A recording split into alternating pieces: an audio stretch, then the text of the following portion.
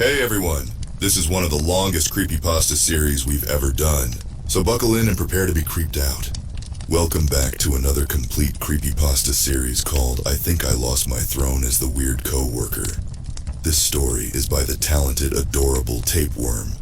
If you love long, scary stories, show your support by liking this video and subscribing to MM13. Your comments fuel this channel, so feel free to say hello, share story ideas, or let us know your thoughts on this Creepypasta series. I love hearing from you.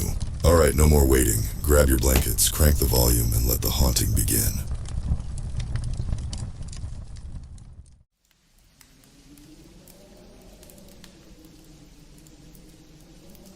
Now that I'm holed up in my house with the doors blocked, I think I can get this out. Let me start off by saying that I've somehow managed to live 28 years without being able to hold a successful conversation. You'd think I'd have caught on by now, but nope. I still sound like an alien talking to a human being for the first time. As a result of my social ineptitude, I'm a bit of a loner. I am not great at forging relationships outside of work, and I have no idea who my birth parents are. To put it simply, I've come to the harrowing realization that I'm someone that no one would miss if I disappeared. I would be lying if I said that wasn't my primary motivation for risking my life to post this. I don't have anyone in real life to go to for help. I'm completely alone in this world. The incident that led to me getting to this point centers around the new IT guy. I met him when I had to make hard copies of my lab reports. For context, our copier is from the early 2000s, and it works whenever it wants to. He had the ancient thing all taken apart, as if he were performing surgery on it. Unsuccessful surgery at that. I tried to say something normal. I know that the copy machine sucks, but violence isn't the answer.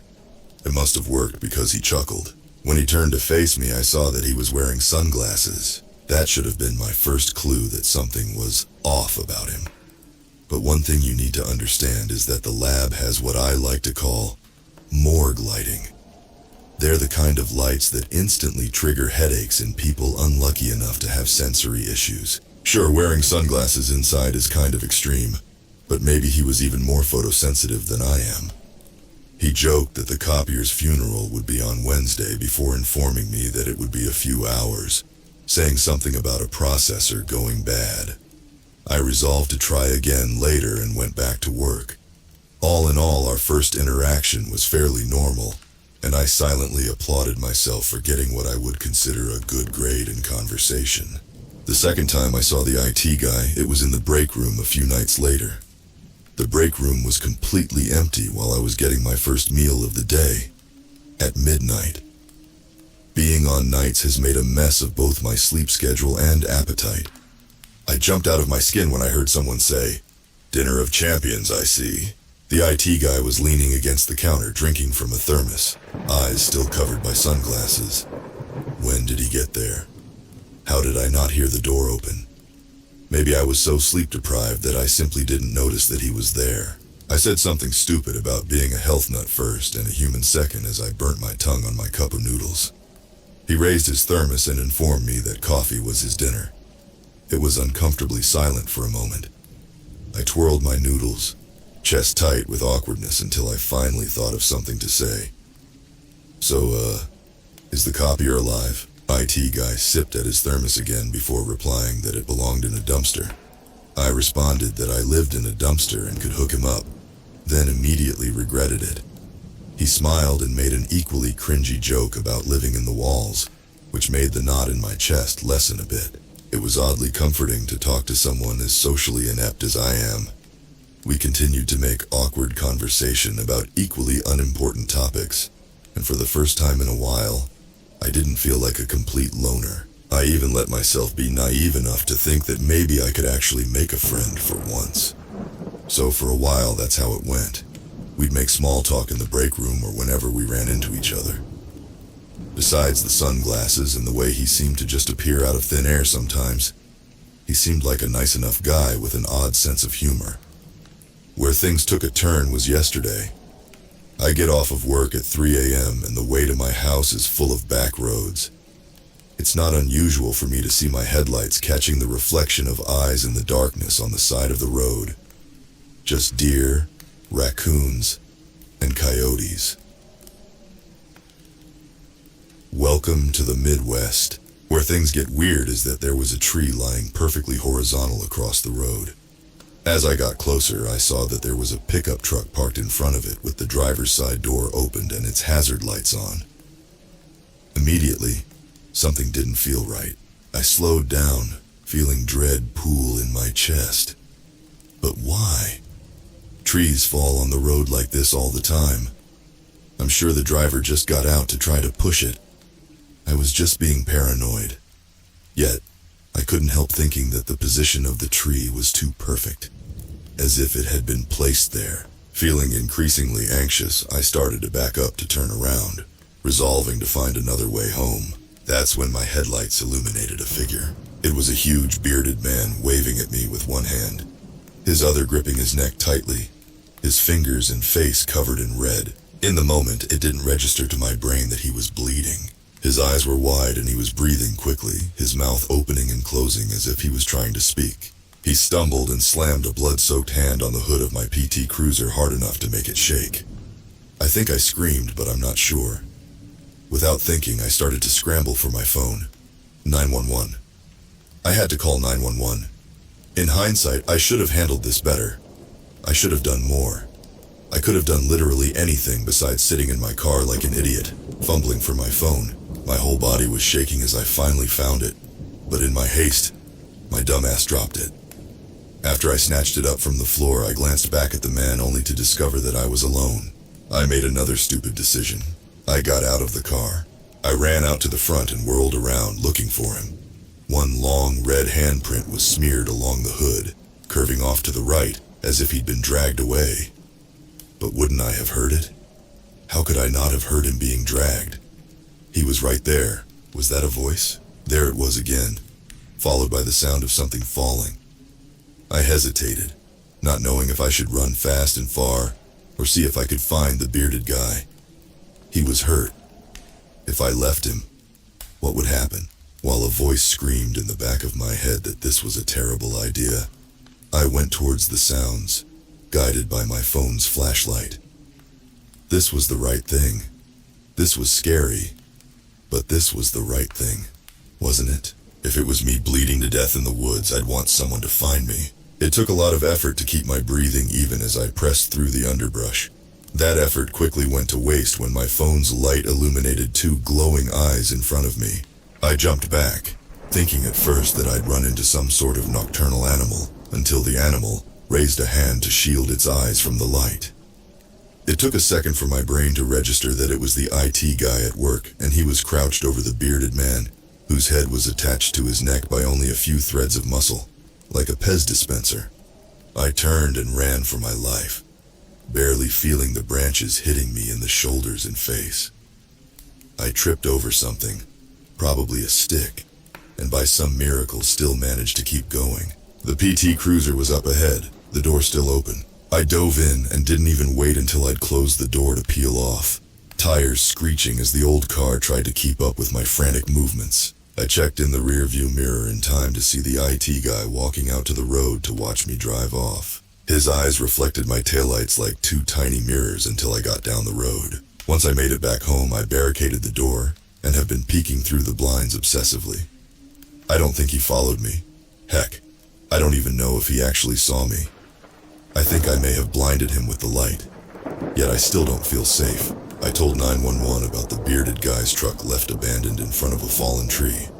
But for whatever reason, the idea of telling them about the IT guy filled me with so much alarm that I wanted to vomit. It was an odd feeling, like somehow he'd know if I'd tell them, and it wouldn't end well for me. I'm hoping that just telling them about the truck would help them find the bearded guy, if there was anything left to find by the time they got there. That conjured up the memory of the bearded man's head, and I had to run onto the restroom to throw up what little I'd eaten today. So, I'm really not looking forward to going to work tomorrow. If anyone has any thoughts on how to handle this, I'd love to hear them because my brain just keeps cycling back to panic. It's so wild to me that no matter what happens, You still have to go to work. Your life can be falling apart around you. You could see your coworker in the process of decapitating a man, but you're still expected to clock in the next day as if nothing is wrong. I keep thinking back to when I saw the IT guy in the woods. I'm trying to figure out what could have happened. Maybe he'd been defending himself. He was bloody, but I don't remember seeing any wounds. I don't think any of it was his blood. And the way his eyes lit up like an animal's it's not right. Nothing about that was right. But one thought keeps sticking in my head. I drove away. I saw something horrible and I just ran off. And what does that say about who I am? I guess I am a terrible person. Or a coward. Or I'm driving myself crazy. It doesn't help that I didn't sleep last night.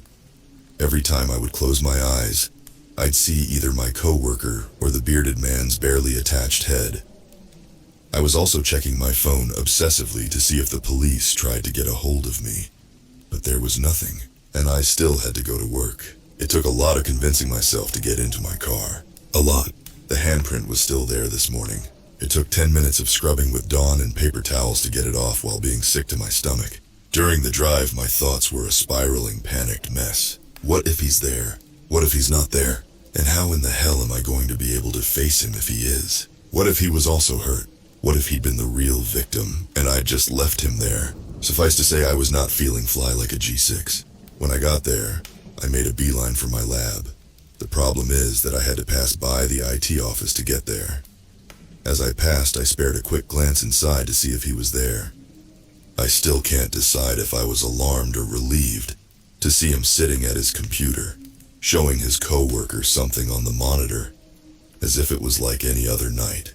Despite this reassurance that I didn't leave an injured man for dead, I didn't feel much better. I still had no idea how to handle any of this. Should I pretend like nothing is wrong? Should I confront him? No. Confrontation seemed like a terrible idea. If he was dangerous, I didn't want to put myself at risk. He says on an internet post that said IT guy could potentially find. After allowing my last two brain cells to argue with each other for way too long, I figured that the best thing to do was to play it by ear.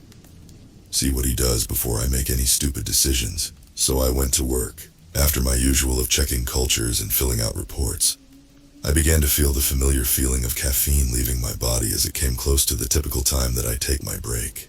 The nervous part of me wondered if I should try to wait until longer, maybe see if I can avoid the IT guy. Eventually, I talked myself into going to break on the grounds that I didn't want to seem like I was avoiding him.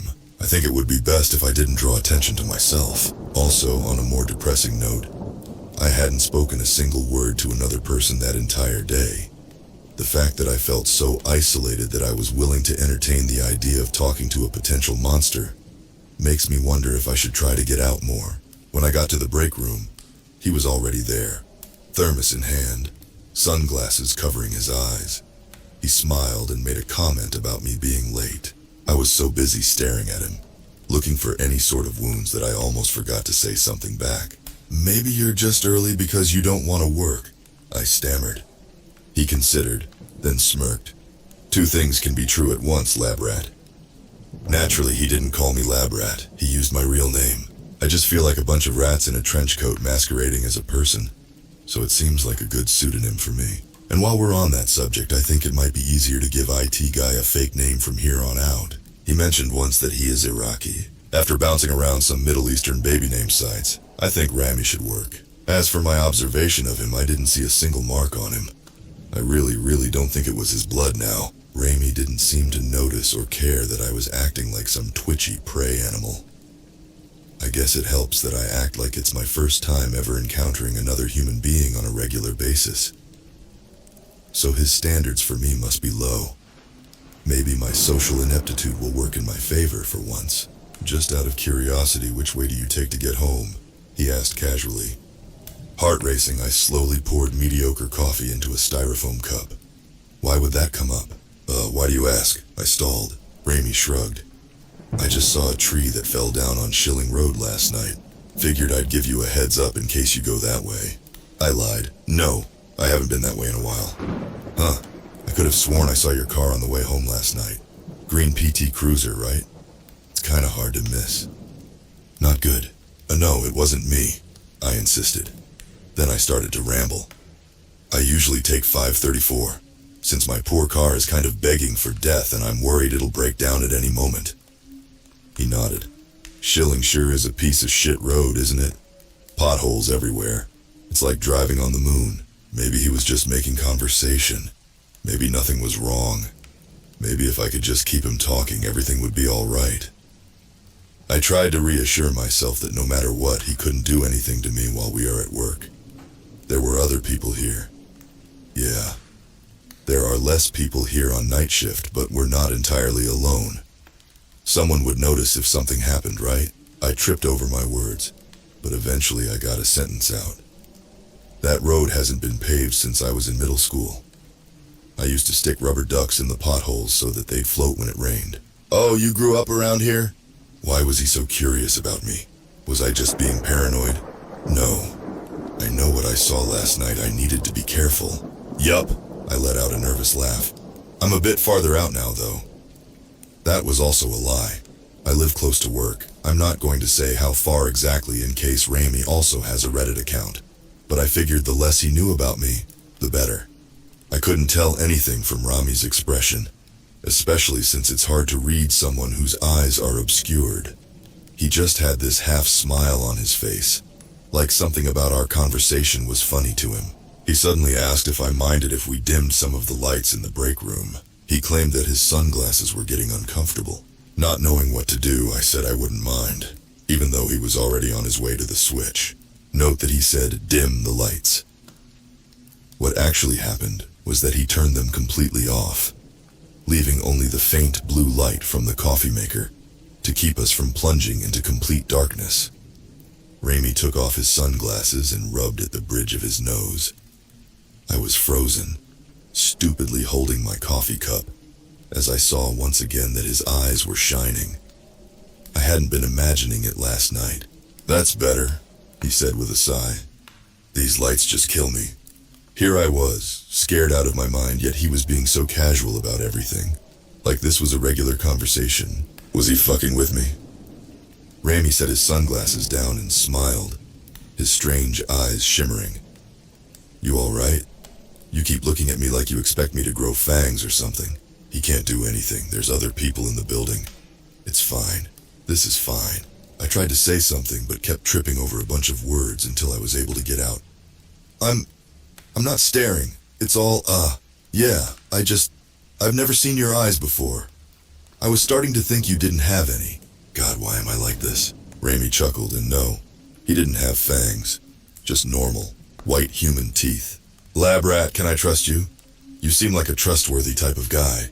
Oh God, mouth still dry, I weakly said he could. I'm like anyone else, you know?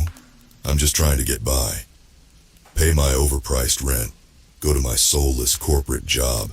Listen to people make the same joke about Ohio weather that gets funnier and funnier each time I hear it. Against my will, an obnoxious voice in the back of my head said, Ohio, if you hate the weather, just wait 5 minutes, he continued. I moved around a lot before getting here, and it would be nice to settle down. With the woods around here and the lake nearby, it's pretty peaceful. It's nice not having to worry about where to leave my 200-pound problems anymore. I had been about to take a sip of coffee when he said that last part, and I froze with it right in front of my mouth. I stared at the dark liquid, afraid even to breathe. He either didn't notice or care, as he folded his arms across his chest and spoke again. Life has been quiet here for me. Do you think it could stay that way? I took a shaky breath in, eyes not daring to leave my coffee. I swallowed and finally got the courage to look at Ramy again. He still looked completely nonchalant, with his polite smile and relaxed posture. Somehow that unnerved me more than anything else. This was nothing to him. I finally got the ability to speak again. I think I should get back to work. By the way, he glanced down. I don't think that was the answer he wanted. But he shrugged and said, Alrighty, enjoy your cancer cells, lab rat. I couldn't get out of there fast enough. When I got back to the lab, I locked myself in, even though I was pretty sure that he wasn't going to follow me. After that encounter, it was hard to focus on work. I kept looking over my shoulder and jumping at the smallest noises. I had no clue what to do. One thing I knew for sure was that I had to avoid Schilling Road, until I remembered that I'd told him that I also take 534. They both led through to the same township. It occurred to me then just how badly I fucked up. I quickly looked through Google Maps, hoping there would be some mysterious way home that I'd never known about in my time of living here. No luck. Minutes felt like hours as I watched the clock. All I wanted to do was run home, lock myself in, and hope that I didn't encounter Raimi on my way out. I ended up walking out 5 minutes early, hoping that my lab coordinator wouldn't care too much. But whoever I had prayed to apparently didn't feel like answering. I rounded the hallway leading towards the elevator to see that Raimi was waiting for it. I didn't think he saw me. I quietly hurried to the stairwell. It was only 3 flights of stairs. It wouldn't be that bad, especially since being alone with him again terrified me. I descended quickly, looking over my shoulder and getting freaked out by the echo of my own footsteps. He didn't see me. It was going to be fine. I just had to get to my car and everything would be fine. Wait, did the door just open? I paused, listening intently. Something crawled on my shoulder. It might have been a spider, but it felt like fingers. I made some embarrassing noise and whirled around. Nobody was there. Was I losing it? I turned back around and didn't get a chance to react as someone's lips pressed to mine and I was shoved against the wall. Reflexively, I let out a yelp of surprise, which my assailant used as an opportunity to stick their tongue in my mouth. It was cold. Their body felt cold. It took a second to recognize the blue-collared shirt that Raimi had been wearing earlier. A metallic taste flooded my tongue. Wait. Blood. There was blood in my mouth. Panicked, I tried to push at him, trying not to swallow it. Raimi is a tall, lanky guy. While he's lean, he doesn't look that strong, but he didn't seem to notice as I meekly attempted to fight back. I might as well have been shoving at a brick wall. Eventually I had to swallow. The blood burned my throat. As I started to choke, he abruptly let me go, leaving me to slide down the floor, gasping for air. My throat, tongue, and stomach felt like I had swallowed something that was far too hot. Bewildered, I looked up, but I was alone once again. I never heard a door open. I sprinted out the nearest door and found the bathroom, throwing open the door to the first stall. I shoved my finger down my throat. It took a few tries before I was finally able to vomit something up. The burning was still there, only intensified by the bile. The toilet flushed automatically. Someone gently squeezed my shoulder. Good thinking, lab rat. But it's a bit too late for that. Raimi. Fuck. My eyes, still watering from throwing up, stayed on the floor. What did you do to me? I spat out. You'll find out soon enough. As expected, I was alone when I eventually turned around. By the time I finally got home, I ached all over and was shaking from nerves. The burning has subsided somewhat. I've been monitoring myself for changes. The only thing I've noticed is that somehow, I just know where Raimi is and I think he knows where I am too. I think he made me swallow his blood so that he can find me easier. I don't know what else is going to happen to me. My voice is gone. The way I discovered this wonderful new development in my life requires me to reveal how pathetic I am once again. I talk to my cat. Siri even does little trilling noises back in response. So it's almost like having a real conversation, right? It started off with my voice slowly getting raspier on the night that Raimi cornered me in the stairwell. I woke up on Saturday morning to my little furry bundle of mischief sitting on the kitchen table and scooting a cup of water around with her paw. I tried to tell her to get off, but nothing came out. Whenever I try to speak, the vocal cords just won't move. Like they're atrophied. Too stiff and dry to vibrate as they're supposed to. I can't even make a squeak. I won't lie, I completely broke down. The weekend is over and my voice still hasn't returned. Yeah. I wasn't the best at talking before this happened. Heck, there were even times when I wished I had an excuse not to speak. But now that the choice has been taken away from me, I'm an absolute wreck. Between having my voice stolen and knowing that Rami is able to track my every move, it feels like I've been caged inside of my own body. After Googling some basic ASL phrases, I set out to the local convenience store for some supplies to get me through this. Even if no one could understand me, I figured that it would at least get the point across that I couldn't speak until I could get a notebook and some pens. My bad sense of humor also won on this trip, resulting in me buying a package of those "Hello, I'm" badges and filling one out so that it'd read, "Hello, I'm mute." As I was waiting in line to check out, I noticed a woman walking in whose feet were backwards. She was wearing a long skirt, so at first I wondered if my highly stressed out brain had imagined it. I got out of line and pretended like I'd forgotten to grab something. I know. You'd think I'd learned by now to mind my own business. But given my fragile mental state, I had to make sure I wasn't completely losing it. The last thing I needed were visual hallucinations to go along with all of the other blood-drinking side effects. The woman was looking at pre-made lunches, and it appeared that she was not enthusiastic about her choices. She had the longest hair I'd ever seen in my life, reaching down to just below her waist, partially obscuring her face like a dark curtain, while she deliberated over soggy sandwiches in plastic wrap. I tried to subtly get another look at her feet. Wow, that is not a sentence I ever expected myself to type in my life. Her skirt rustled a bit and, yep, her toes were where her heels should be. Not wanting to get caught, I grabbed the first item I found in front of me, a thing of spicy pickles, and marched back to the checkout. I just had to act normal and not draw attention to myself. With any luck, she wouldn't be like Rami. Of course, luck hasn't been on my side this week. While waiting, the package of pens broke, because why wouldn't they? I sighed and bent down to pick them up when I noticed another hand reaching for them at the same time. Its nails were adorned with little flowers. As I glanced over, I saw that the hand belonged to the woman with the backwards feet. She grinned beautifully at me and kindly handed me my pens. I smiled back and clumsily tried to sign thanks. Afterwards, I stared straight ahead, not wanting to risk any further eye contact. Yeah, she seemed friendly at that moment, but Rami had seemed nice too. I walked out like nothing was wrong, hoping I could get to my car without incident. "Excuse me!" Well, so much for that. I turned around with a stiff smile on my face to see the backwards-footed woman trotting over to me. She raked her ridiculously long hair out of her face, beaming at me. "I'm kind of bored tonight. Want to go somewhere?" I did not. I whipped out one of my new pens to write, "I'm sorry, but I have plans." When she saw the note, she made a little pouty face that would probably be cute to other people. "That's a shame. I figured you'd want some answers. But if you'd like to spend the rest of your life mute." Her sad puppy face slowly turned into an impish grin. Shit, how did she know? My thoughts must have shown on my face, because her smile got even wider as she grabbed my hand and started leading me to the bar across the street.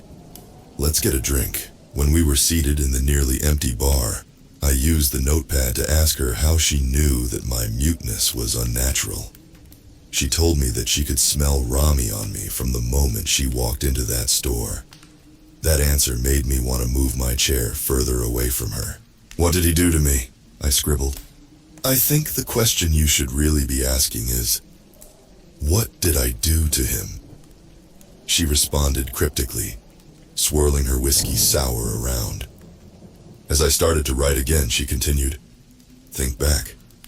Did you say something insulting, perhaps? Or maybe you were caught in a lie." My hand froze. I did lie to him in the break room when he'd asked me all those questions. Had Rami been testing me to see if I'd tell the truth? Or maybe the voice theft was simply to keep me quiet about the beheading. The woman with backwards feet smirked. "I could tell you how to get your voice back. I could even tell you all about the entity that toys with you. But there will be a cost." Dread settled in my stomach. I used the notebook to ask her what her price was.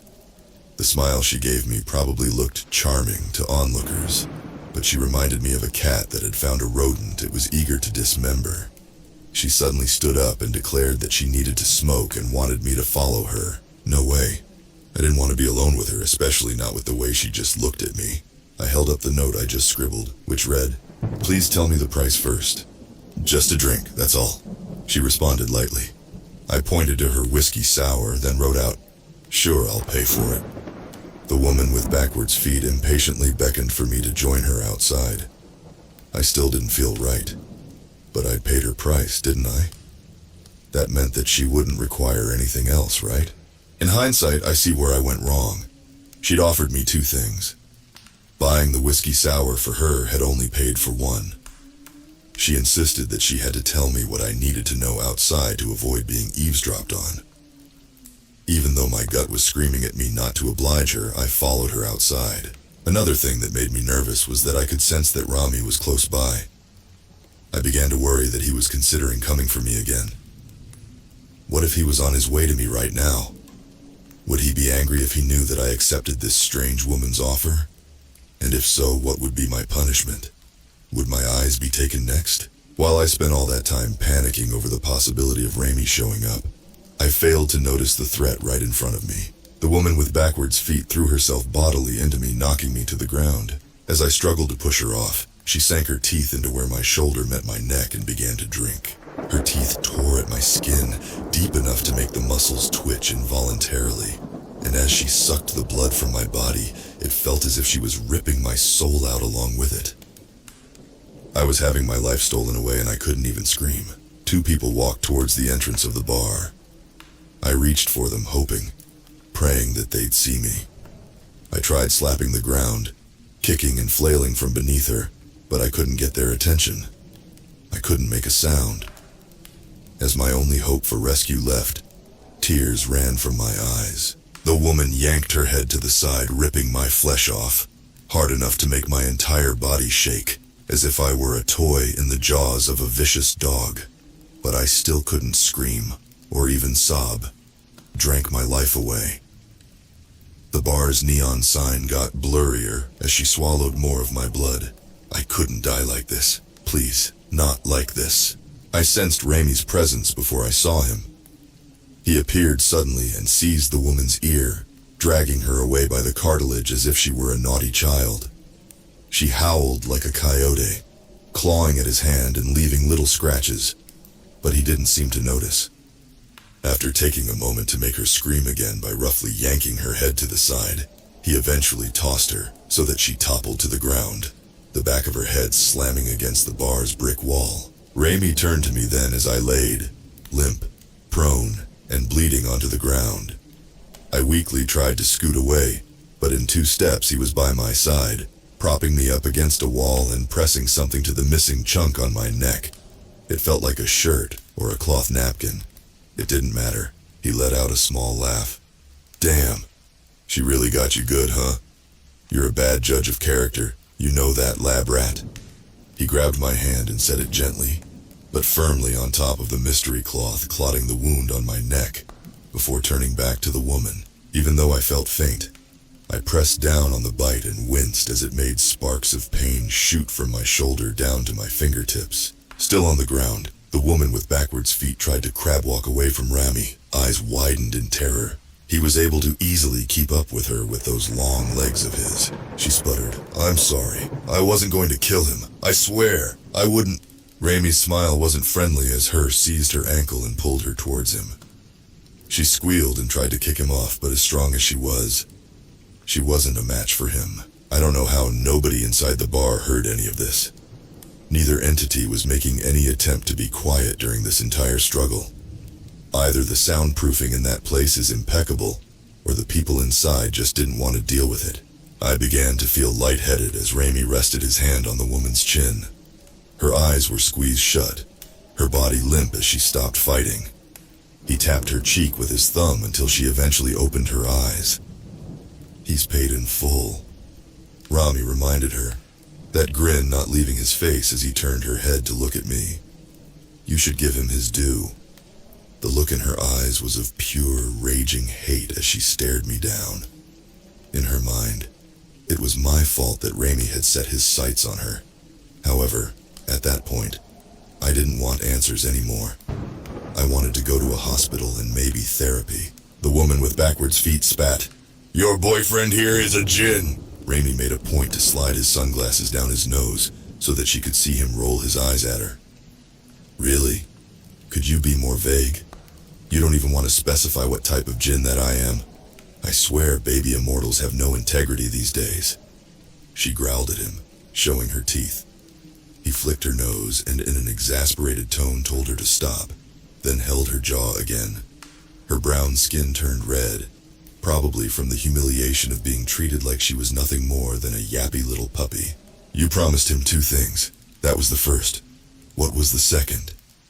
He continued calmly. The woman roared, "Fuck you!" "The second thing, if you please," Rami repeated flatly. She scowled at me again and spoke through clenched teeth.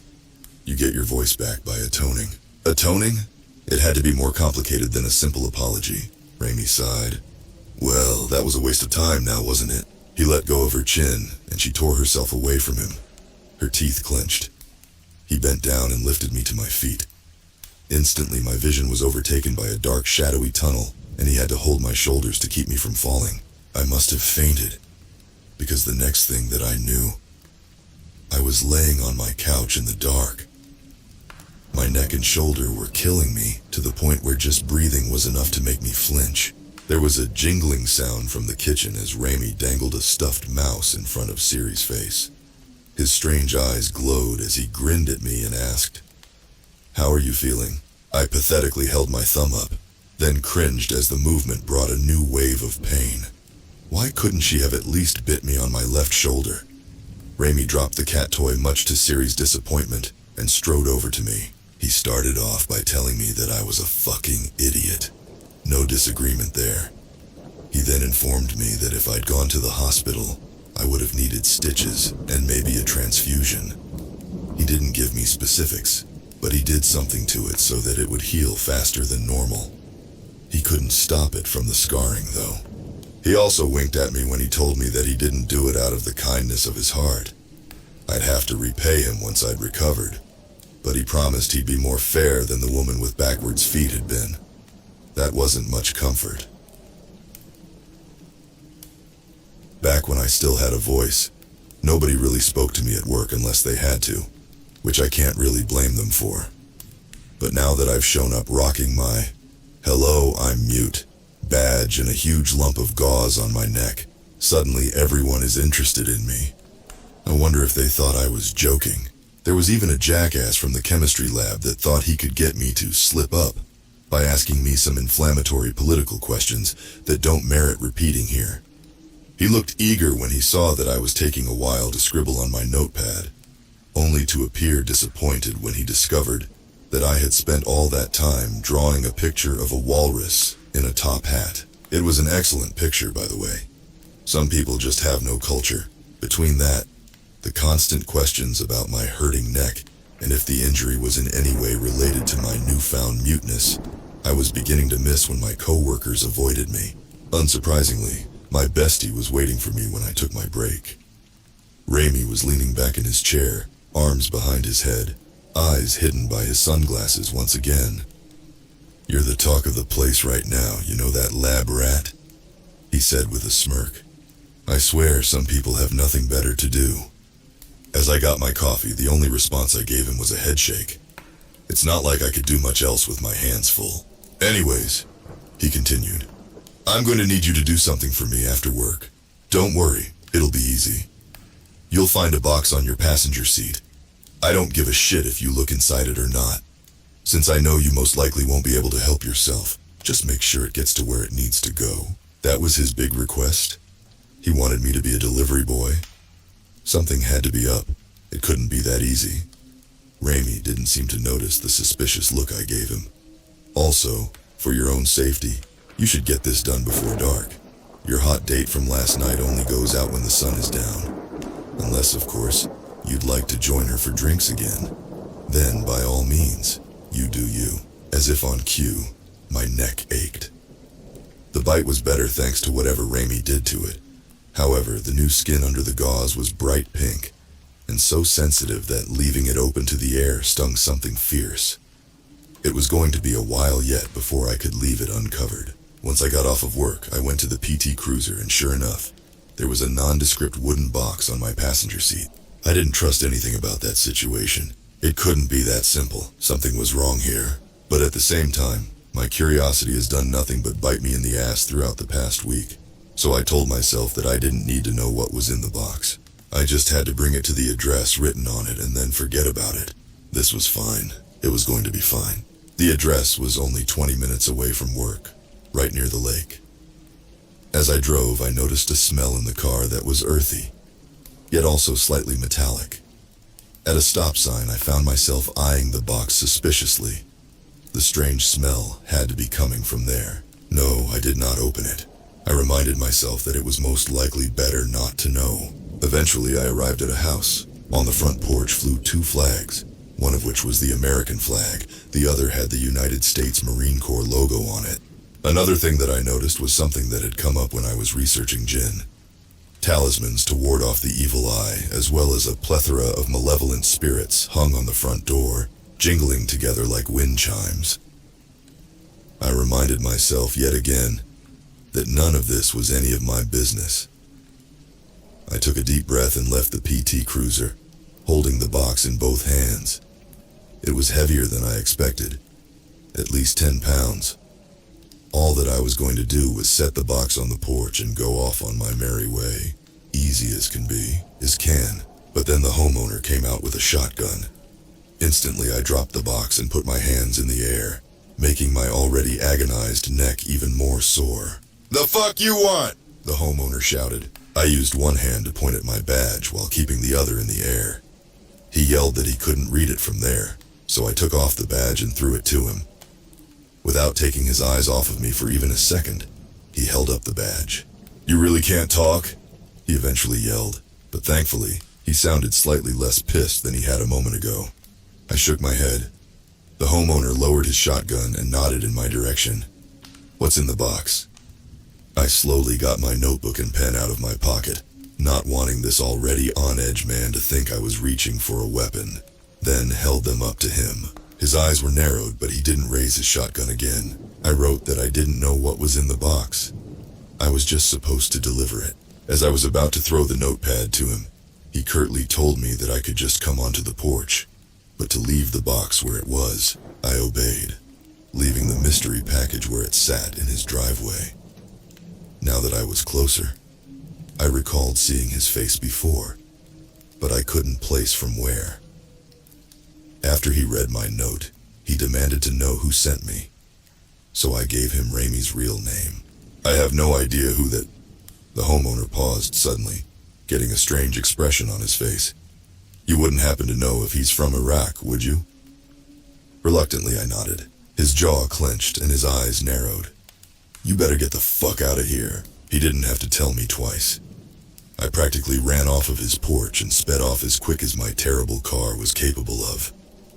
If I'm going to have to keep making these dramatic escapes, I may have to look into getting a better car, or at least one that's not as easily recognizable. Even though I had not looked inside the box, I couldn't shake the feeling that this wasn't over yet, or that I'd made a horrible mistake. I told myself that the consequences of failing to meet Rami's request would be far worse than anything that a human man could do to me. This was fine, right? I did what I had to do, right? Once I got home, I locked everything up. I still had plenty of time before the sun set, but I didn't want to take any chances of having another encounter with the woman with backwards feet. However, she ended up not being what I had to worry about that evening. Maybe an hour or so after getting home, I heard tires screeching outside. Confused, I peeked between the blinds to see that a red pickup truck was roaring to a hasty halt in my driveway. The homeowner from earlier jumped out of the driver's seat and he looked pissed. Frantically, I grabbed Siri off of where she slept on the couch and ran with her to my bedroom. There was crawl space in the back of my closet. I shoved some clothes aside, pushed Siri into the crawl space first, despite her protests, moved the clothes back where they were to cover the entrance up, then closed the tiny door. Mere seconds after, there was a loud crash as my door was kicked open. "Where the fuck are you?" echoed throughout my house, making my hair stand on end. Siri was crouched, tail fluffed up, thankfully not making a sound now. "You got the balls to leave my own brother's head in my yard? Now you can't even fucking face me?" Oh my God. That's why he looked familiar. He was the bearded man's brother. Oh God, what have I done? Raimi was close. The shithead most likely knew this was going to happen. I just had to hope that he got here before the man in my house discovered my hiding place. I could hear the shrill clatter of glass breaking as the man trashed my house in his search for me. The entire time, he continued to berate me, trying to bait me out. It wouldn't have been so horrible if he'd just been enraged, but his voice was also thick with grief. I held a hand over my mouth as my eyes became blurry with tears. I'd read that jinn, like humans, are capable of good, evil, and all other moral alignments in between. Even now, I'm not entirely convinced that Raimi is evil, and judging by the comments that I've gotten on previous updates, a decent number of you seem to feel the same way as I do. But this is fucking hell, Raimi. The man's heavy footsteps were in the bedroom, far too close for comfort. I heard another crash that made me jump as he flipped the bed over. I'm sure that if he would have stopped rampaging and listened, he could have heard my heart hammering in my chest. Get out here, fucking face me! The closet door opened. I didn't dare to even breathe as I heard the floor creak under his weight. He was right there. Clothes slid viciously along the hanger. He was going to find the crawlspace door at any moment. That's when Raimi arrived and announced his presence to the intruder by calling, "How'd your family reunion go, Matthew?" The moment he spoke, the intruder stomped towards him. I finally allowed myself to suck in some air, now that Matthew's attention was on Raimi. I heard another crash, followed by the deafening crack of a gunshot. I hunkered down, curling up around Siri. "It was an accident, goddammit!" Matthew shouted, sounding desperate as he punctuated his sentence with another gunshot. If Raimi said anything in response, I couldn't hear it over the ruckus. I jumped again as something else in my home was destroyed. Poor Siri was cowering against my side, her face pressed into my shirt. I gently stroked her back, trying to keep my little kitty calm as well as myself. I don't know if Matthew would have hurt her if I hadn't grabbed her, but I'm glad I didn't take a chance on it. Abruptly, the sounds of fighting stopped, leaving my home in a silence so dense that it made my ears ring. I waited for what felt like ages, making sure that I didn't hear anything else. I left Siri, thinking it would be safest if she stayed in the crawlspace until I could make sure that we weren't in danger anymore. It looked like a small tornado had gone through my living room. The front door, by some miracle, was still on its hinges, but pieces of the frame were dangling by threads. My coffee table was absolutely decimated, strewn about the room in sections. Of course, everything that was on the table had gone with it. I shivered as my brain conjured images of my skull shattered on the ground, instead of my thrifted ceramic mug that said, "Juan Grandma." As stupid as it sounds, I began to think about how long it was going to take to clean up. I initially didn't notice that Rami was in the kitchen, hands on the counter, completely still. My eyes were immediately drawn to a bullet hole right above his left eyebrow, which didn't seem to be bothering him. He had still been wearing his work clothes, his white shirt now stained a deep red. It was probably ruined beyond even the most aggressive cleaning. His short dark hair, normally gelled, was disheveled. His strange eyes reflected the light from the setting sun like twin mirrors, staring intensely down at the table. In summary, he looked rabid. Cautiously, I waved at him. His shining eyes shifted towards me, and he gave me a smile that was made nightmarish by the blood in his teeth. "You did well. Good work, lab rat." Trembling, I frantically searched for my notepad. I had opinions about what had just happened, but with all the debris on the carpet, I couldn't find it. Meanwhile, Rami ran a hand absent-mindedly through his hair as he sighed. That didn't go as well as I'd hoped, but that's on me. I shouldn't have underestimated him. He turned towards the sink, revealing a huge, jagged hole in the back of his head that made my stomach do somersaults. As he started to wash his hands and arms, I gingerly pushed the front door closed. The doorknob was still intact, but the little thing that it's supposed to latch onto was laying on the floor uselessly. I ended up dragging a dining room chair over to prop the door closed.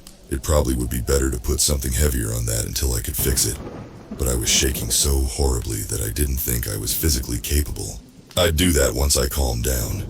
It at least would be enough to keep Siri from running off. Speaking of, I went back to open the crawl space to free her, thinking it would be best to let her come out on her own terms after what we just experienced together, as Raimi used a paper towel to get the blood off of his neck and face. I got my phone out and pulled up a text-to-speech app. I know that I said earlier that I was going to try to mind my own business from now on, but Matthew had come to my house with a gun. If I hadn't hidden in time, or if he would have found me, I would be the one with a hole in my head. I was already involved.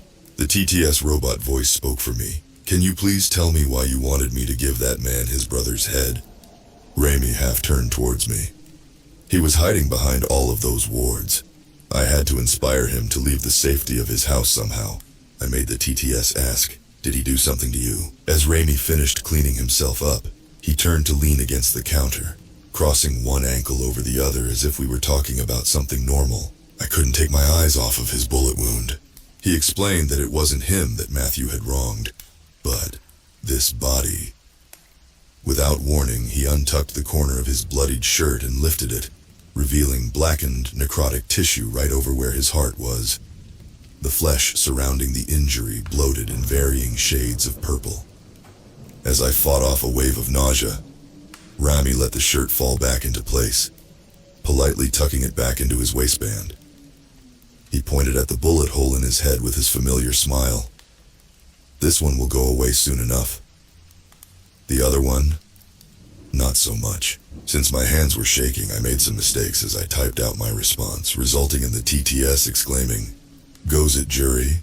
Raimi looked amused as I shook my head quickly in embarrassment and tried again. "Does it hurt?" He said he didn't feel a thing.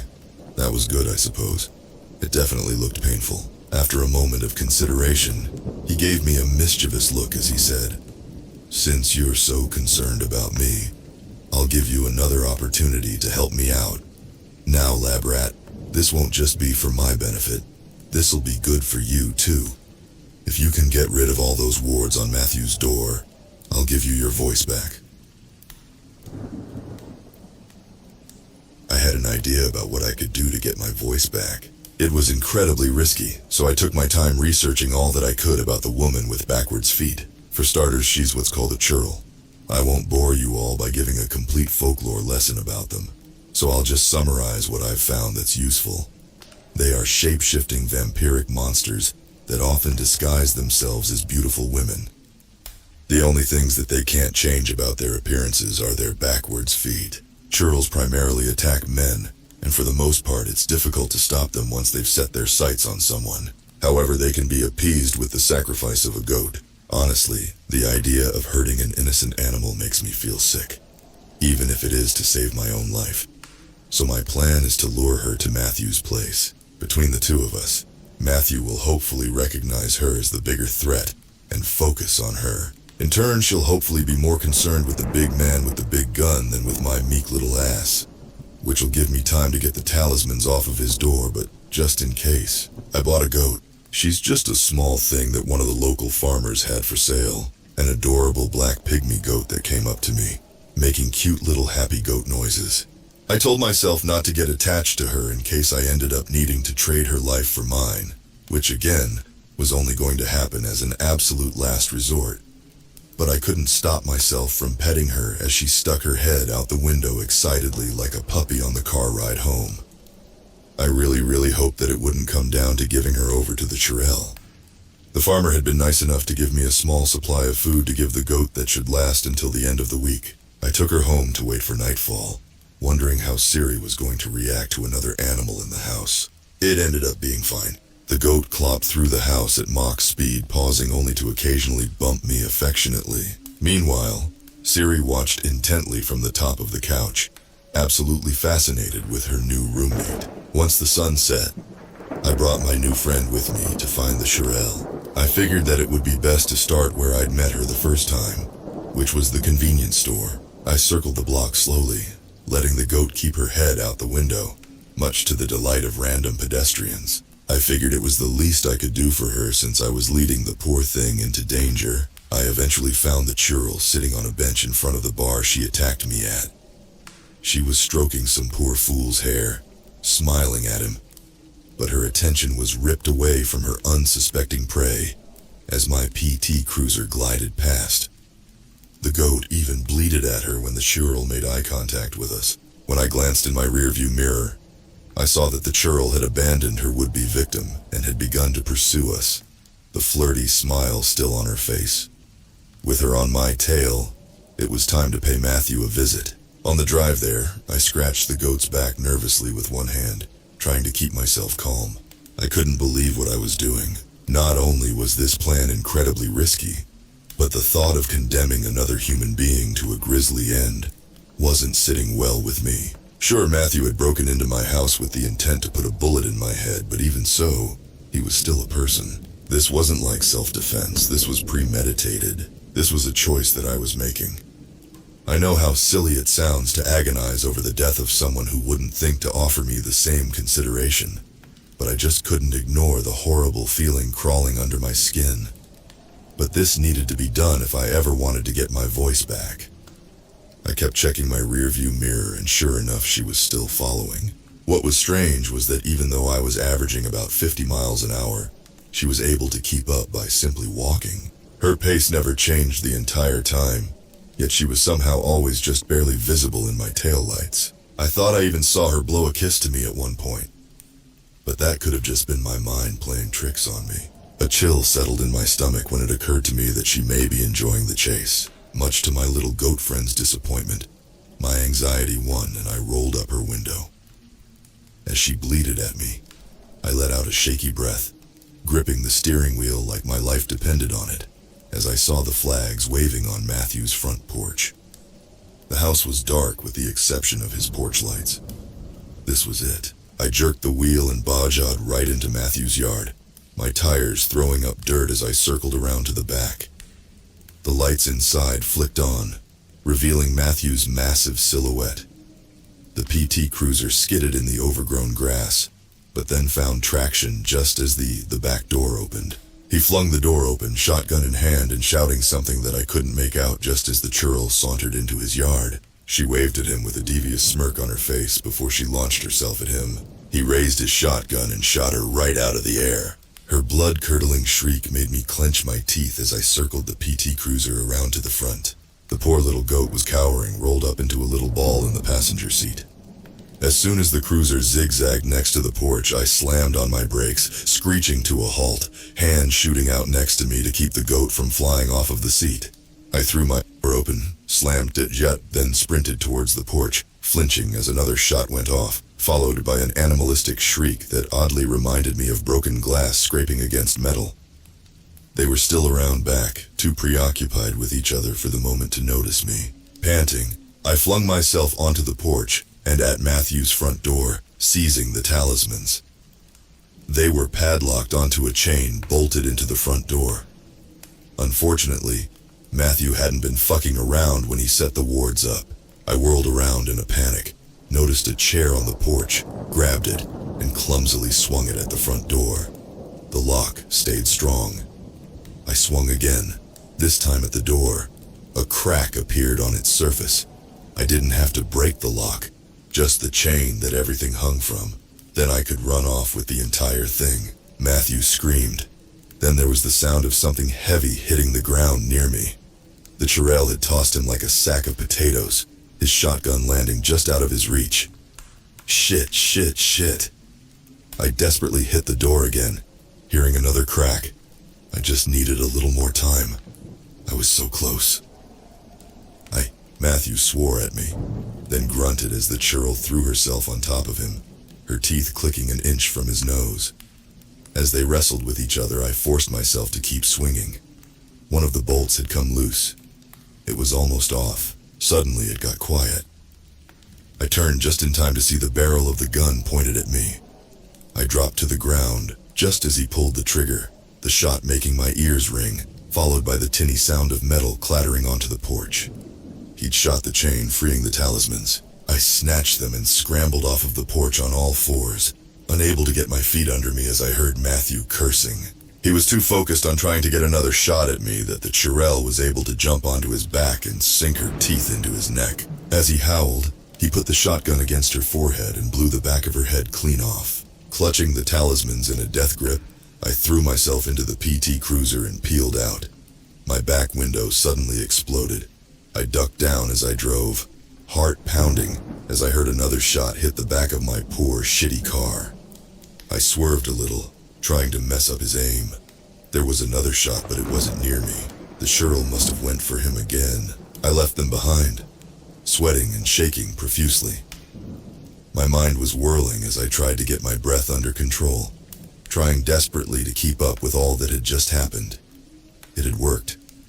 I had the talismans. But now what? Do I just go home and pray that whoever wins that fight isn't pissed off enough to come after me? That's when it suddenly occurred to me that I couldn't sense Raimi anymore. Did that mean that he didn't know where I was either? That could be useful at some point, just not at that moment. Whoever emerged victorious, I would probably need Raimi's help to defend myself. Quickly, I pulled over, shoved the talismans into my trunk, then got back on the road. I was going to keep them hidden in the PT Cruiser, then park at the very end of my driveway so that Raimi would be able to tell when I was home. I was going to pretend like I intended to get rid of them later. I have a feeling he wouldn't be pleased if he knew I was planning on keeping something that could be used against him. I forgot to mention that I did get my front door fixed after last update. I also had an additional deadbolt installed as well as a sliding lock just to be safe. I carried the baby goat up my driveway to my house, feeling that weird sixth sense for Raimi getting stronger as I got further and further away from the talismans. I knew that he'd be inside, waiting for me. Before I opened the door, Raimi was reclined on my couch, raising a beer bottle to me in greeting, his eyes reflecting green in the low light like a cat's. This was my first time seeing him dressed in regular jeans and a black hoodie, which threw me for a loop. I didn't think he owned anything other than collared shirts and trousers. I guess even ancient tricksters like to grunge down every once in a while. He took a sip of his drink, then motioned at the goat with a chuckle. "What you got there?" As if she knew that he was talking about her, the little goat cradled in my arms bleated. I gently set her down, watching her wander off towards my bedroom. Raimi eyed me, then tilted his head. "Is that gray matter in your hair?" My hand flew to the crown of my head, and sure enough, there was something squishy, along with pointy shards of what had to be the churl's skull. For the first time, I was glad that I didn't have a voice, because I'm positive that I would have screamed loud enough to break glass. Instead, I gaped like a fish on a hook as I shook my hair out. Some of the brain fragments rolled down the back of my shirt, which, if you're curious, does not feel good. The slime was cold on the back of my neck, squirming as if it were alive. I don't know when Raimi got up, but after I blinked, he was suddenly by my side, brushing the gore off of me. After that truly unforgettable experience, he advised me to go somewhere that had a trash can so that he could give me my voice back. Still trembling at the memory of brain wriggling on my skin, I made my way to the kitchen. I located my notepad and asked him if it was possible for him to be gentler this time than he was in the stairwell. He snickered, saying that he'd try his best. Then Raimi's hands were on my waist, pulling me against his cold chest. Instantly, my face and neck turned bright red. When his lips touched mine, it immediately felt different than it had in the stairwell. That first time it felt more ritualistic, I guess is the best way to put it. A means just to get me to drink his blood. However, this felt more intimate as he took his time easing me into the kiss. He put his hand on my jaw and whispered for me to brace myself. I squeezed my eyes shut and gripped his shoulders hard enough that it probably would have hurt a regular human. There was a sensation of pulling deep within my gut, which traveled slowly up into my chest, as if a massive Burmese python was about to slither its way out of me. I shuddered and instinctively tried to move, but Raimi kept me firmly where I stood. Once the horrible feeling had reached my throat, he released me, letting me dart to the trash can to puke up a substance that had the same color and consistency as tar. He was nice enough to help me back up once I got all of it out, guiding me to the sink so that I could rinse what remained of the horrible black liquid out of my mouth. I'm genuinely amazed that I didn't pass out afterwards, because I remember having tunnel vision as the water swirled on my tongue. Raimi patted my shoulder. "Give it a bit before you try to say anything. It'll take a day or two before your voice comes back fully." Headlights shone in my window. Fuck me. I guess Matthew won. The lights got even closer without any suggestion of stopping. Raimi realized what was about to happen before I did, pulling me with him just as Matthew's truck smashed through the side of my house and right into my living room. Matthew ignored the airbags going off as he leapt out, immediately charging at Raimi. Of course, he didn't forget his shotgun. He looked awful. Blood trailed from the corner of his mouth and broken nose. The massive jagged wound on his neck made my encounter with the churil seem like a measly love bite by comparison. Raimi pushed me off to the side just as Matthew's shotgun blew a hole in his chest, the force of it throwing him backwards into the front of my refrigerator. I weakly pulled myself along the floor. Knife. I had to get a knife from the counter. Matthew marched up to Raimi, barrel pointed at the ginn's head. Raimi launched himself at Matthew before he could pull the trigger, his shoulder meeting Matthew's stomach, tackling him right into the side of his truck.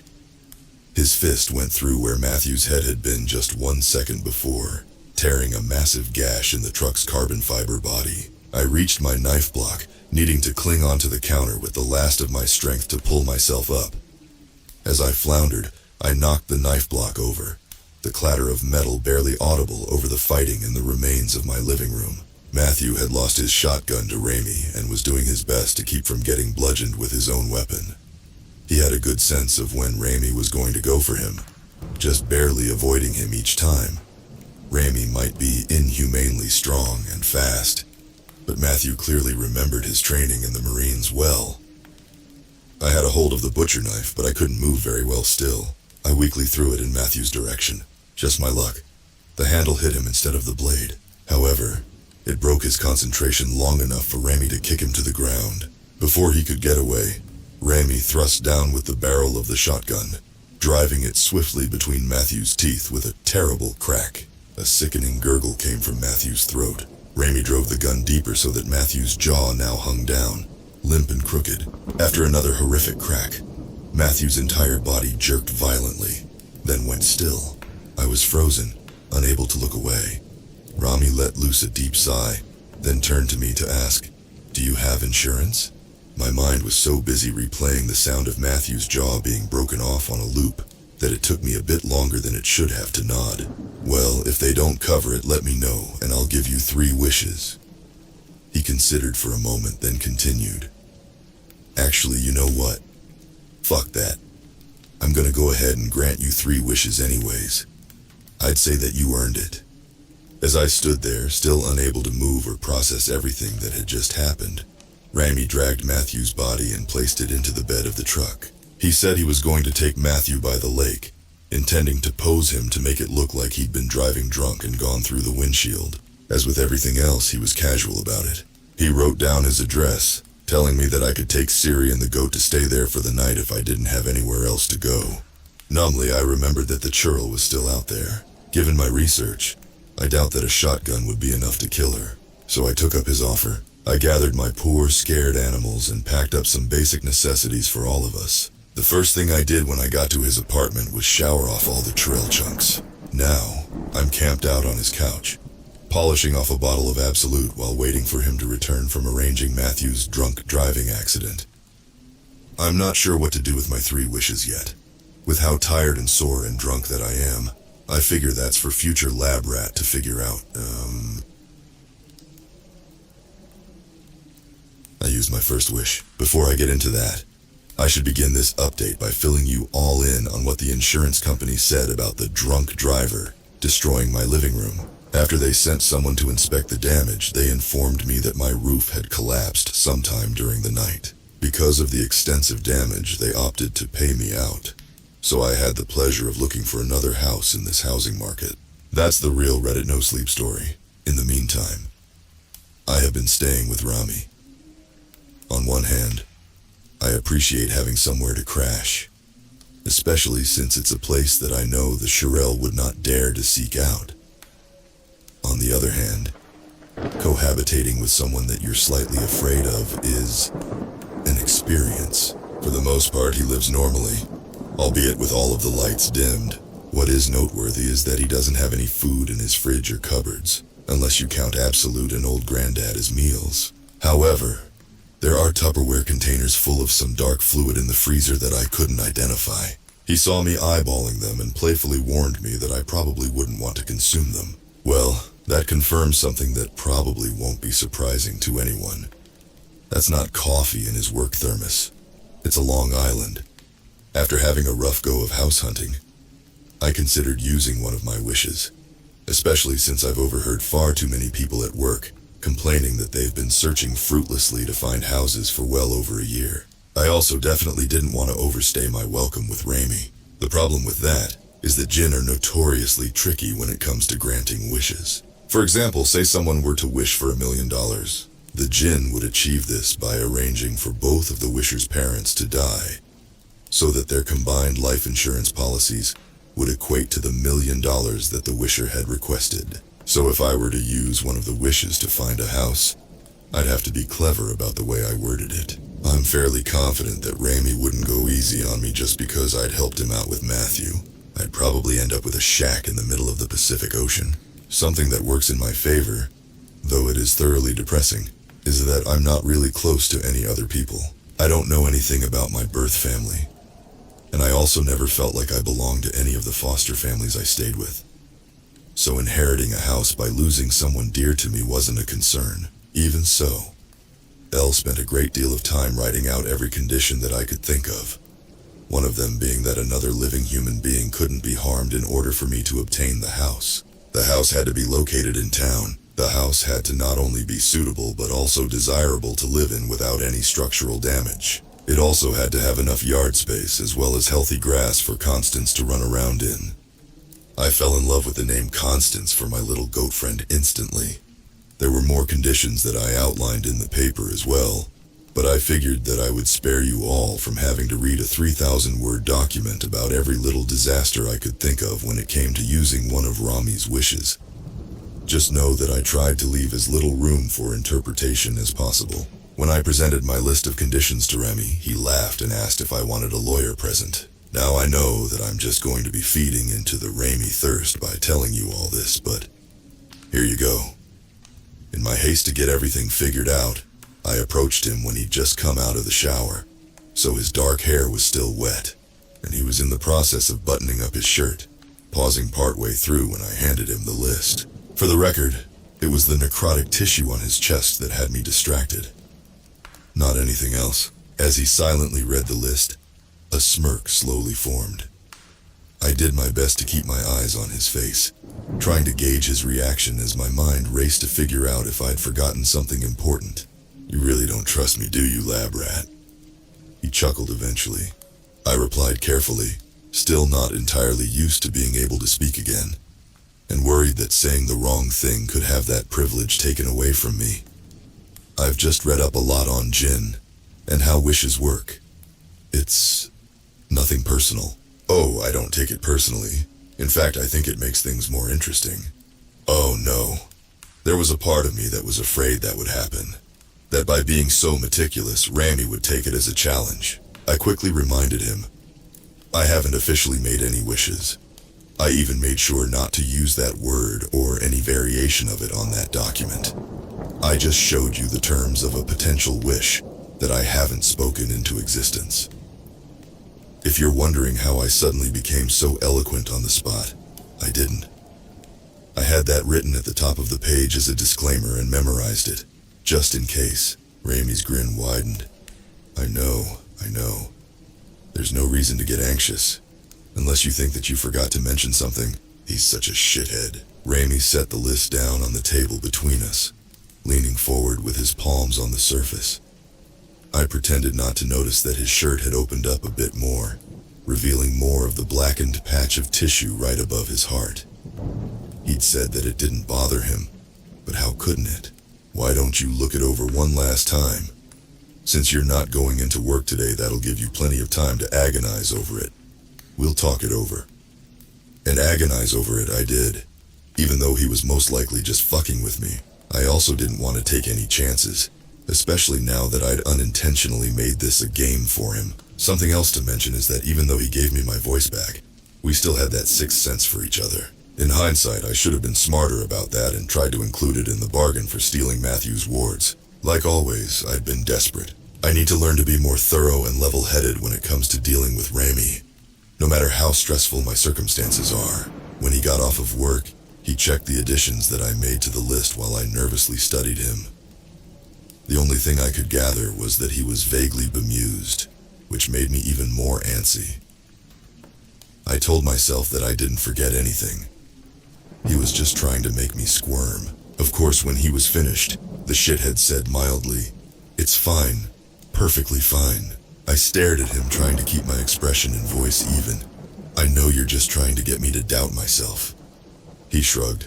"It's your wish, man. What happens with it is entirely up to you. You don't have to listen to a word I say."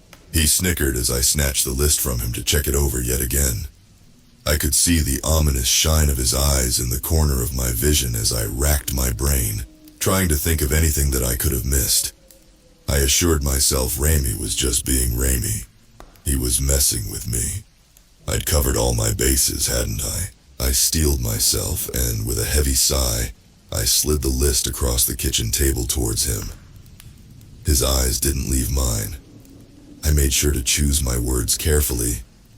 I'd even rehearsed them to Connie and Siri before he came home. I wished for him to find me a house according to the conditions that I had written out on the piece of paper in front of him. Raimi winked at me. "Your wish is my command." He got out 2 shot glasses, declaring that we should drink on it. I tried to collect myself as he brushed against me to set a shot of Absolute down in front of me. On a count of 3, we drained our glasses together. Before the vodka had finished its pleasant, burning journey down my throat, my phone vibrated in my pocket. The realtor that I'd been talking to over the past few days cheerfully informed me of a new listing that was well below my budget while ticking all of the boxes that I'd given her.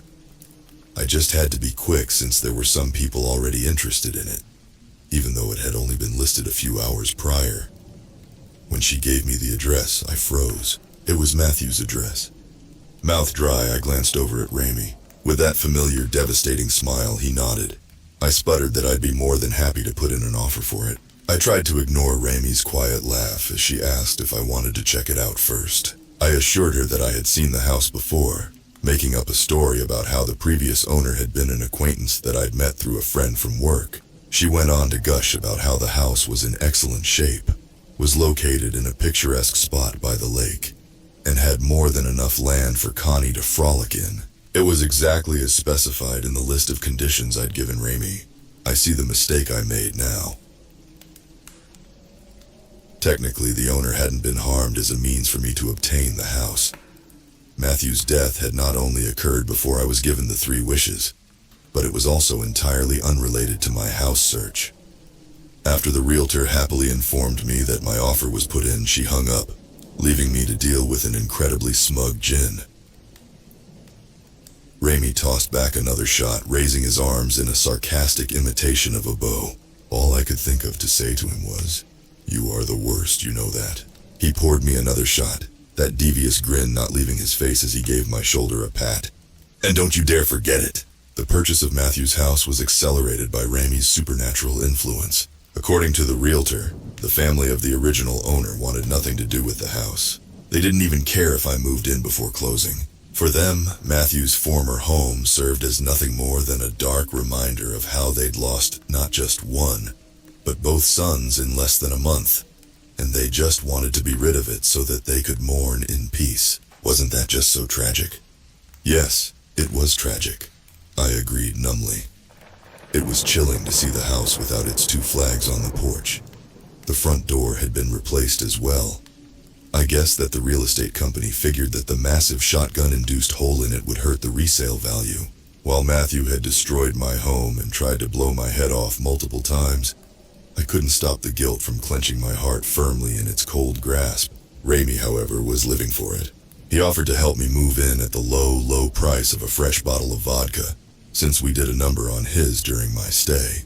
I accepted, mostly because I didn't have many other options. Moving services are expensive, and currently, I have plastic wrap taped over my car's broken back window, which isn't going to be cheap to replace. I'm going to have to pinch as many pennies as I can. While trying to deal with my housing situation, I had forgotten all about the talismans in my trunk. While carrying a box out to my poor, beaten-up PT Cruiser, Raimi suddenly froze and calmly asked why I still had them. Shit. After what had happened the last time that he'd caught me in a lie, I was afraid to try to deceive him. So I told the truth. "Oh, I wasn't sure how you wanted me to dispose of them." He shrugged a shoulder. You can just set them on fire. I'd appreciate it if you could take care of that before we head over. I think I've got some matches in the apartment. After he retrieved the matches in literally the blink of an eye, he stopped me as I started to walk away with them and the wards in hand. Oh, and by the way, lab rat, when I tell you to burn them, I mean for you to destroy them. Don't try to get smart with me, all right? Despite his nonchalant, friendly tone of voice, dread pooled in my stomach. I said that I wouldn't, then set off into the nearby woods to do what needed to be done. Matthew had to have found them somewhere. It was at least helpful to know that Remy wasn't completely invulnerable. I just had to take a picture and do my homework on them. The talismans had Arabic characters carved into their wooden faces, with each individual character separated by a grid. They were distinctive enough. It took some time for the thick wood to ignite, but eventually they were reduced to nothing but charcoal. Thankfully, the rest of my move-in went by with only minor issues. Siri has been discombobulated by all the new changes, so the poor kitty has been hiding under the couch since we got it inside. Connie just seemed to be happy to have more space to clop around in. I wish I could say that my first time sleeping in the house was uneventful. Sometime in the afternoon, I found myself staring groggily at my ceiling, having had a nightmare that I couldn't remember fully. It had something to do with teeth. My door opened slowly, as it normally does when Siri decides that she wants to curl up in bed with me. But for some reason, she was taking her sweet time jumping up. Still half asleep, I patted the blanket for her to come up. Instead of her familiar trilling, I was answered with a guttural gurgling sound. The same grotesque noise that Matthew had made as Remy made him swallow his own gun. That woke me up. I sat bolt upright, expecting to see Matthew's specter in the doorway, but I was alone. Tense, I stayed frozen in place, listening intently. There was that gurgling again, down the hall. My heart stopped when I heard Connie bleat. "Oh God, please don't hurt her." Slowly, I got up, sweat running down my back as I crept as quietly as I possibly could towards my bedroom door. I had to grab the wall to steady myself as I slipped on something. I looked down to see that my socks were covered in red. Connie was turned away from me, head tilted up, gazing at the end of the hall at nothing, bleeding the same way that she does when she wants either Remy or I to hold her. I cautiously approached the goat, glancing around the hallway into each of the rooms, my breathing shaky. I got to Connie. In front of her was a puddle of blood. How did... She turned towards me and bleated again. My hair moved as the gurgle happened right next to my ear, making my breath catch in my throat. It smelled rotten. Cold, sticky liquid dripped slowly, steadily down onto my shoulder. I didn't dare to turn around. I squeezed my eyes shut, feeling more and more of that substance leave a freezing trail down my arm, making me shiver. The gurgle happened again, but this time I could make out 2 words. "Face me." I didn't. I kept my eyes shut, even as icy fingers seized my arm, digging roughly into my skin. Whatever was behind me growled. Its hold on my arm tightened until pinpricks appeared in the tips of my fingers. As it held on, my arm eventually went completely numb. Distantly, I began to wonder if it could snap my arm off. "Face me." Still, I refused. Abruptly, the hand on my arm was gone, along with the pungent odor of decay. Metal crashed to the ground, making me jump out of my skin. Trying hard to keep from hyperventilating, I stood there, frozen for what felt like hours. After hearing nothing but grave-like silence, I eventually got the courage to open my eyes. The grate for one of the vents in the living room had been torn out, sitting on the floor across the room. Gingerly, I stalked towards the vent, on alert about every creak in that house, ignoring the uncomfortable feeling of my wet shirt clinging to my skin. Inside of the vent sat a small stack of dusty notebooks. With them tucked under my arm, I dragged Connie back into the bedroom with me. It took a lot of treats to get Siri to join us, but after what had just happened, I didn't want to leave either of them alone. There is a perfect purple imprint of a hand on my arm. It still hurts to move it. I think whatever had grabbed me had bruised the muscle as well. Also, it's a good thing I didn't care about that shirt. There would be no way to fully get the bloodstains out of it that the strange intruder had left. There's no way that I'm going to be able to get back to sleep, not while every noise makes me flinch. That thing that was in my house has to be Matthew. Or more accurately, it used to be Matthew. I don't know if he's some sort of ghost or something else, but whatever he is now, he wanted me to find these. While that makes me scared of what's written on their pages, I'm hoping that one of these notebooks will have some information about the talismans. Something that occurred to me is that before today, I've never actually seen Rami angry before. I've seen him annoyed plenty of times, mostly at work, such as when he has to tell the one old guy not to unplug his computer for the 50th time. Even when he'd saved me from the churil, she had just been a nuisance to him that wasn't worth getting mad about. Today was the first day I've ever seen him get truly angry, and I don't wish to see it again anytime soon. The oldest of the journals hidden in the vent details Matthew's time in the Marines. The first few entries are nothing special, just him talking about military stuff, how much he can't stand the one commanding officer, and getting drunk with his brother Ben, the very same brother whose head I delivered to his front yard. Rami, or more accurately, the body that Rami commandeered, is first mentioned on March 13th, 2004. I'm going to transcribe some segments of the journal directly, though I'll be removing the names of places so that these individuals can't be tracked. That being said, I'm going to warn you all ahead of time. Matthew sucks. Ben hasn't been sleeping right ever since that battle outside of Redacted. Can't blame him. Some civilians were hiding out in a cemetery nearby, but we didn't know. Ben mistook one of them for a soldier. He was just some guy. Couldn't have been much older than us. At least he died quick.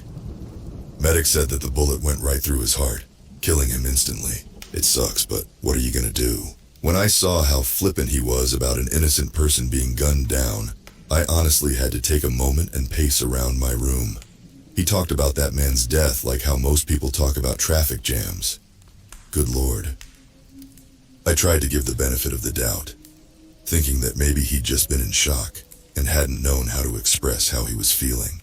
Clearly, Matthew wasn't much of a writer, not that I have much room to talk, and he most likely wasn't thinking that anyone would read his private thoughts. Maybe the reality of what happened hadn't hit him yet. Or maybe I'm just giving him too much credit and he actually just didn't care. Once I calmed down, I kept reading. The talismans were mentioned for the first time when Matthew's unit captured the small group of Iraqi soldiers they'd been pursuing in the cemetery. The Iraqi soldiers had all been carrying wards with them. When they were confiscated, one of the soldiers made an ominous comment about how Matthew was going to need the talisman more than him.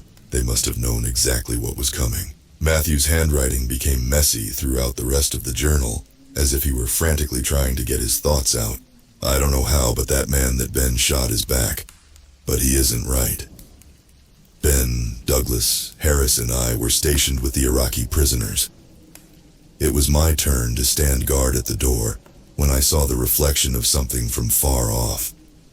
It kind of looked like when a coyote's eyes shine in the dark, so I thought it was an animal. I told everyone over the radio that I saw some sort of critter nearby, but otherwise I didn't think much of it.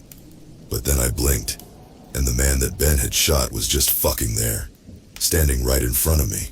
Good to know I'm not the only that's been jump-scared by Rami. At least when he does it to me, it's just to say something bizarre or to make out with me. I've never been afraid of another person before, but this wasn't a person. I'm pretty sure that I met the devil that night. Why else would he look like that man? How else would he be able to do the things he can do? He had to have been here because of what Ben did. What we did. I held my gun in his face and warned him to back off, but he didn't give a shit. In almost perfect English, the devil told me to release the Iraqis. The guys inside with the prisoners heard me, and Douglas marched out like the dumbass he is. I swear to God they let anyone go to military school as long as their daddies have enough money. He put his pistol to the devil's temple, but the devil never took his eyes off of me. Ignoring every word that Douglas said, the devil put one of his hands into a fist. Then Douglas, along with everyone else in the camp besides the prisoner's tent, started screaming. Douglas dropped to the ground, sweat pouring off of him, twitching as white foam spilled out of the corner of his mouth. I opened fire. The devil didn't even flinch, not even when I shot him in the eye. And the whole time he kept staring at me. That's when I smelled meat cooking. I looked away from the devil just long enough to see dark blisters appearing on Douglas's skin. Something stringy and white was oozing out of his eye sockets. His eyeballs melted. I don't know how, but I think the devil cooked him and everyone else in the camp besides us from the inside out. I did not know Rami could do that. Goodness. It must be something he reserves for special occasions. Later on, Matthew wrote that he could never eat meat again, because the smell reminded him too much of that night. Matthew and Ben ended up releasing the Iraqi prisoners, but by the time that happened, the brothers and the one other person that had been in the tent with them were the only survivors. It wasn't lost on Matthew that the talismans had been the only thing keeping them from sharing the same fate as the rest of the camp. When it came time to explain what happened, naturally, nobody believed them. Matthew became especially paranoid, claiming in almost every entry that Rami was haunting him. Eventually, he was discharged on the grounds that he was mentally unfit. As a result, Matthew became obsessed with the talismans. Through his obsession, I've learned that the most effective talismans feature scripture from the Quran, invoking the name of Allah and Muhammad. What's written seems to matter more than the material it was written on. Good to know. Years went by without incident for both brothers. Thinking that the jinn had given up on them, Ben took the wards off of his doors. That very night, Rami found him, and I found Rami. So what was the point of this? Why did he want me to see this? Slowly, I left my bedroom, glancing around warily. Matthew, I called out. Are you here? Hold on. Connie. Connie could see Matthew long before I did. The little goat was still in my bedroom, sleeping off her most recent bout of zoomies. I got her to wake up, but instead of being helpful, she just started bouncing around again. I honestly don't know what I expected. Matthew, why did you show me this? I asked loudly enough for my voice to echo off the walls. Out of nowhere, my confusion began to turn to rage. Rage that made my hands shake and my breathing go shallow. The violent, blood-boiling kind of anger that made me afraid of myself in a way that I never have been before. Fuck Matthew. Fuck him for destroying my home. Fuck him for continuing to harass me even after he died. Did you expect me to sympathize with you? Your brother killed that man and it meant nothing to you. Of course Rami came after you guys. You deserved everything that came to you. After that tirade, it's difficult to describe. I was trapped within myself. I could see through my own eyes, but it was like I was viewing the world from the back seat of a car. The person who wasn't me anymore seized my car keys and marched out the front door. Distantly, I could still feel pure, unadulterated rage. But now, it felt more like a memory. From the back seat of my own mind, I watched the person who wasn't me drive off, ending up at Rami's apartment, slamming every door way too hard during his agitated journey. For a split second, I saw my reflection in the apartment complex's shining front door. Even though it was my face and my anatomy, I didn't look like myself. This person was hateful. You could see it in the way my teeth were clenched, the way his eyes glared out at the world. I couldn't think of this as me. It was not me. This wasn't who I am. How do I become me again? How do I get back to myself? How do I get out of the back seat before I hurt someone? The person who wasn't me charged Rami's door as if he meant to break it down, but it opened at the last second, sending him tumbling down. He rolled into the fall just as Rami went to pin him down. He managed to clumsily but successfully avoid the jinn. My mouth moved, but the words weren't mine. You don't want to hurt your little friend, do you? Rami's face and voice were frighteningly cold as he replied. Keep it down. My neighbors will complain. I tried to move or speak or do anything. I'm in here. This isn't me. Please don't hate me. Please. But when you're in the back seat, you're helpless. Only able to sit in stunned terror as the driver yanks the steering wheel into a head-on collision. I wished I could stop myself, or look away as the person who wasn't me wielded my car keys like claws, raking long scrapes across Ramey's face. "I'm sorry." Ramey seized the false lab rat's wrist. Then in one swift motion, he was on top of the imposter. Ramey's voice was surprisingly gentle as he kept my body from thrashing. "Hang in there, lab rat." The person who wasn't me snarled something so vile that I can't bear to repeat it.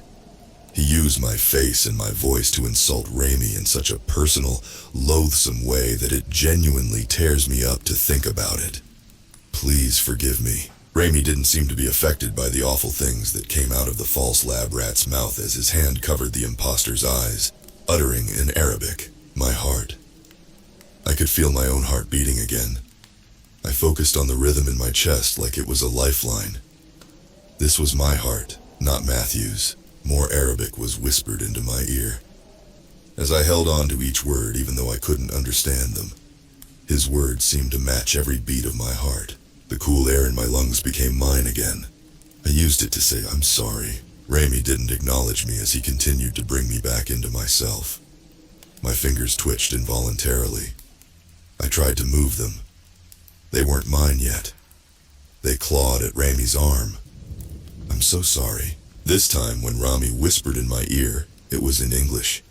"Get the hell out of him, you piece of shit." My whole body jerked as all of my muscles contracted painfully at once. Ramey held me in place. The rage that had consumed me before, the rage that wasn't mine to feel, began to slowly fade away as my body and I became one again. What was the first thing I did when I got control of my body back, you ask? I had a complete mental breakdown. Ramey uncovered my eyes, his hand sliding to my cheek. I couldn't look him in the eye. I interrupted my own panic attack to apologize again. He assured me that I had nothing to apologize for. His thumb traced my cheek, reminding me that I was inside of my own skin again. I was in control of myself. I focused on his touch, on my heartbeat, on my breathing. I focused solely on feeling, appreciating that I was free. I was still me. It took some time, but eventually Ramey convinced me to get off of his floor. He guided me to the couch and I immediately slumped over exhausted, but also bitter. Bitter that Matthew couldn't just rot in hell where he belonged. Would I be able to use one of my wishes to get rid of Matthew forever? I rasped. You could, but that would be like using a nuke to get rid of an ant infestation. Matthew is a weak, pathetic spirit. If I were you, I wouldn't waste a wish on him. There are much simpler ways to get rid of things like him. He certainly didn't feel weak when he hijacked my entire anatomy. Ramey continued. Did you find any personal items in his house? The journals. That's why Matthew had wanted me to find them. This time, when I felt anger stirring in my chest, it was mine. My exhaustion subsided instantly. I jumped off of the couch, snatching my keys off of the floor. Ramey did a double take, then grabbed his sunglasses as he followed me out. The drive went by in a blur. Along the way, Rami explained that since Matthew had been exorcised, he was going to be weakened, but desperate. We were going to be dealing with a cornered beast. I hope he's afraid, I said. I hope he feels as afraid and trapped as I did. If he doesn't already, he will, Rami promised. I didn't let myself overthink. I admitted, I read his journal. I learned a bit about you and Matthew's history. Did you really burn his entire camp from the inside out? I did. It's not something I make a point of doing. It's messy and takes some setup. After a brief pause, Rami added, Would you like me to demonstrate on Matthew? I think he missed out last time. Without hesitation, I told him that I'd love that. Maybe that was a side effect of the possession, but I didn't care. Fuck Matthew. I didn't just want him gone. After all that he's done to me, I wanted him to hurt. The journals were sitting where I left them on my bedside table. As I retrieved them, I heard the telltale sound of that piece of shit gurgling directly into my ear, just as he had the other night. Teeth clenched, I ignored him, as well as the blood dripping onto my back from his destroyed jaw. On a lighter note, all of your tips saved my shirt from the other day, and I am in the process of using the peroxide method on the clothes I wore tonight. So thanks, guys. My laundry has been rescued. Anyways, back to this bitch. Sorry, we got drinks after all of this was over and I'm feeling them. Can you blame me? With one of my knives in hand, Raimi led me outside. The gurgle turned to growls. Then I was shoved roughly from behind. I was about to turn around because I'd had enough, but Raimi stopped me. He's feeding off of your anger. Don't give in to it. I kept my eyes on Raimi after that, ignoring the ruckus that the shitty redneck ghost was causing. Just focus on Raimi. Fuck Matthew. He doesn't matter. One way or another, he was going to be gone in a few minutes. Even if I had to waste a wish to get rid of him, I'd do it. Raimi cut his finger, drawing a symbol on the cover of Matthew's journals with his own blood. He smiled, that murderous, cold fury still pulling at the corners of his eyes. When Raimi spoke, his voice was eerily calm. You want to know what I did to your unit, Matthew? The sounds behind me stopped as Raimi's thumb and bleeding forefinger slowly rubbed together. The djinn continued. Do you want to know what they felt? Raimi's hand slowly curled into a fist. The cover on the top journal suddenly flew open, the pages turning rapidly, then curling as they began to heat up. Matthew's gurgling abruptly turned into shrieks. The warped pages began to char, turning black, holes growing to consume them. The shrieks became more shrill. I felt cool, rough fingers on the back of my neck. Yet I refused to look back at the specter. I watched the notebooks burn, hoping that Matthew could feel it as if it were his own flesh. The pages were reduced to ashes. With that, Matthew's shrieks faded away. I snapped. He'd better be dead for real this time. The cold anger drained slowly from Raimi as the ashes fluttered into the wind. After a long, deep sigh, his usual wide grin was back. He's where he belongs now. He shouldn't bother you ever again. I took in a deep breath, turning my face up to the sky, savoring the sun on my skin. It's funny. I never appreciated how good it felt until that moment. It was comforting. A breeze gently brushed my hair, the early spring air tasting like heaven. I have promised myself that I would never take my life or my body for granted ever again. On an unrelated note, did you all know that there are vampires that feed exclusively on goats? Unfortunately, Connie and I had to learn that the hard way, so if any of you keep goats, consider this a heads up to keep an eye out. I was making coffee when I heard her squealing in a way that instantly made my heart race, followed by the sounds of my garbage cans clattering to the ground.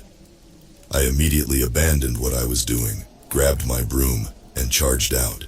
At first glance, the thing chasing her appeared to be some sort of medium-sized dog, until the dog slowly arose to stand on two legs. Patches of wiry, brown fur stood out from leathery black skin. A long, forked tongue snaked out of its mouth. It hissed, sounding more reptilian than canine. Definitely not a dog. Despite the fear gripping my heart, I managed to smack it over the head with my broom. The creature growled. I hit it again, staggering back when it took a step towards me. Its snout wrinkled, showing off two fangs as long as my middle fingers. The creature hissed again, and I stumbled back just as it took a swipe at me with one of its claws.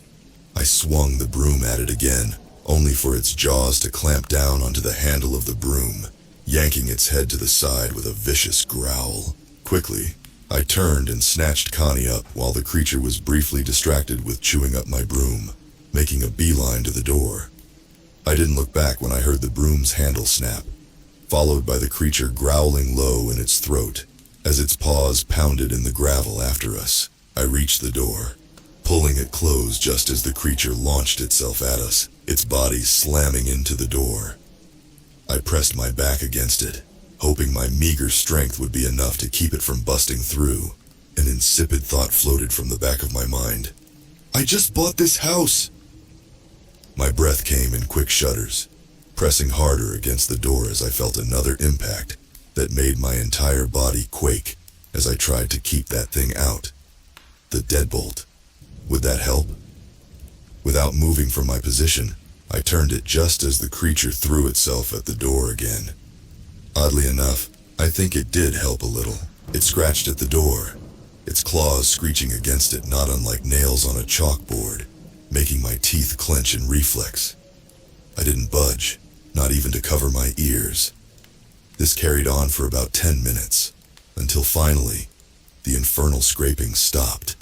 I stayed where I was, afraid to move away. Once I was sure that the creature was finally gone, I slumped to the ground, catching my breath.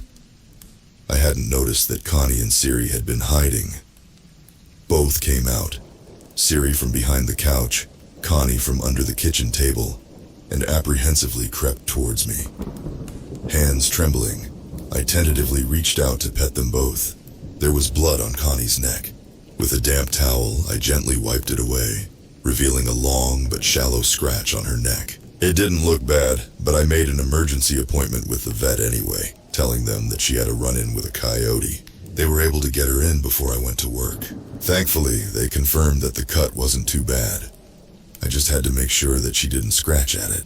Connie had been shaken up after the incident, but by the time we got back home from the vet, she was her typical bouncy self.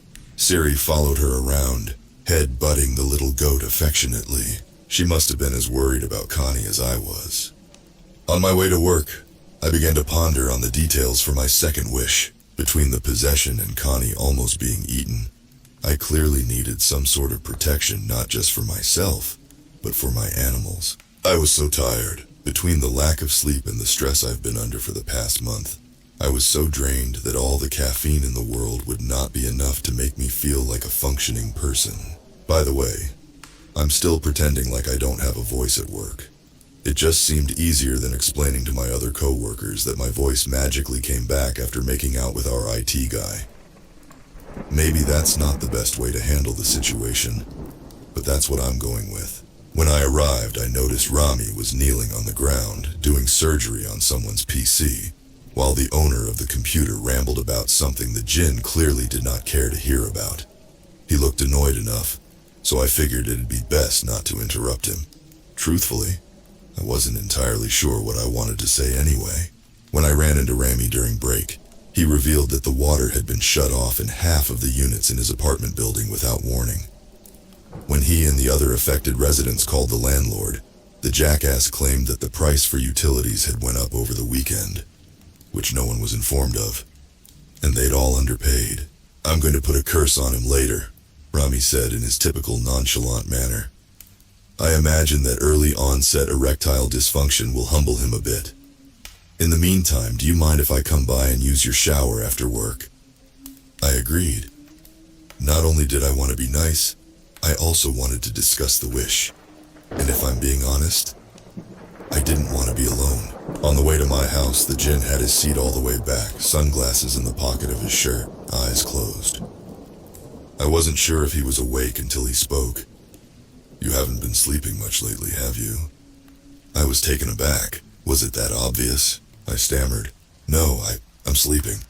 He opened one eye, not very well. I hesitated, taking one hand off of the wheel in a shrug. I've been having some strange thoughts while laying there, but I cut myself off with a deep sigh. It felt pointless. Everything felt pointless. Both eyes were open now. What strange thoughts? When Rami asked that, I could have sworn that I heard concern in his voice, but I must have imagined it. Swallowing back the lump in my throat, I took a deep breath, thinking carefully about what to say. I wanted to say so much. I wanted to spill my guts about how even the slightest of noises makes me flinch, about how terrified I am at the thought of being trapped inside of my own body again, about how the idea of some horrible creature killing my pets makes me feel sick. But all I could get out was, "I'm scared. Don't ask me why." But tears came to my eyes after those two words. I kept my attention on the road despite feeling the unmistakable weight of Rami's stare. I forced myself to breathe as calmly as possible. I wasn't going to have a mental breakdown. Everything was fine. "Well, we're just going to have to change that, won't we?" he finally said. All I could do was nod in response. The rest of the drive was silent. As soon as he got out of the PT Cruiser, Rami narrowed his eyes at the broken broom sitting in my driveway. Before he could say anything, I told him. "Connie and I had an encounter. According to Google, it was something called a chupacabra. She's okay, but it was An experience. He nodded, eyes scanning the trees and the lakeshore, his expression unreadable. Was there something out there? Something that wanted to hurt us?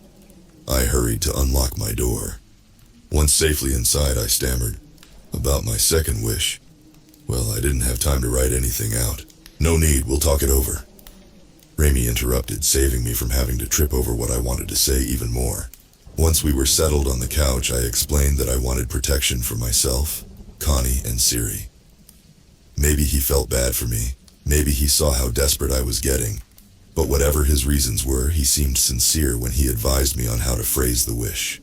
"The best thing for you would be to ask that you, your animals, and your home be made safe from any being that means to do you harm. It would cover all of your bases and establish your house as an impenetrable space." I thought about it, then overthought it.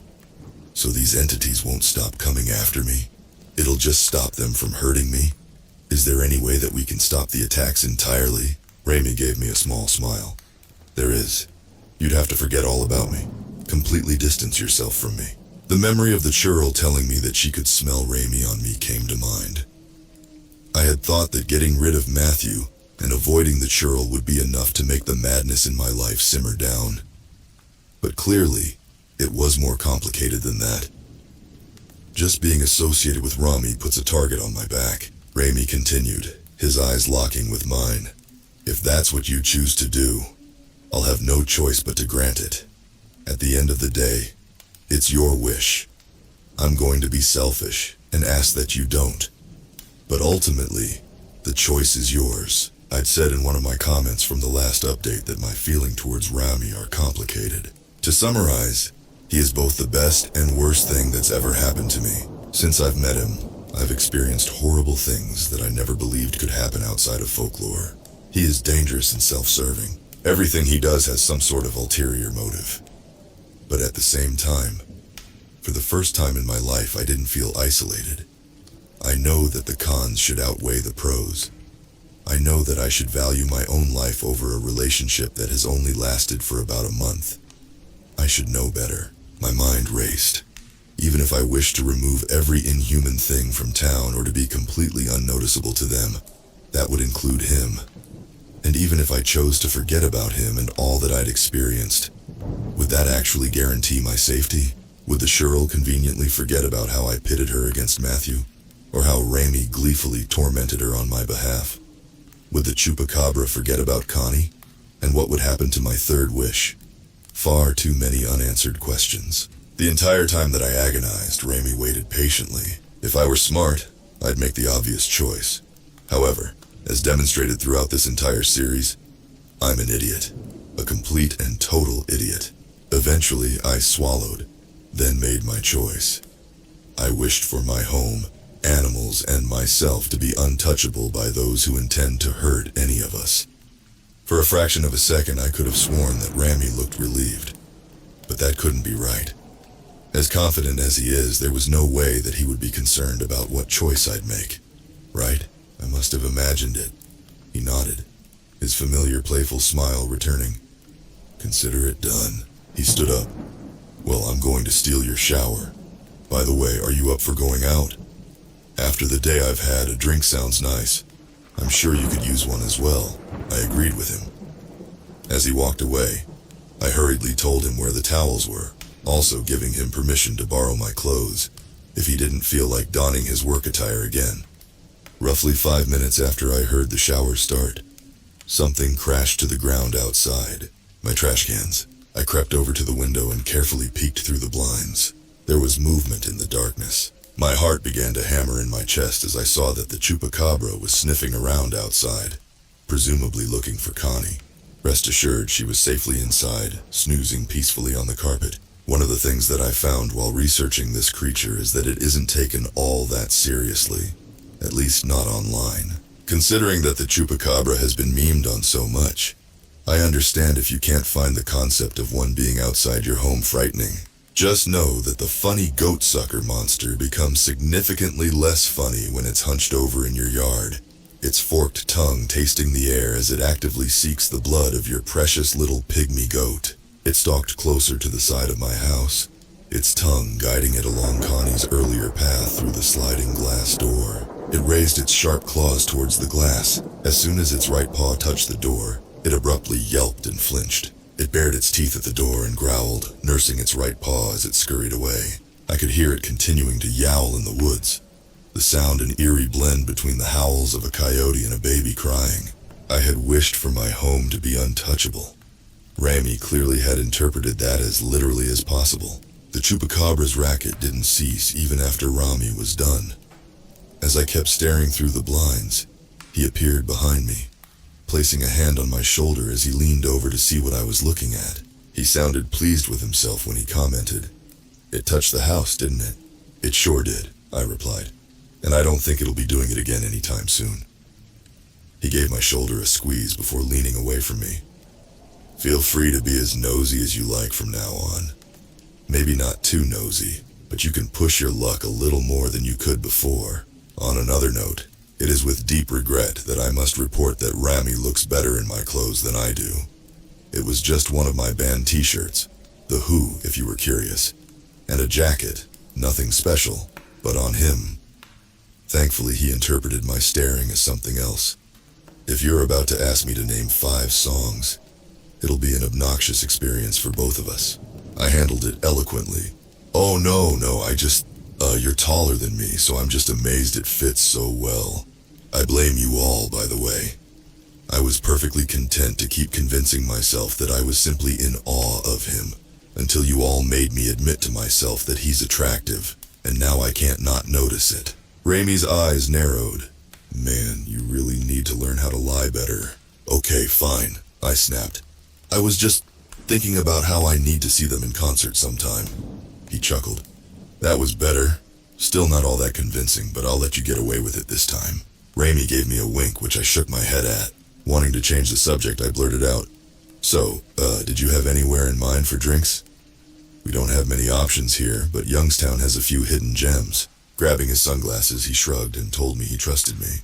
"I'm sure none of you will be astonished when I tell you that I got to test out Rami's protection during our outing." Rami noticed her first. He'd already gotten some questioning looks for wearing sunglasses so late indoors, so I didn't think much of her watching us until he pointed her out. What was bizarre is that when I looked at her straight on, she looked like an ordinary middle-aged woman permanently stuck in the 80s complete, with the big blonde hair, enjoying a drink by herself. However, when viewing her from the corner of my eye, she was massive. Her head was tilted, cheek resting on the ceiling. Rope-like arms dangled onto the floor, her hands not visible to me, assuming that she had them. Her skin took on a gray hue, spotted with blue that reminded me of pictures depicting human skin afflicted with severe frostbite. Rami playfully whispered, "I think you should shoot your shot, lab rat."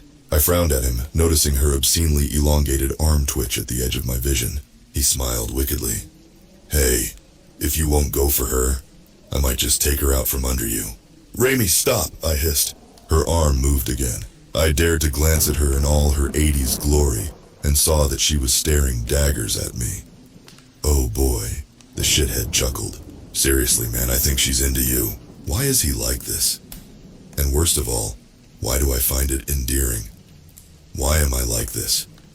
I think being possessed gave me brain damage. Sleep deprivation also affects your judgment. Yeah, that's it. Sleep deprivation. Between the weird woman watching us and Rami being Rami, I was getting overwhelmed. I excused myself to the restroom to get some semblance of composure. I leaned against the wall, taking deep breaths, wondering why I agreed to go out when I honestly just wanted to pass out when I heard the door creak open, then get stuck with a 1-foot gap. Reflexively, I glanced up, seeing nothing. Something told me to look out of the corner of my eye. On the floor was a blue hand, the boneless, ropey arm it was attached to slinking along the floor like a snake. "You've got to be kidding." Heart beating in my ears, I jumped on top of the sink, pulling my legs up, using the corner of my eye to watch as the arm pulled itself further into the restroom. It just kept going. Could she make her arms longer at will? Her fingers flexed individually as the hand slithered towards me. Slowly, it raised itself up, reminding me of a king cobra as it rose higher off of the ground. In the back of my head, I knew that the wish would protect me. But my panicked brain wasn't convinced. I watched, breath quickening as the hand rose ever higher, the fingers spread out wide, which was all the warning I had before it grabbed for me. I let out some sort of whimper and reflexively covered my head with my arms. Rubbery fingers grazed my arm, followed by a hot sizzle. The hand quivered violently. The arm it was attached to, thrashing as it retreated back through the door, slamming it shut. Trembling, I slowly put my arms down as I realized that the wish had worked. I was safe. Carefully, shakily, I lowered myself back to the ground, trying to get my heart rate back to a normal tempo. Once I'd calmed down a bit, I went back into the bar. As I passed the long woman's table, she held her hand up to me, her face blank. Her skin was blistered and bright red as if she dipped it in hot grease. I shuddered, hurrying to rejoin Raimi. There was a bright blue shot of something waiting for me. Raimi had the same thing. As I was about to take it, he stopped me, turning to the long woman. She held a blue shot in her hand as well. She gave us a small smile and raised her glass. Raimi did the same. Not knowing what this was about and afraid not to comply, I followed suit. But I think my smile looked more like a grimace. I don't know what was in that shot, but it was delicious. It reminded me of summer. The churl is back, but this time I found her in the last place I ever expected to see her, behind the reception desk at work. I froze in place when I saw her. She did a double take, then narrowed her eyes at me. The same thought appeared to be running through both of our heads at once. What the fuck are you doing here? I found myself unconsciously touching the scar her teeth had left on my neck, flashing back to the memory of her drinking my blood. Between her and the long woman, I honestly should just give up on going to bars altogether. I assured myself that the churl couldn't do anything. It was okay. Everything was going to be okay. The churl called out to me with exaggerated politeness. "Sir, I need to check your ID badge." She had a fake smile plastered on her face as she held out a hand for my employee ID. Stomach in knots, I reluctantly held it out to her. Our fingers brushed against each other during the transaction. To my shock, her hand didn't burn. Her plastic grin stayed where it was as she chirped, "I've just started here, so please be patient with me. I don't want to make a mistake on my first day, you know?" The churl's ID badge hung from a pocket on her blue professional-looking jacket. For the sake of not pissing her off or giving away our employer's location, we'll say that the name on it was Anya Kaur. After studying my badge for a moment, she handed it back to me, cheerfully saying, "Have the day you deserve." Yeah, fuck you too. Of course I didn't say that. I may not make the best decisions, but I don't have a death wish.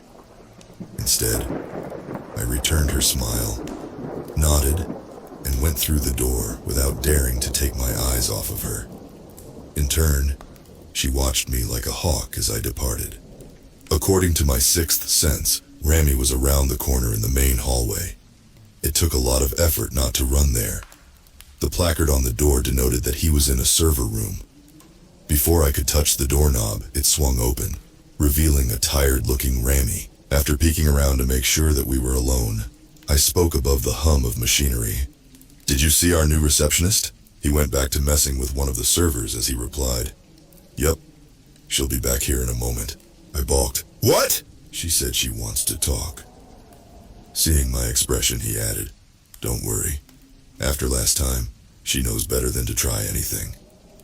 There was a light knock on the door. When Rami let Anya in, she did her best to keep as much distance from him as possible. Meanwhile, Rami simply went back to screwing with the server, not appearing to notice or care about her obvious unease. Anya got straight to the point, announcing that she wanted a truce. She swore not to lay a hand on me as long as Rami agreed to leave her alone. Though instead of using my name, she referred to me as Rami's boy toy. Hoping that neither of them could see my face reddening from her humiliating nickname, I got the bravery to utter, "Please don't talk about me like I'm not here." She spared me a glance. "You got your voice back. Good for you." Rami finally spoke, but didn't bother to stop his maintenance in order to look up at her. That's all up to him. I hadn't expected the choice to be mine. At his response, Anya's jaw clenched as she side-eyed me. I got the impression that she wished that she could tear into me again. I questioned, "Will this truce just be at work, or Does that also extend to outside? Both, preferably, she replied curtly. I want nothing to do with this djinn. I nodded. I'm thinking that would be best for all of us. We just show up, do what we need to do, and leave each other alone. Anya hesitated, gathering herself before she said, For the record, it was nothing personal, Jin. I am being tested, same as you. Tested? Raimi simply waved her off. Yeah, okay. See you around. Just a heads up though, the coffee here sucks, so you might want to bring your own. Her brow furrowed and she opened her mouth, but reconsidered whatever it was she was going to say.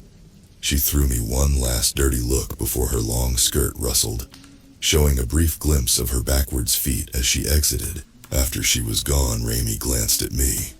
I'm not trying to be a dick lab rat, but I've really got my hands full with this, so would you mind leaving me to it? I started to oblige, but then paused, gathering as much courage as I could to ask him to come visit the house later. He agreed to it, then kicked me out. There was a lot that needed addressed, the most pressing thing being how I could grow up here without any unnatural encounters. Yet the moment Raimi showed up, my hometown suddenly seemed to be crawling with horrible things. It might sound naive, but I felt like we were at a point in our relationship where I could begin to pry into his world without getting cursed again. At least I hoped that was the case. If I hadn't told anyone his secrets already, this subreddit excluded, I probably never would. It had also become increasingly clear that I couldn't ignore my feelings towards Raimi anymore. I just wasn't entirely sure how. In yet another installment of how pathetic I am, I admit that I have almost no experience with things like this. The closest I've ever come to any sort of romance, and that term is used very generously here, were some awkward dates in college that never went anywhere. I don't know if you can count the 2 times Raimi locked lips with me, considering that they both occurred in relation to the voice theft. What do normal people do in situations like this? Do they just say it? Was I overthinking it? I had to have been. This was stupid. I wished I could just put my brain in a bag of rice until it started working correctly. By the time my shift was over, I had worked myself up into nervous wreck. Raimi was going to meet me at my house after stopping by his apartment. Apparently his water was back on. This gave me extra time to pace around my living room, unable to stop agonizing. You'd think after all that's happened, a simple conversation wouldn't get me so anxious. It didn't help that when I turned around to make another nervous lap, Raimi was suddenly right there. I almost ran into him, jumping back with a sharp intake of breath, causing me to choke on my own spit. He stared at me as if my reaction was outlandish. You good? After I stopped drowning in my own saliva, I rasped. Just a heart attack. Siri trotted over to him, not startled by his abrupt appearance in the slightest. He scooped her up, cradling her like a baby as she purred. Scratching the kitty's chin, he asked, You wanted to talk, didn't you? Unsure of where to start. I picked the first thing that popped into my head, and unfortunately, it was barely coherent. So I've lived here for ever. Until I met you, nothing strange has ever happened to me. Now, it's pretty much constant. Like that woman from the bar. That wasn't random, right? It felt random at the time, but it wasn't. He gave me a small smile. You're right. That encounter wasn't random. Neither was the one with Anya. Out of the blue, Siri bit Raimi. She does that sometimes. He gave her a disapproving look before setting her back onto the carpet. He continued. Long story short, the entities that reside here are territorial. They aren't too welcoming to newcomers. That's how I learned that Raimi is 200 years old, which is apparently young for a djinn. So, the old fucks want you to get off their lawn? I replied, making sure I was understanding correctly. Raimi seemed to like that comparison. Pretty much. As we all already knew, Rami had originally come here to satisfy his vendetta against the brothers. However, the entities that dwell here interpreted that as an affront. He had indirectly undermined their claim on the land and its residents. The implication that the mysterious entities he's been referring to felt like they owned the people here, myself included, made me feel somewhat sick. Without thinking about it, I started pacing again. Rami settled comfortably on my couch, shining eyes tracing my movements. As I circled the living room like a caged tiger, I asked, "All right, if there have been these things living here this whole time, why did I never see them until recently?" That earned me a smirk. "Oh, you probably have, lab rat. You just didn't know it." I thought back to the woman at the bar, how I could only see what she truly was from the corner of my eye, pushing my discomfort to the back of my mind. I moved on to my next question. Before Anya bit me that one time, she said that she could smell you on me. Is that why these things have been coming after me too? He nodded. You're guilty by association. Okay, so going off of that other shit Anya said earlier today, was that incident with the long-armed woman in the bar some sort of test? It was, one that I knew you'd pass because I did a hell of a job on that wish. As much as I wanted to stop her, and believe me, I did want to, that would have given the impression that I wasn't confident in my own abilities. When I made another pass by him, I suddenly felt his cool hand gently catch my wrist. He advised me to take a deep breath. I obliged him, closing my eyes, trying to get my bearings. His thumb traced delicate circles along my skin, giving me something to focus on besides driving myself crazy. After another heavy exhale, I felt that I had myself as under control as I could be. His hand slid from my wrist as I joined him on the couch. What exactly are they, the ones you keep mentioning? I finally asked. Rami shrugged. Some German spirits, and I've seen a few things from my neck of the woods here and there. It's a diverse mix of jackasses. Would it help if I used my last wish to get rid of them? He snorted. That'd be a waste. I can handle anything that comes our way. Feeling brave, I retorted. But for how long? When does it end? When one or both of us dies. As unruffled as ever, Rami answered. No, it will end. Eventually. As long as I can keep on proving that I'm capable of defending us both, which I will, they'll back off. If you're that concerned, you can always use your last wish to save yourself. Otherwise, you're just going to have to trust me. I took my glasses off and rubbed my eyes. As ridiculous as it sounds, I honestly was beginning to trust him. Not fully, since I know that at the end of the day, Rami is arrogant and self-serving. But I truly believe that he does care, in his own way. Speaking of caring, I decided it would be best not to give myself the chance to overthink, causing me to blurt out, I'm attracted to you. I remember thinking, well, I definitely did not do that right. Shows how much I know. The only warning I had was Rami saying, it's about fucking time, before his lips were on mine. I'm pleased to report that nothing horrible happened during or after the kiss. No burning blood or tar. Just a kiss. One that I'm not going to stop thinking about anytime soon. I'm not going to share what else happened that night. So I hope you all can respect that there are some things that I would like to keep private. It has nothing to do with the horrors anyways. And that's what you're all here for, right? And boy, have the horrors found me.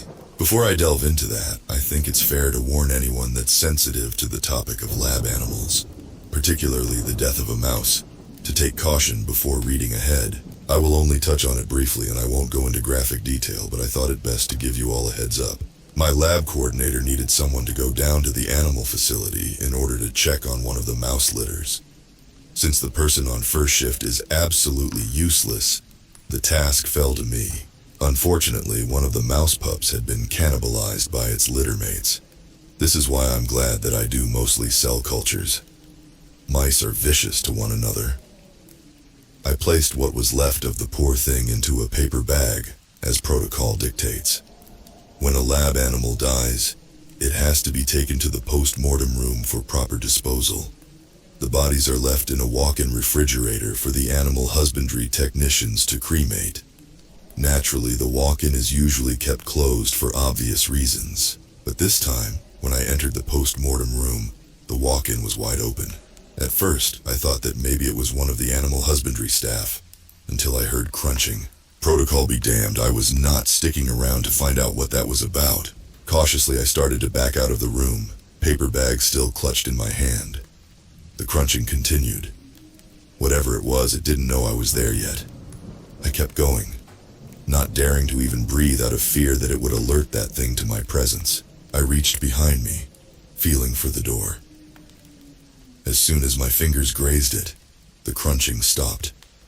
I froze, listening. Hand paused on the handle. The clopping of what sounded like hooves on the tile floor echoed throughout the room, as whatever was in the walk-in started to come out. A whispery, childlike voice drifted from the open walk-in. "I can help you." Hair standing on end, I slammed the door shut and darted away. At some point I must have dropped the bag, but in my haste it became an afterthought. I turned a corner as I heard the door slam against the wall, followed by the stomping of hooves.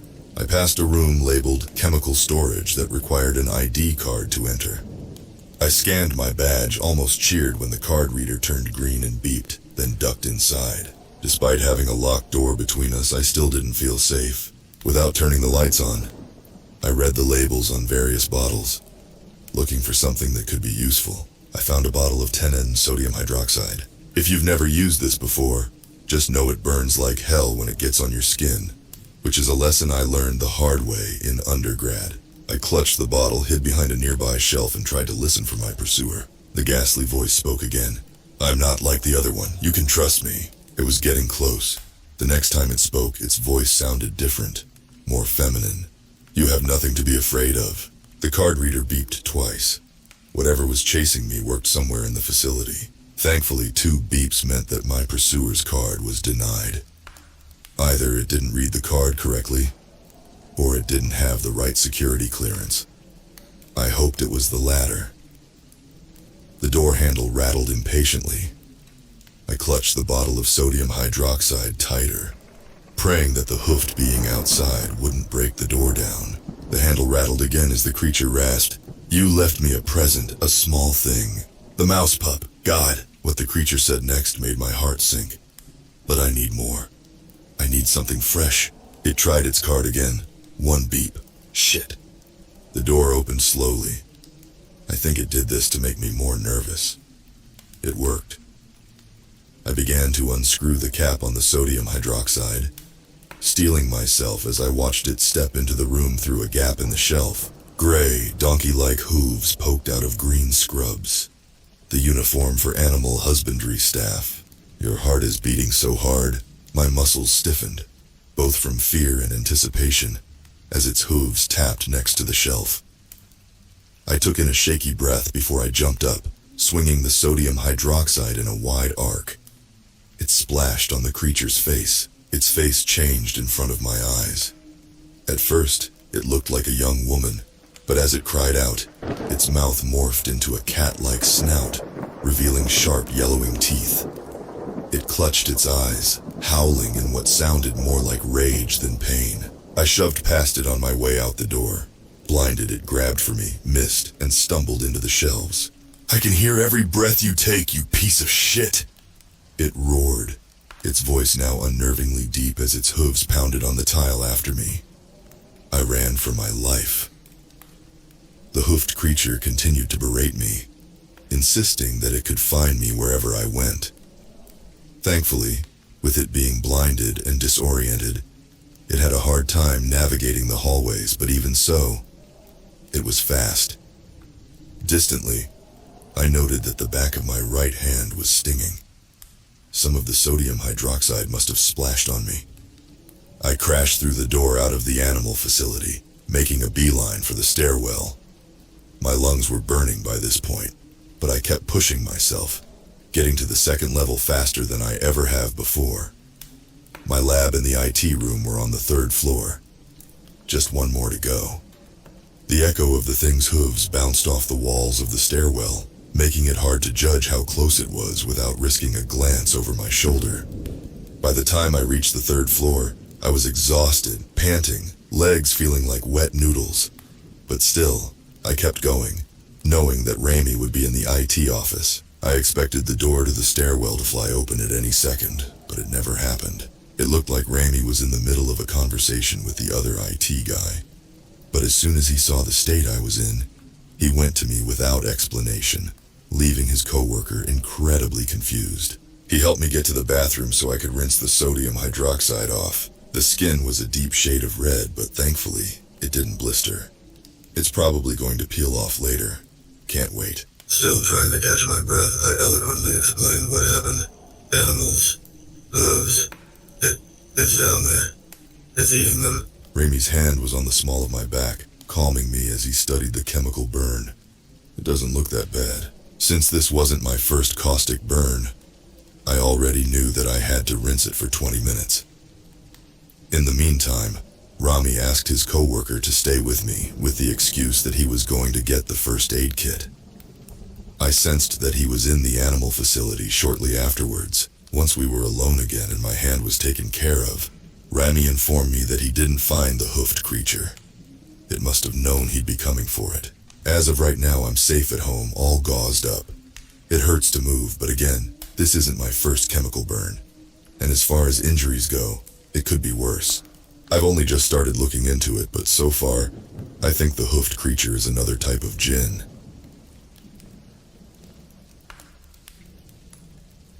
To summarize my emotional state, I was not party rocking in the house tonight. I know the tenses are a mess in that sentence, but let me have my stupid joke. On a more positive note, my hand has been getting better. I've been mostly keeping it covered, since the skin is highly sensitive. It's currently in the gross phase of the healing process. Splotches of bright red, with patches of dead, yellowing skin peeling off. Sexy, right?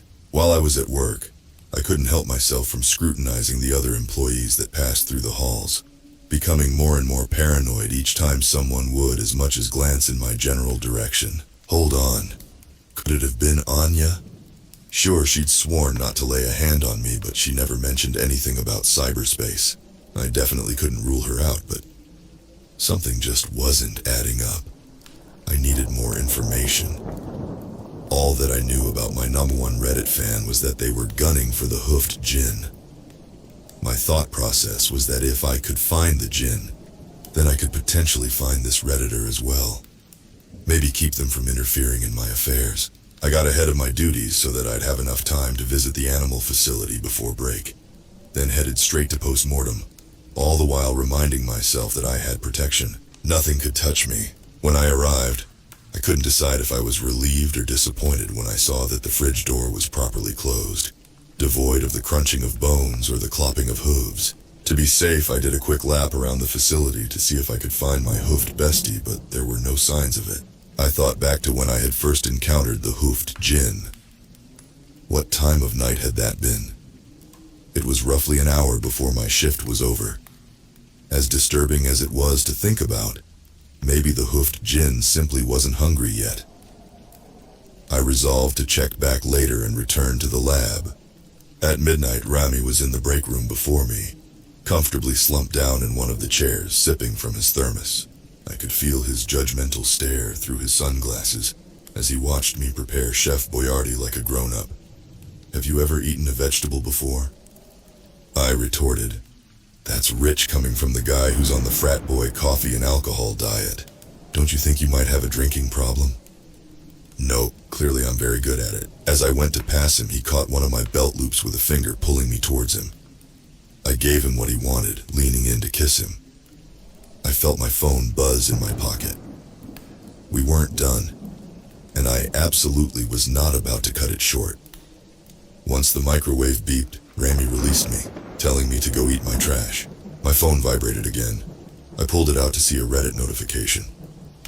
Silently, I prayed that it wasn't what I thought it was. As per usual, my prayers went unanswered. The ghoul shouldn't be a problem after tonight. Oh no. I quickly made up an excuse about an emergency in the animal facility, then promised to be right back. I flew down the stairs, hoping that the Redditor hadn't committed to whatever thrilling heroics they were planning. I didn't know what I was going to do once I got there. I just wanted to make sure that some chronically online dumbass wasn't going to get themselves killed. When I reached post-mortem, I found that the fridge door was open again, revealing the hoofed jinn as it slurped up a mouse's tail, like one would a spaghetti noodle. My stomach fluttered, threatening to eject the Chef Boyardee. Despite them both being jinn, The differences between the hoofed creature and Raimi seemed to be as distinct as the dissimilarities between Chihuahuas and Rottweilers. I'd seen Rami get blown away by shotgun shells only to appear unscathed mere hours later. Meanwhile, my encounter with the hoofed djinn had been a week ago, yet its chemical burns had only turned leathery, as opposed to disappearing completely. It was healing faster than me, but not by much. The hoofed djinn scowled at me, its rough, reddened skin making the creature resemble angry beef jerky. Its childlike voice would have been unnerving on its own, but became far more disconcerting when the words were punctuated with blood in its teeth. You again? Now that I found it truthfully, I wasn't entirely sure what to do. As stupid as it sounds, I hadn't thought that far ahead. I started stammering, and I honestly can't remember whatever dumb thing I was trying to say. Without warning, it lunged for me. My hands reacted before my mind could, shielding my face as the hoofed djinn's fingers grasped for me.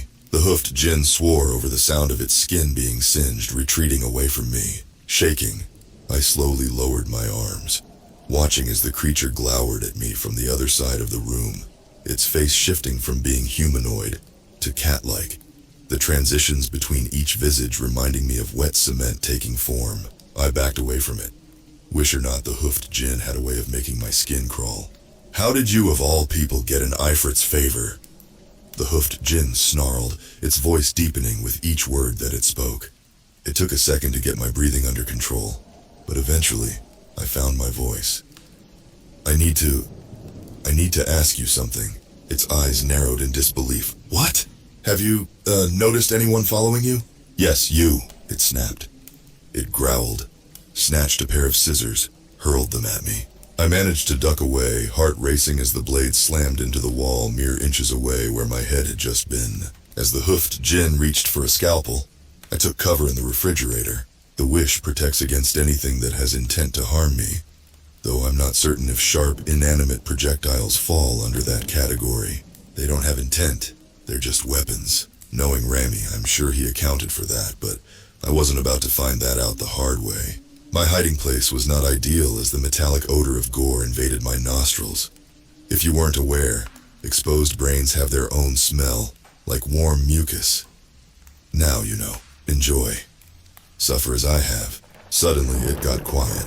The hoofed djinn had stopped its tirade. What? I didn't dare risk peeking out.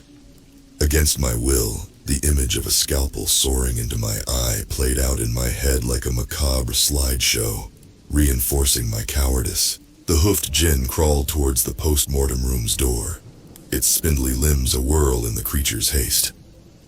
I felt myself crouching lower, anticipation making my breath quicken, dreading what could be on the other side. The door creaked open.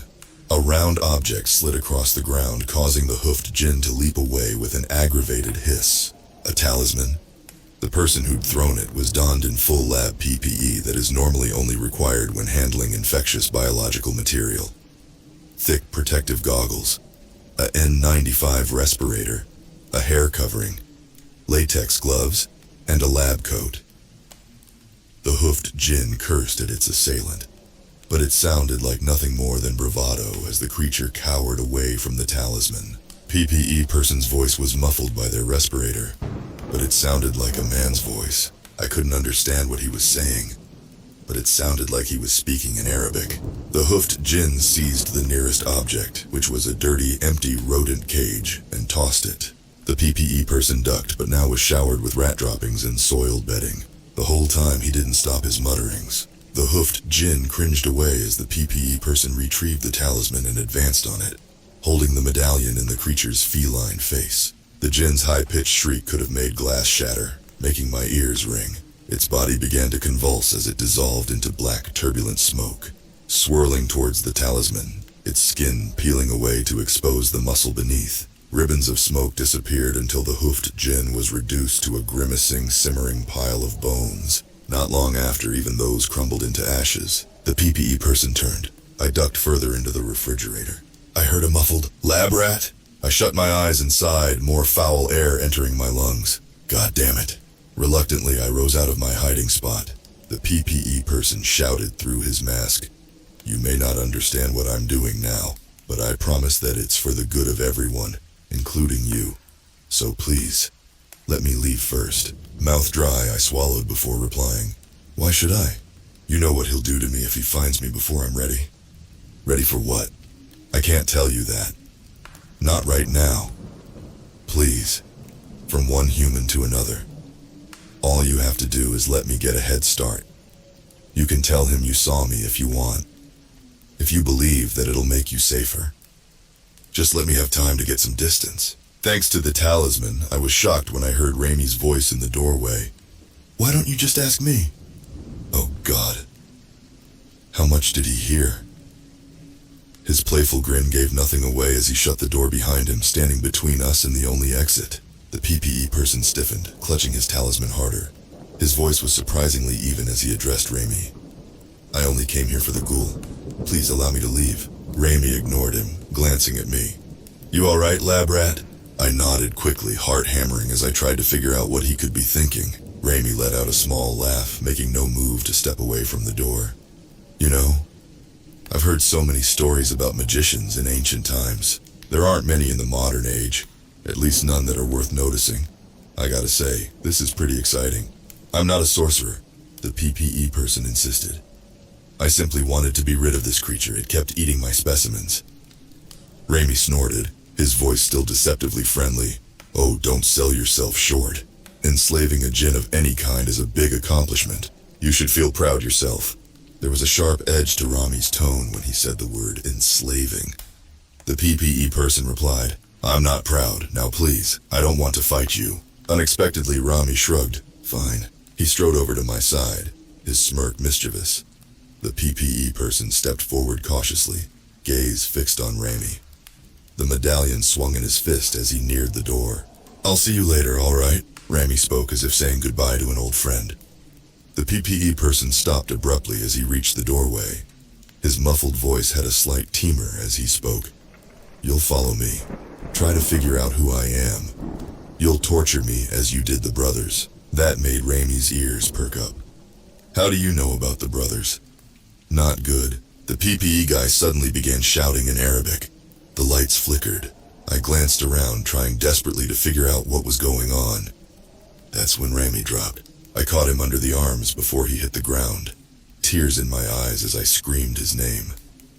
Black liquid streamed from his nostrils, tear ducts, nail beds, the corner of his mouth, the same substance that had come out of me when my voice was returned. The tar-like substance began to pool under him, flowing away from me as if averse to my presence. As the substance accumulated, it began to solidify, taking shape. I watched in a mixture of awe and horror as the mass grew taller. Bat-like wings unfurled from the viscous liquid, followed by a scorpion's tail. Sinewy arms took shape next. The hand tipped with nasty-looking claws which curled into fists. Animalistic, shining eyes glared down at me and the body I was holding.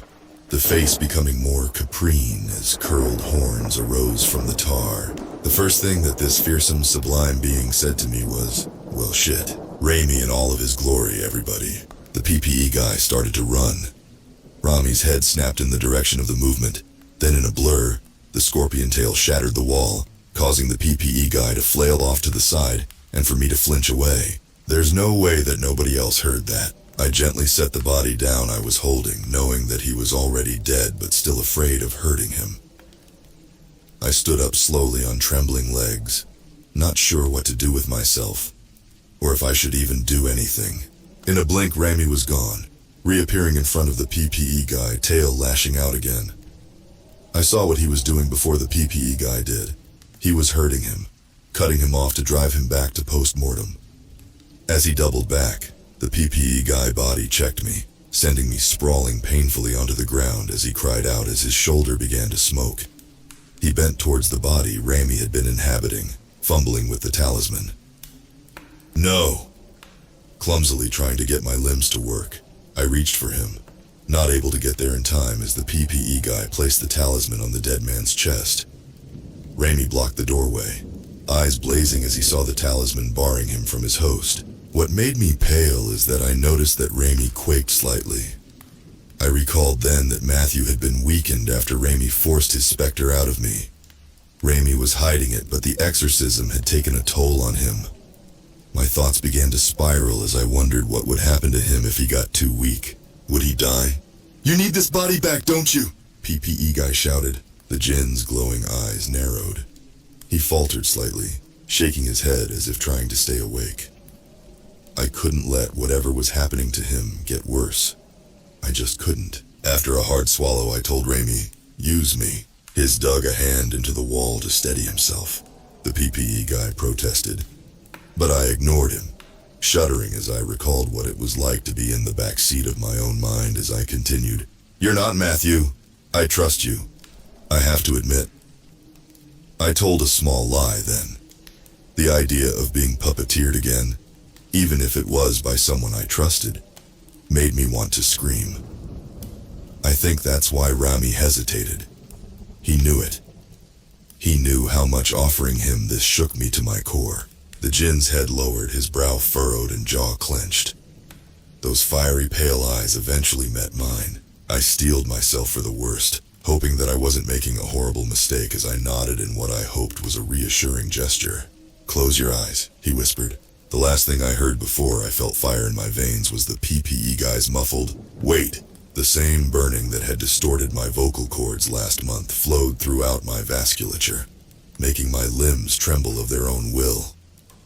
I opened my mouth to sob or cry out. I'm not sure which. However, by that point, I was in the back seat. Any screams I wanted to unleash would go unheard. Did it hurt like this for him? Did he even notice? Among my own anguish, I could sense something else. Rami. His ferocity, his pride, his power. All of that which made him overwhelmed me. Distantly, it occurred to me that it would be easy for me to lose myself. The inferno within kept me there. My eyes opened, revealing the PPE guy still standing over Rami's host. The room was brighter now, almost too bright. The blaze within my limbs continued to rage as Rami used my mouth to grin at the distraught masked man across the room. You want to be a hero, magician? When Rami spoke with my voice, it sounded far too confident and deep to have possibly been mine. His accent the biggest giveaway that I wasn't the one in control anymore. He stood slowly, his movements calculated, watching for any slip-ups from the PPE guy. Any signs of weakness for him to exploit, thinking of another human being as prey. It wasn't a good feeling. Rami used my voice to goad the PPE guy. Be a hero right now. Save Lab Rat. That's what you really want, isn't it? To feel like you're something special? I want your word, the PPE guy yelled, sounding terrified. I want your word that you'll let me live if I do this. He wasn't specific enough. There was a lot that Rami could do to him without killing him. Please don't. Don't use me to hurt someone else. But I can't control him. He'd already made up his mind. Of course, my lips said with an earnest smile. Just remove that talisman and we'll call tonight a stalemate. Sound good? The PPE guy cautiously, nervously picked the talisman off of the dead man's torso. Rami observed every moment, looking for some opening where he could get the talisman out of this man's hand. He intended to leave the PPE man a vegetable, trapped in his own body, unable to move or communicate. Rami, please don't make me do this. Wait, that was guilt. Rami felt guilty. After that brief moment of humanity, he stopped looking for opportunities. He let the PPE man leave this time, scanning him, committing every detail about his target to memory from his height to the way that he moved. He wasn't done with him. He would find this man later. Once the PPE man had left our sight, he approached his host, kneeling across the dead man's waist to lean in as if to kiss the cadaver. The black substance poured from my throat into the dead man's. The fires under my skin beginning to dull to a mere ache as Rami's essence poured out of me. I shuddered, feeling tears come from my eyes in reflex. I tested my fingers, feeling that my hands were mine again as I weakly pitched forward. Rami's arms clumsily embraced me as I collapsed on top of him. I think he was trying to catch me, but he wasn't faring much better than I was. He was barely moving.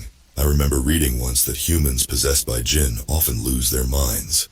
While I think I'll recover in time, at least I hope I will, it's easy to see why that would be the case. Being in the back seat of your own consciousness is only one component of it, though that is maddening enough on its own. Rather, it was the contrast between his spirit and mine was what was getting me. He was a being of fire in every sense of the word, ready to consume all in his path and more than capable of doing so. I'd felt his power. It had radiated throughout both of us, devouring me from the inside out. And then I was just me again. Hollow. Slowly, I rose off of him. Well, I tried to. I fell off to the side, not having the strength to stand. There were footsteps outside the door. The other vet techs had heard the commotion and seen the destruction. With great effort, Rami got himself to sit up. I was surprised to see that for the first time. He truly looked dead. Dark shadows lined his eyes. The luster was gone from his dark hair. His brown skin had a ghoulish gray hue to it. He closed his eyes to hide their shine from the approaching vet techs. Alarmed, they all demanded to know a million things at once. What happened? Are we okay? Was it terrorists? I thought of a lie before Rami did. Structural collapse. I don't know if they believed me, but what other explanation could there have been? The building was getting old, and there had been water damage to one of the offices, so it wasn't too far-fetched. I wouldn't let them call an ambulance for us, citing that I couldn't afford it since I hadn't paid off my deductible yet. One of them insisted on driving us both, seeing how dead Rami looked. I have anemia, Rami explained. It looks worse than it is. It took a lot of storytelling and arguing, but eventually we got them to let us leave on the condition that we had to promise to go to the ER afterwards. We didn't. Since we were both exhausted, we agreed that it would be best to get some sleep and discuss everything in the morning. At what point does someone give up on coffee and start smoking crack? I'm joking, but that's where I'm at. I keep telling myself that this extra shot of espresso will fix me, and it never does. The emptiness I felt after the possession was over hasn't fully subsided. It's difficult to describe, but at first, it felt like I'd lost something, though I was not entirely sure what it was. While Rami was passed out in my bed, I examined myself, trying to figure out what was missing.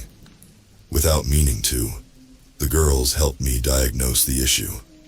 Siri was slapping Connie in the face, while the goat stared at me helplessly, silently pleading for me to save her from this vicious bully. Before being burned out, my heart used to swell with adoration any time the two animals did absolutely anything. I still felt that love warming my chest, but it was reduced to a muted flicker, like a bud trying desperately to bloom only to stagnate as nothing more than a partially formed flower. I rescued Connie by picking her up, much to Siri's disappointment. I kissed the goat's head as I wondered if I'd ever feel like a whole person ever again. I should have been grieving, but even that was cut down to a mere ache in my throat. I focused on it, trying to scratch the surface, yet the edge of this anguish stayed dull. Even feeling terrible would be better than being a husk. Was that all that I was now? A shell? I hugged my little goat closer. When Rami didn't wake up after 12 hours, the only glimmer of anxiety that my numbed heart could manage drove me to check on him. I tapped on the pile of blankets until they shifted to uncover one eye gleaming from the cocoon. "I'm alive," Rami rasped, then sighed before adding, "against my better judgment." I nodded, settling down next to him. "Yeah, me too." The blanket cocoon absorbed me. At this point, it hadn't been one full day since he'd been exorcised. Rami's skin still had a deathly gray cast to it.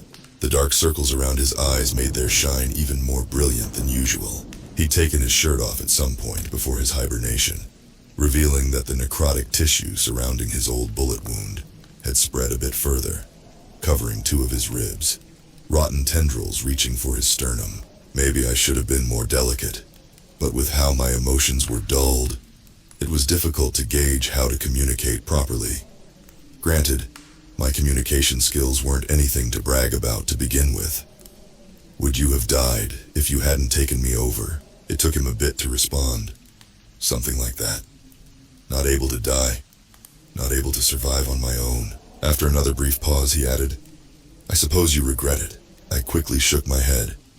"I don't regret it at all. You needed me. I couldn't let that happen to you." It was true. As much as I felt like a stranger within my own skin after the fact, I knew I wouldn't have forgiven myself if I'd let him fade away like that. He pulled me closer, burying his face into the crook of my neck. Without thinking, my head and heart a mess, I admitted that the events of the previous night had been my fault. That I'd led the PPE guy right to us. I was scared of you when I first saw you, I confessed. I didn't know what else to do, and it just kept going. Raimi kissed my neck lightly as he whispered, "I know." Before I could ask how, he continued, "It was in your head yesterday. You're not mad?" His shoulder rose in a small shrug. "Nope. I don't appreciate that you hid it from me, but there's nothing that can be done about that now." When I asked if he wanted me to stop posting, he said he didn't care, just as long as I kept his real name, and where we were a secret. A perfectly reasonable request. All in all, that part of the conversation went far better than I'd ever thought it would. Speaking of the PPE guy, I inquired about what that jackass had done to the hoofed djinn. Raimi tiredly answered, "The ghoul is his servant now. Self-proclaimed sorcerers think that capturing a djinn makes them hot shit. I hate that this was the first thing that I thought of, but I'm me. Kinda like Pokemon." Raimi raised his head, letting me see that he was frowning. After a long exhalation, he said, "I know I'm going to regret asking this, but what are you talking about?" "Oh no. Time to ramble." "Well, they go after djinn to use them, particularly your elemental abilities, right? This PPE guy went for the hoofed djinn, and I think he wants to try to go for you at some point. Because, gotta catch 'em all." Raimi shook his head at me, chuckling at me. "You're such an idiot, you know that?" Smiling like the insufferable dork that I am, I added. "But you're more like an Entei, something legendary. Definitely not a Jigglypuff. I have no idea what either of those are, so I'll just take your word for it. So, there you go. My emotions may be broken, but my terrible sense of humor is still well intact. Oddly enough, that gave me a sliver of hope that I hadn't lost myself entirely. That for better or for worse, despite everything, I was still me. I didn't remember dozing off, but when I came to, the light was golden outside. Groggily, I tried to figure out if it was sunrise or sunset, as well as what year it was. Raimi was sleeping peacefully next to me, Siri curled up in a ball between us. Not having the energy to cook, but hungry, I opted to run to the convenience store to get something, taking care not to disturb either of them. Siri opened an eye, but was back to dreaming of harassing rodents in no time. Raimi didn't react at all. Before anyone asks, no, I still haven't gotten my PT Cruiser's back window fixed. With all that's been happening, it's become an afterthought. Over time, I've gotten used to the sound of plastic flapping in the wind. If you keep your standards low for life, you can go nowhere but up. With how drained I felt, the drive went by in a blur. I simply remember arriving. As I pulled into a parking spot, I felt my phone buzz. Take a guess who it was. The Reddit message said, "I didn't mean for things to get so messed up. I genuinely am trying to help. You'll see that in time. Jackass." I decided right then that the best thing I could do is block him. He'd already used my posts against me once. He didn't need any more opportunities to do it again. With that taken care of, I went inside to see what cheap convenience store food awaited me. As I wondered what a pizza dog was, I had the sensation of someone's intense gaze upon my back. Anya looked surprised when I turned around. "You're still you. Who else would I be?" she curtly explained. "You smell so much like him that I thought you were taken over." "What would it matter to you if I was?" I questioned flatly. "I just don't like surprises, especially when they're in the form of Jinn masquerading as someone as non-threatening as you." I was tired, not in the mood for her nonsense at all. Without giving her any warning, I took a chance on the pizza dogs and marched to the checkout. Naturally, this irritated her and she demanded to know where I was going. I didn't bother answering. The poor cashier was pretending like she didn't see me, pointedly ignoring the woman glowering at my back. What was Anya going to do about it? Try to bite me again? Follow me home? I was too exhausted to care. Let her try and get burned. She tailed me out the door, hissing so that nobody would overhear. Was the collapse in the animal facility because of you? It had to have been. Against my better judgment, I finally snapped. Who cares? Anya's hand lashed out to encircle my upper arm, stopping me right outside my PT Cruiser. Her hand didn't get cooked. She spoke through clenched teeth in a clipped tone, as if what she was saying caused her physical agony. I need something that I'm pretty sure that only you can get for me. I'll owe you, all right? Okay. That was unexpected. From what I could tell, things like her and Rami took debts seriously, especially blood debts. However, Anya had been deceptive the first time I'd accepted an offer from her. She'd used ignorance of how such deals work against me. I knew a bit more than I did before, but I wasn't an expert, far from it. My curiosity probably will kill me someday. After deliberating for a bit, I furrowed my brow at her and uttered, "No tricks. Tell me exactly what you want and why you want it, or I'm gone." "Fine," she agreed. Before continuing, she averted her eyes from me, her jaw clenched. "My ex-husband has been hiding behind offerings. I'd like you to remove them for me." I was about to ask her to clarify when I remembered something from my churl research that made my scorched heart sink a bit. I didn't bring it up before in my previous overview of them simply because it wasn't important at the time, so I'll share it with you now. According to Southeast Asian folktales, a woman may transform into a churl if she suffers what is considered to be a cruel or unjust death. This includes neglect or mistreatment by the men in their lives. A woman could also transform if she died during childbirth or menstruating, as it was believed that a woman was impure during these times, which is profoundly fucked up. In short, it was safe to assume that Anya's marriage hadn't been a happy one. "Why do you want me?" I questioned, trying to sound a bit less harsh. My nerves may have been fried, but that didn't mean that I had to turn into a complete dick. "Don't you hate me?" With a rude snort, she replied, "I don't care enough about you to hate you. Contempt is a better word. Use whatever word you want. Why me?" She shook her head almost imperceptibly, as if she couldn't believe that the following words were about to leave her mouth. I'll admit it. Luring me to distract that trigger-happy redneck was clever. Annoying, but clever. I'll need that same type of resourcefulness to deal with my ex-husband. That, and you're so baby girl, that he wouldn't see you as a threat. That definitely didn't sound promising. Anya's gaze was back on me. "So will you accept?" I rubbed my eyes from under my glasses. On one hand, this wasn't my business. I didn't need to be involved in Anya's nonsense. Then I thought about how weak Rami was right then, and consequently, how I felt like an empty void had opened up in my chest. What if neither of us got better? What if this was just who I was now? Carefully I asked, "What kind of favors are you capable of performing?" That seemed to pique her interest. "Tell me what you have in mind, and I'll answer truthfully if it's doable or not." Knowing that he'd be safe in the house, I told her that Rami had been exorcised.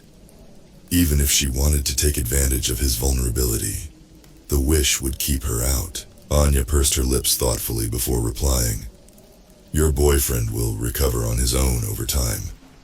I could help, but I doubt he'd let me." Her eyes scanned me for a moment before she added, "The same goes for you." Well, that shot my next inquiry in the face. She must have noticed I was at a loss because she then asked, "Who performed the exorcism?" When I told her that I didn't know, a big smile appeared on her face. "Would you like to find out?" Well, there it was. Something helpful. Her smile grew.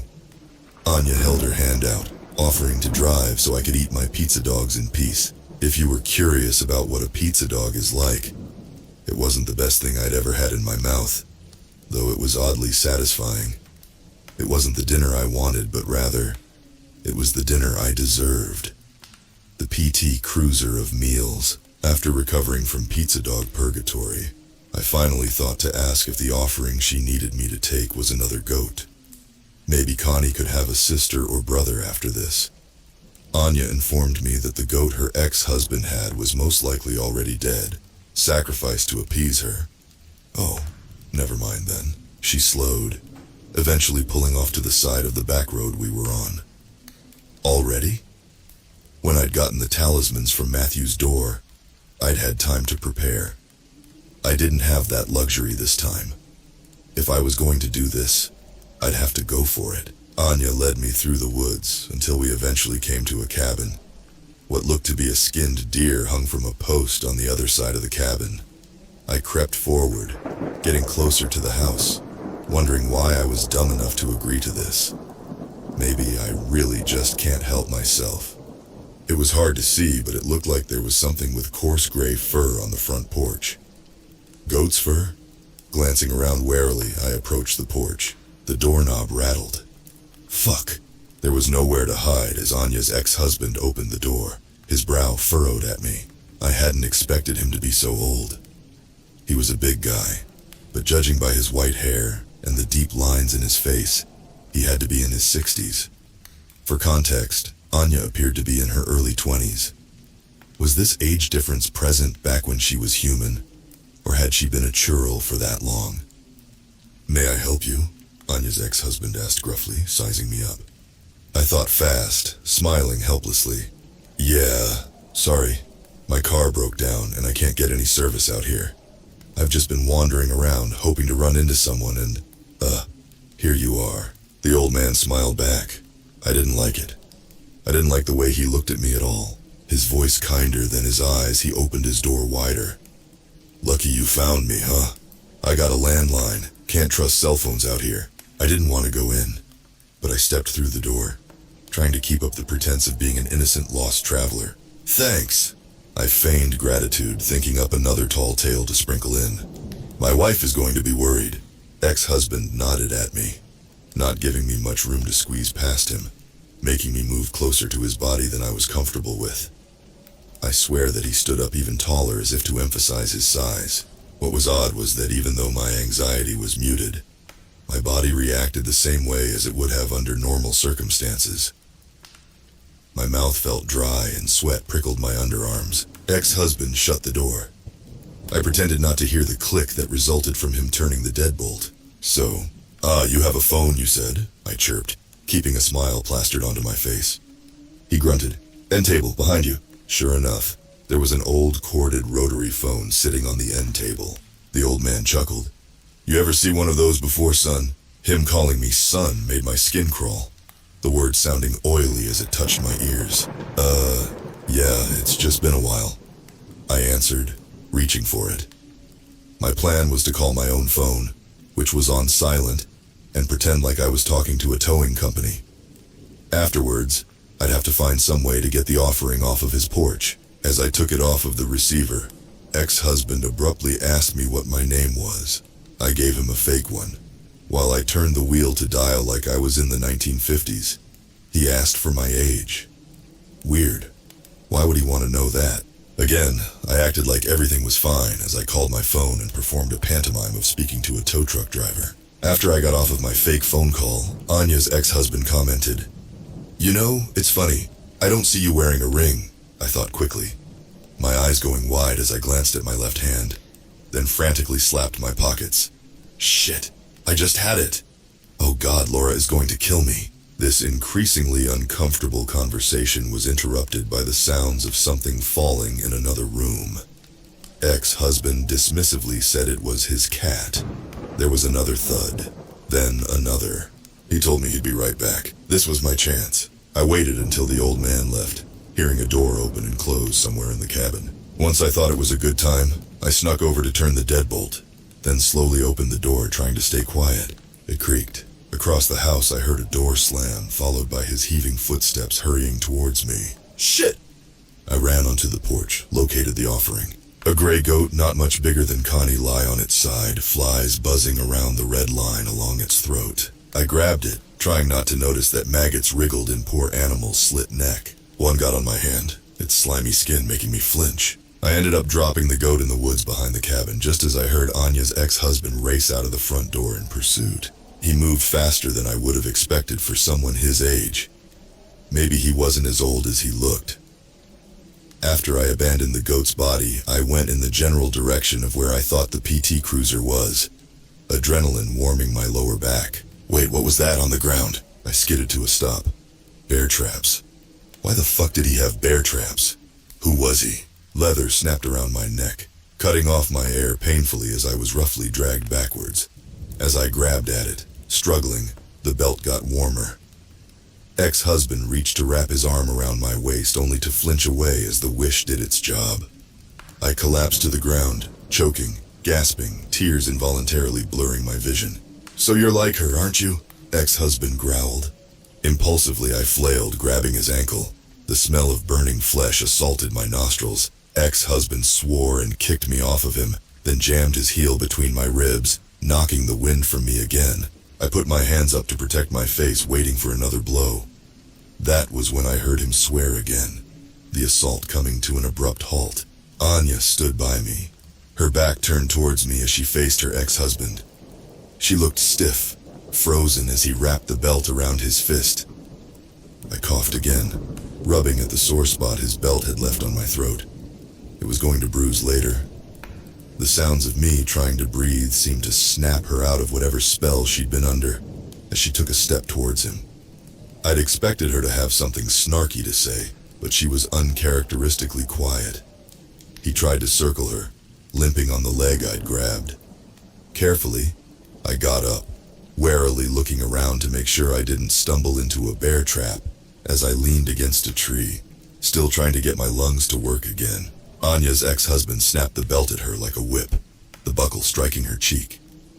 Anya's head turned to the side from the impact. I saw the exact moment that something snapped within her.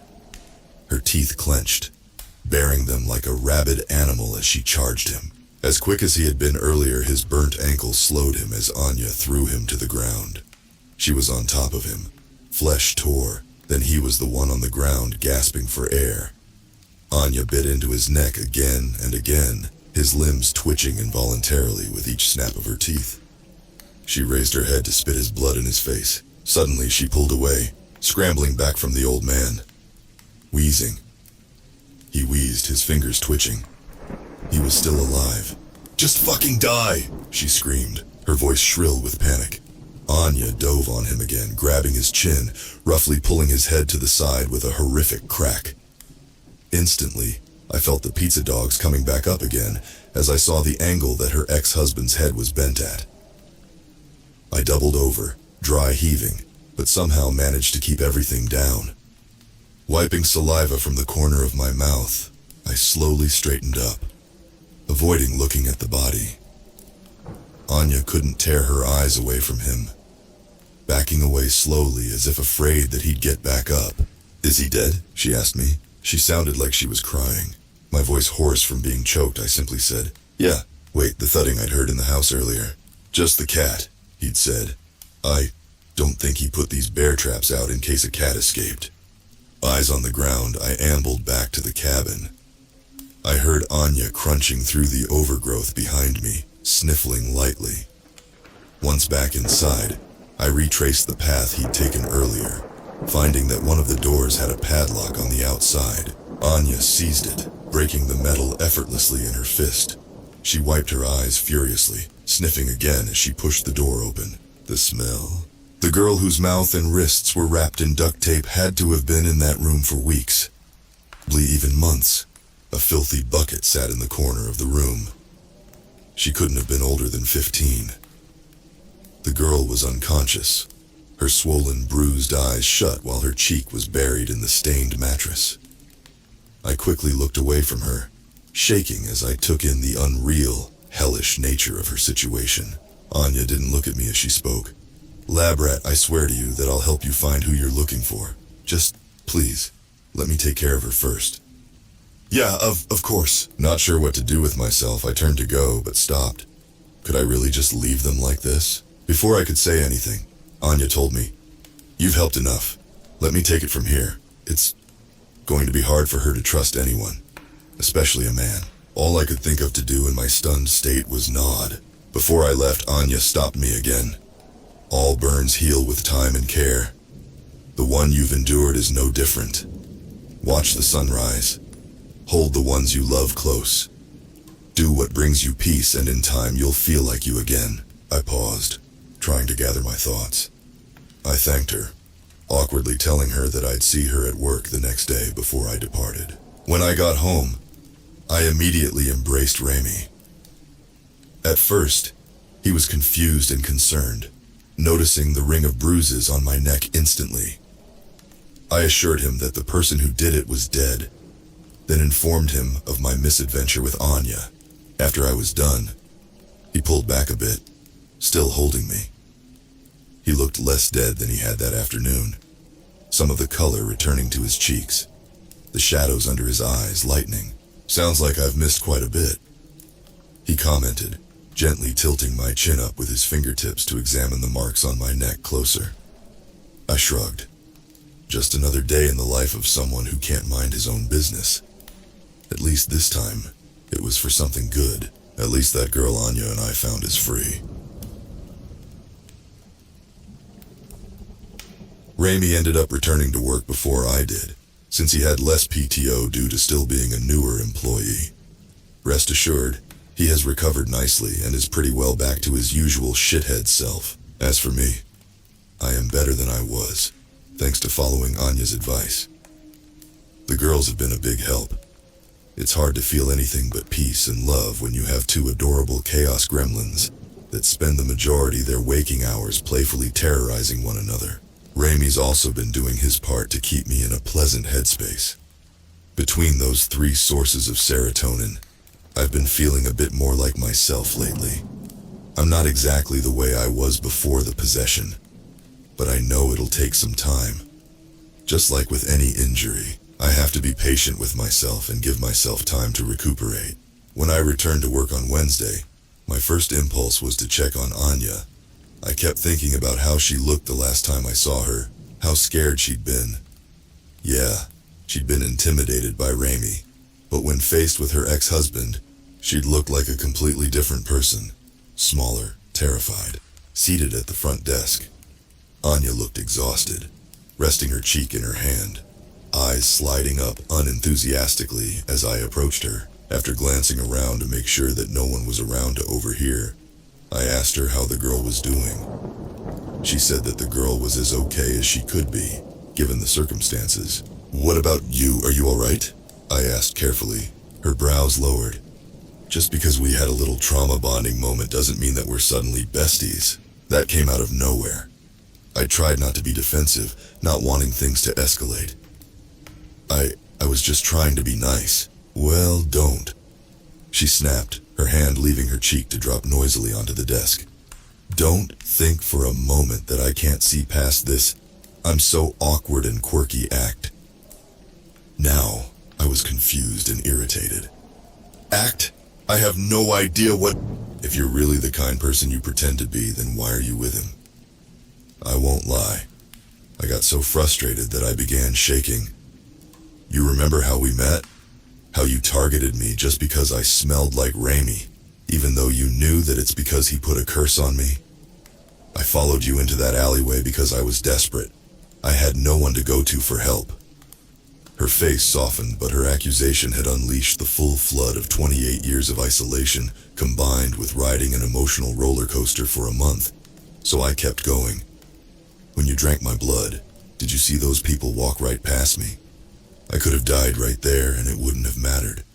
No one at this lab would have batted an eye except for Rami. I'm not going to sit here and pretend like he's a fucking saint, because we all know that's far from the case, but at least he gives a shit. That's more than what I'm used to. Anya shrunk down into her chair, crossing her arms as she avoided my eyes. After a bout of uncomfortable silence, I stammered, "So, about finding that guy?" Still not looking at me, she curtly replied, "I'll meet you in the break room at midnight." I couldn't get away from her quickly enough. After facing the embarrassment that comes from dumping the burden of your own bottled-up vulnerabilities onto someone else, I would have rather been anywhere else, including my own grave. Once it came to be about that time, Rami arrived in the break room a few minutes after me, a victorious grin on his face. We're finally getting a new copier. I think I'm getting to know him too well.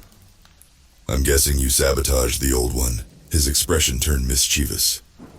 You can question my methods all you like, but you can't deny that I get shit done. Can't argue with that logic. Anya's voice floated in. Sounds like your life motto. As soon as I heard her, an acidic discomfort seeped into my chest at the memory of our earlier confrontation. Raimi didn't even glance her way, taking the seat next to me, resting an arm around the back of my chair. Anya pressed her back against the door to the break room. I wasn't sure if this was to ensure that no one would interrupt us, or if she simply wanted as much distance between herself and Raimi as possible. I found my voice, muttering that Anya was going to help us find the PPE guy. Anya quickly cut in. Not us, lab rat, just you. Is she serious? Raimi sighed. Really? I thought we were past this. My deal was with lab rat and lab rat alone. What are you afraid of exactly? His smirk was devious. I agreed to your truce. I'm not going to do shit to you. Unless you're planning to break it, of course. I cut Anya off before Raimi could bait her into a fight. Whatever we find, I'm gonna tell him anyway, so the both of you just need to quit. She took a deep breath as if to collect herself before saying, Can we at least have a 5-minute head start? There's something I need to tell him. Raimi glanced at me, silently asking me what I wanted. Reluctantly, I agreed to it. He shrugged a shoulder, saying he'd catch up to us, stating that he wanted to caffeinate before our search anyways. As Anya and I headed down to the animal facility, she did something I never would have expected from her. She apologized. Sort of. It was the flavor of apology that you can only receive from someone who is not accustomed to giving them, or someone who's had admissions of guilt weaponized against them in the past. I misjudged you, she uttered, like pulling the words out was akin to prying out her own teeth. I accused you without knowing the extent of your circumstances. I didn't say anything. I didn't know if I should. Tense silence followed until she continued. I know what it's like to be desperate, to have no one to turn to trust the wrong people. We've got that in common. This prompted me to reply, What makes you so sure that Raimi's the wrong people? As someone that's also afflicted with an attraction to men and seems to be more experienced in that area than you are, that Jin is a parade of red flags. I frowned at her. That's why you wanted to get me alone? To give me a half-assed apology and unwanted dating advice? She stopped in her tracks suddenly, grabbing my sleeve to make me slow down as well. I'm not good at this, all right? She trailed off, shaking her head with her jaw tight. I attempted to stomach my own discomfort and irritation, trying to see things from her perspective. I hazarded a guess. Are you worried that Raimi's like your ex-husband? Her eyes lowered. Seeing that horrible old man again must have done a number on her. Perhaps too late. I realized then she wasn't acting out of malice, but trauma. Even though she had her revenge, that wasn't going to magically erase the horrors that she'd endured to have made her the churl that she was. I hope I said the right things. Though it probably would have been better if I hadn't tripped over my words the entire time. I appreciate that you're concerned about me. I know you two didn't make very good impressions on one another, so I can see why you'd think the worst of him. But he does care about me. He's fucking weird, alright? I mean, so am I, but she suddenly interrupted me. If anything goes bad between you two, promise me that you'll tell me. That shocked me. As I gaped at her like an idiot, she quickly added, Not saying that anything bad will happen or has happened, but just in case, I'm here, bro. The word bro hung uncomfortably in the air between us, sounding so horribly tacked on that I almost wanted to laugh at the absurdity. Nodding, I said with equal awkwardness, Okay, bro, so I guess we're bros now. Supernatural bros. God, I need to be lobotomized. Navigating around caution tape sectioning off the area Raimi had destroyed, I led her to post-mortem, telling her that this was the last place we'd seen the PPE guy. Her gaze swept the room. Subtly, I heard her sniff, tilting her chin up, trying to get the magician's scent. It's hard to get anything in here, she eventually said. Where did he run to? I guided her into the hallway. Anya knelt onto the ground, one of her backwards feet escaping the coverage of her long dress. 5 minutes must have passed since we'd left the break room, but it felt like it had been longer than that. In a blink, Raimi was leaning against the wall next to me, observing Anya as she did her thing. Chemicals, she eventually said, straightening up. So many chemicals. They obscure his natural scent. And what does that mean for us? Raimi questioned coolly. Her impish smile made its return. Chemical smells tend to linger better than organic ones. She turned, seeming excited, not waiting for us as she marched down the hall. Raimi and I shared a glance, then followed her, me having to jog like a little kid to keep up with the two entities. We ended up in the same chemical storage room where I'd fended off the hoofed djinn the first time. She made a beeline towards the PPE cabinet, seizing one of the communal pairs of goggles while we lingered in the doorway. He wiped it down, she announced, holding the goggles to her nose. But not well enough. We were off again, this time to the elevator up to the second floor, which was where most of the upper management was located. Our final destination ended up being an office, the placard indicating that it belonged to a project manager, Omar Al-Mazri. He was seated in front of his computer, a headset on, most likely in a conference call that he clearly did not want to be a part of. Instantly, I turned around, not wanting to be spotted. Raimi appeared to have the same idea. He'd fucked off back to the break room. When we were alone in the elevator again, I asked Anya if she was sure that Omar was who we were looking for. She shrugged, simply saying that was where the scent trail had led. I remembered exactly what Raimi wanted to do to the PPE guy once he found him.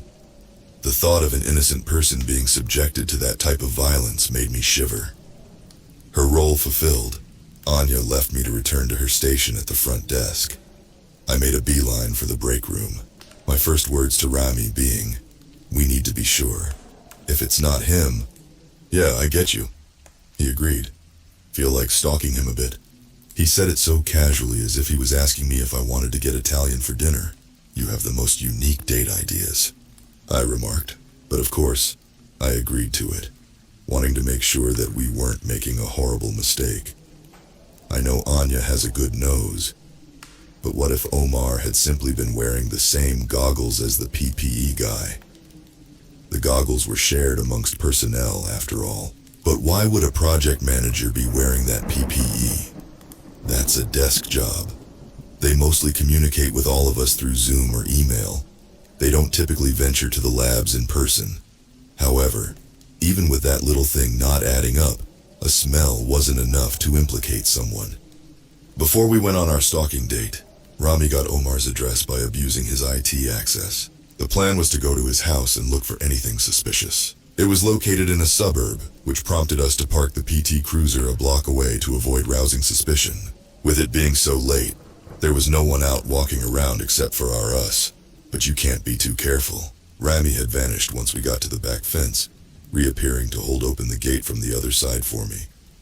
Omar had an in-ground pool, the lights from which bathed the patio in a serene blue glow. That made me wonder bitterly about how much this dude must make to sit at his desk and send emails all day. Definitely more than Raimi and I did. "I can't get into the house," he informed me. "You know what that means. Talisman. I'll look for it," I offered before he could say anything more. He looked astonished. "That didn't take any convincing," I explained. "He's the only one that I've seen that can actually hurt you. After seeing you like that, I just don't that to happen to you again." With a strange, soft look in his eyes, Rami cupped my jaw, pulling me into a deep kiss. After we came up for air, he stayed close, his eyes shut, forehead resting against mine. With great reluctance, I whispered, You should probably let me go before Omar gets home." "Probably." He assured me that he'd be outside if anything went wrong, seeming just as hesitant to release me. As I used my debit card to break into Omar's house, my last neuron announced, "Now that I've been gay, it's time to do crimes." This is your brain on 2018 Tumblr, kids. And if you're wondering how I know how to pick locks, it's because I'm a dumbass that's locked myself out of my own home more times than I care to admit. No cool explanation or dark criminal past for me, just pure idiocy. Once I was inside, I steeled myself, taking a deep breath before exploring the place. Using my phone flashlight, I slowly searched around the living room, then froze when faced with a stiff, gangly figure in the middle of the living room. The hoofed djinn. I hurried to turn my light off, but then promptly realized that it wasn't reacting to my presence at all. It was standing with its head bowed towards the floor, long bony arms dangling by its sides. It reminded me of a broken doll that had been left propped up by the child that had destroyed it. Gingerly, I approached the stationary djinn, trying to swallow back the lump that had appeared in my throat. Deep scratches lined its arms. As I followed the scrapes down to its fingers, I noticed that its fingernails were cracked, darkened with dried blood. It had self-immolated. When I leaned down a bit to look at its face, I saw that it had clawed at its cheeks as well, leaving ghastly trails from just beneath its lower eyelids to its jaw. Is this what happened to jinn that have been enslaved? Do they lose their minds? Or did Omar make it do this to itself? As I observed the hoofed djinn in its mutilated state, it remained completely immobile. Afraid to turn my back to it, I sidled away, keeping the creature in my sight as I found a set of stairs leading to the second floor. Instantly my heart sank. In elegant calligraphy, scripture was painted onto the wall, the characters similar to the ones that Matthew's simple wooden medallions had inscribed on them. The entire wall was a talisman. Under my breath I uttered, "You've got to be kidding me." Could I cover it up somehow? Would defacing it remove its protection from the house? Even though I'm not religious myself, the idea of vandalizing something sacred didn't sit right with me. Maybe I could just use a pen to change one of the characters up ever so slightly. That wouldn't be too disrespectful, would it? If I'm wrong about that, please forgive me. The hoofed djinn continued to remain still as I went back into the kitchen, thinking I had seen a set of dry erase markers on the refrigerator. I passed the patio, seeing Ramey's eyes reflecting the pool lights from where he'd reclined on a lounger outside, watching me through the window. After retrieving a black marker, I headed back towards the scripture on the wall.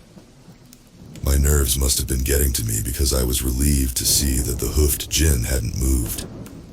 I had expected it to be gone when I returned, stalking me from somewhere else in the house. I went up to the middle of the stairway and uncapped the marker, unsure if I was doing something blasphemous. A tortured wheezing noise from behind me was the only warning I had before the hoofed djinn suddenly came to life. Its movements were twitchy, jerking along as if its limbs were acting independently of their owner's will. Its insect-like movements brought it to the bottom of the stairs, blocking me from going down. Mouth dry, I pressed the marker into the wall, apologizing silently as I quickly added a small tail to one of the characters at the end of the scripture. Hopefully that'll be enough to change the meaning. As the hoofed djinn drew closer, I gritted my teeth, heartbeat echoing in my ears as I held my ground, putting complete faith in my second wish. Its slender fingers stretched towards me as its hooves thudded on the stairs. In a rare bout of courage, or possibly dumbassery, I smacked its hand away. The smell of burning skin assaulted my nostrils, but the hoofed djinn pulled me away from the scripture, its flesh beginning to bubble as it held on to me. Throughout the duration of this, it remained speechless, its face devoid of expression. As I tried to pry its wiry wingers off of my wrist, my hand slipped with a wet ripping sound that I will never forget for as long as I live. I was holding a strip of the hoofed djinn's melting skin. Gagging, I threw it away from me, still struggling to get free of the creature's grip. Its flesh continued to redden to a sickening shade of crimson. I kept pulling, trying to ignore the feeling of its skin peeling off from the bone as I tried to get it off of me. The entire time it was still silent.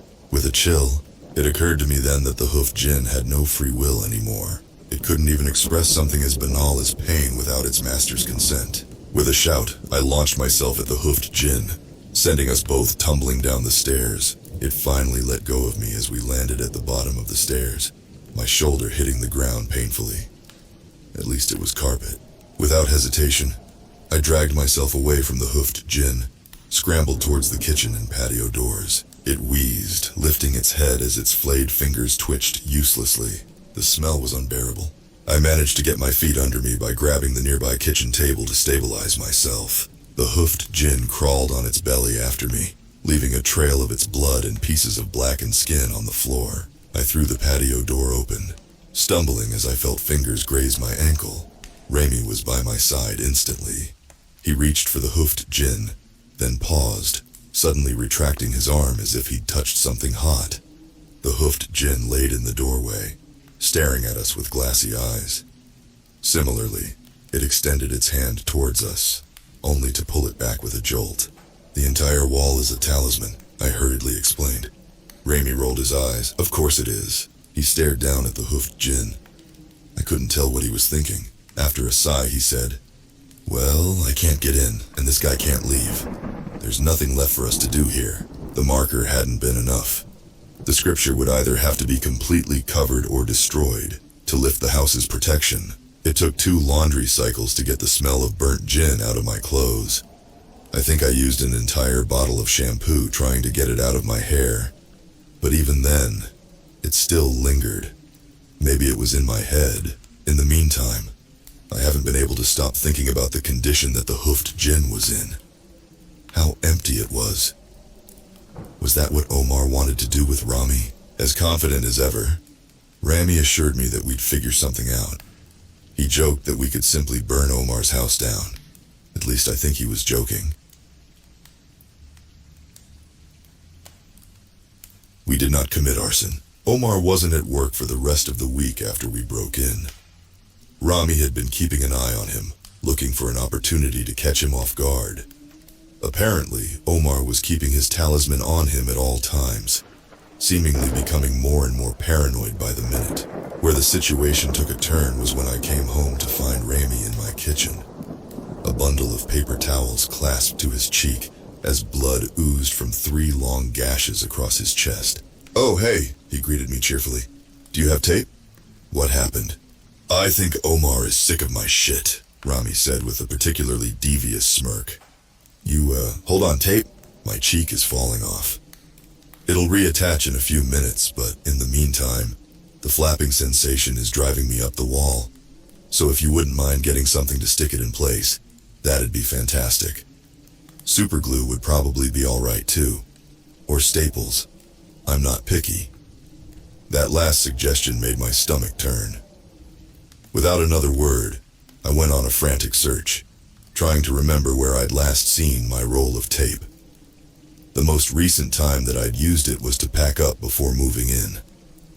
I ended up finding it on the bathroom floor of all places. Siri must have been batting at it. I couldn't look as Rami taped the skin over his cheekbone back into place. Once he was done, he looked down at his shredded torso, muttering that he was glad that he'd worn a shirt he didn't care about. Naturally, I had questions.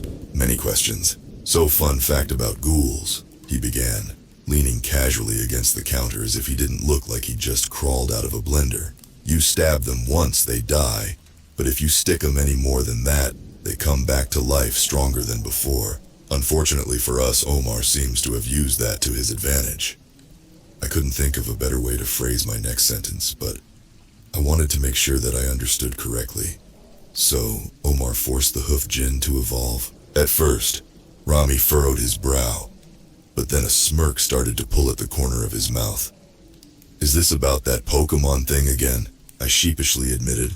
"Yeah, sorry, it's my best reference." He chuckled softly with a shake of his head.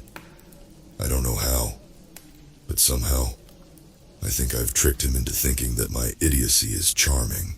"Anyways," he continued, "yes, the ghoul is stronger now. It's not going to be as easy to get rid of it."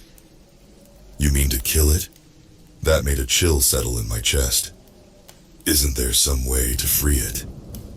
"Sure, kill Omar, steal his talisman, release it from servitude ourselves. Was that all?" Easier said than done, especially since the hoofed djinn apparently got an upgrade. I know that thing tried to eat me and seemed to hold a grudge about me having the audacity to defend myself. But when I saw it in Omar's house, it had been sapped of any cognizance. It was reduced to a marionette of flesh and bone. Nothing deserves that, truthfully. I also couldn't stop thinking about if the same thing were to happen to Rami. The idea of everything that makes him being siphoned out simply to make him nothing more than a weapon. Was that what Omar's goal was? To use both jinn as weapons? Or was he planning to just stop with the hoofed one? My troubling thoughts must have shown on my face because Rami added, "We'll make it happen, all right. We'll only put it out of its misery as a last resort. Sound good? I agreed. Without warning, he then ripped the tape off of his cheek. To my relief, it stayed in place, with only a jagged pink line left to indicate where the injury had been. Soon enough, even that would disappear. He ran a hand through his hair thoughtfully, frowning when he found a lock that was clumped together with blood. It's on its way for round 2, so I'll try my best to incapacitate it. In the meantime, Omar will be unprotected. Round 2? The now too familiar sensation of dread settled in my gut. I asked how he knew that the hoofed djinn was coming. He'd gotten the ghoul to bite him and was using the same sixth sense that we had for each other to keep track of its whereabouts. I'm guessing while you're dealing with the hoofed djinn, you want me to... I trailed off, not wanting to finish that thought. Noticing my hesitation, Raimi said, "You don't have to kill Omar. All I'm asking you to do is get in, cover up the wall, get out. Then you can leave the dirty work to me. All right?" I took a deep breath before stammering. "You know, I'd appreciate it if you could tell me in advance when you've got an evil scheme. You might be a walking Nokia, but I need some time to prepare myself before getting into this kind of shit." He snorted. "First I'm a Pokemon, now I'm a cell phone. You give me the most romantic pet names, you know that? Raimi." Okay, it was a last-minute thing. The ghoul came at me, I saw an opportunity and I took it. It's called thinking on your feet. I sighed. "You're so..." A playful glimmer appeared in his eye as he came forward to pull me into him. "I'm so what?" "You're a shithead, is what you are," I replied, setting my hands on his shoulders. "You're on a roll with these nicknames," he whispered before leaning in to trace his lips along my throat. Unable to think of anything even remotely intelligent to say, I lifted my chin up for him. Connie picked that moment to hop over, staring up at us, her little head tilting up and down, as if we were confusing her. I stared back at her. She bleated. I don't know if it was from nerves or her impeccable timing, but I burst out laughing. Raimi smiled down at her. "Do you mind?" She bleated again. I think that was a no. The moment was spoiled when Siri began to growl. Her back was arched, eyes slitted towards the door, her fur on end, ears back. Connie had begun to back away from the front door as well, low to the ground. A tall, skeletal silhouette was visible in the doorway, its head tilted as if listening for us. Hold on. Was the hoofed djinn taller than I remembered? Raimi sighed. "Time for me to go greet our guest." He exited through the side door. The silhouette's head snapped in his direction. Then with a screech that made my teeth clench, it disappeared. With a shaky hand, I peeked through the blinds, seeing only brief glimpses of Raimi's eyes from the direction of the lake in the early morning darkness. If the hoofed djinn was that quick after Omar evolved it, I'd have to wait until they got a good distance away before it'd be safe enough for me to make a break for the PT Cruiser. Taking a shuddering breath in, I held my keys tighter in my grasp. I hadn't seen anything for a while. Did that mean it was safe? Steeling myself as best as I could, I threw the door open and dashed for the car, not giving myself the chance to look around like a scared rabbit. I don't know if it was paranoia or premonition, but I had this odd feeling that if I hesitated even for a second, that would be it for me. I got to the car, locked it, and started it in a matter of seconds. But that wasn't fast enough. When I pressed on the accelerator, the PT Cruiser's wheels spun as if the car was caught on something. No. The plastic wrap covering my broken back window ripped. Instinct told me to duck, and not even a second later, a bony hand brushed against my hair from behind, barely missing me. In retrospect, I think what happened was that the hoofed djinn was holding my car in place with one hand, using the other to try to pull me out. It had gotten that strong. The hoofed djinn shrieked, and the car rocked violently as its hand was suddenly withdrawn. I threw the car in reverse and stepped on the accelerator again.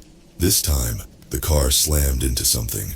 Immediately following the collision, Raimi's annoyed voice came through the back window. "Really, lab rat? Oh my God. I hit him with my car." Mortified, I shouted an apology as I hurriedly put the car back into drive. Something moved from the corner of my vision. The hoofed djinn's mutilated face was right next to my passenger side window. It was missing an eye, its teeth showing from lips that had been clawed into nothing but jagged scar tissue. That particular injury looked too old for Rami to have been the one to do that. I don't know what sound I made then, but it was somewhere between a yelp and a scream as I put the pedal to the metal, my tires screeching as I peeled off. The car shuddered as its tired old engine tried to keep up. My check engine light blinked. The hoofed djinn on all fours bound after me, gaining quickly. Come on! Come on! The car trembled again as something bumped it. Then it veered in a way that felt as if something heavy was stuck to it, dragging it off to the side. In the faint red glow of my taillights, I saw that the hoofed djinn had grabbed onto my bumper. I slammed on my brakes, causing the hoofed djinn to run into the back of the car with a smash, making me lurch against my seatbelt from the impact. Luckily, my airbags didn't go off. I checked the mirror in preparation to back up again, wanting to make sure I hit the correct djinn this time. But Rami already had the lanky creature by the throat, dragging it away from me. That was my cue to leave. This time, when I burned rubber, nothing grabbed onto my car. It took me getting halfway down the road before my heart rate fell back into a reasonable rhythm. To my relief, the check engine light had stopped blinking, though it hadn't disappeared. I really should get a new car sometime. Now that I wasn't in immediate peril, I had to think. There was a 24-hour Walmart where I could get some paint. Anywhere else would be closed by this time of night. I had to be quick, though. I had faith in Rami to incapacitate the hoofed djinn, but I didn't want to risk it getting away from him. It was definitely faster and stronger than it had been before. Once I parked, I saw that my poor PT Cruiser has taken yet another beating. The back of it had a huge dent, lined with a few drops of blood. I felt ashamed once again when I realized it could be Rami's. He thinks it's hilarious and had no hard feelings after the fact. But I still can't believe I did that. When it came to getting supplies, I'm embarrassed to say that Splatoon logic took over. In the end, I bought a paintball gun. I also got the ridiculous idea to grab balloons and fill them with black paint. The thought process I'd had was that it'd be better if I were able to hit the wall from a distance, especially if Omar put up a fight. After a rushed, messy session of filling up balloons in the parking lot, it was time to unleash my inner Woomy. I may be cringe, but I am free. And yes, I was covered in paint by that point. I know this was a stupid idea, but stupid has worked for me quite well in the past. Feeling somewhat clownish with my paintball gun and paint balloons, I crept through Omar's backyard. His gate was locked. This time, I didn't have Rami here to let me in. I had to climb. Somehow, I managed not to hurt myself as I scaled the fence, and surprisingly, none of the balloons popped. Another thing that surprised me was that the back door was unlocked this time. Weird.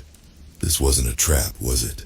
Raising my paintball gun like it was a real weapon, I slowly entered the house. Inside, the kitchen was dark. The whole place was silent. Unease set in. This felt very much like a setup. When I turned the corner into the living room, I found Omar sitting on the stairs, head in his hands. As soon as he spotted me, he jumped up, eyes wide as he shielded the scripture with his body. "Wait!" he shouted. "I didn't mean for things to get like this. Please, just hear me out." This wasn't right. Regardless of what he'd done, holding him at gunpoint, even if it was just a paintball gun, while he quivered in terror, made me feel sick. Omar sounded desperate as he kept going. "I'm in over my head, all right? I admit that. I should have just stayed out of it. Now, I don't know how to get out." Guilt clenched at my chest and tightened my throat. It had been easier with Matthew and Anya's ex-husband. With them, I had the assurance that I'd done what I needed to do to defend myself. If Omar had done as they did and chosen violence, it would have made everything so much simpler, but he kept pleading, pausing only to swallow nervously.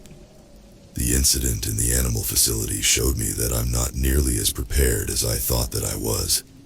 I thought I could use the djinn to fight back against the old ones around here, the ones that think they own us. But now I just don't want to die. His voice broke at the end, as if he was near tears. I stammered, This isn't a real gun. He swallowed again. It may as well be. You cover up that wall, I'm dead and you know it. I knew it was entirely possible that this could all be an act, that I was being manipulated.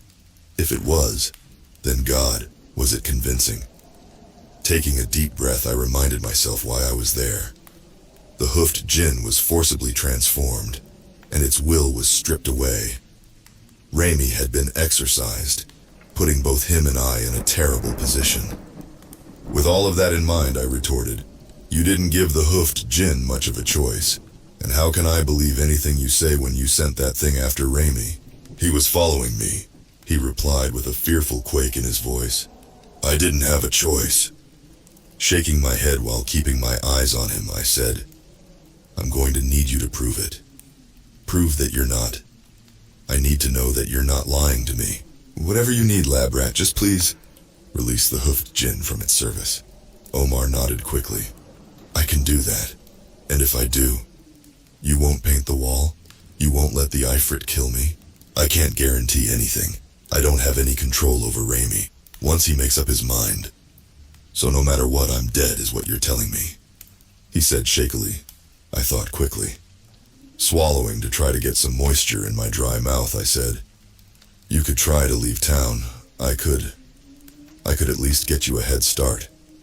That's the most I can do, Omar. Never mind the fact that Rami came all the way to Ohio from Iraq to hunt down 2 Marines.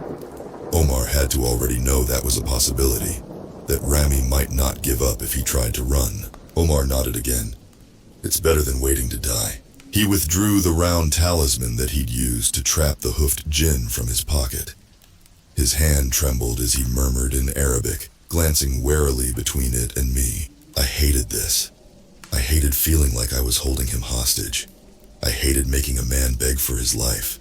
I hated having this much power over whether or not someone lived or died. It's done, Omar uttered. Now can I go? I questioned.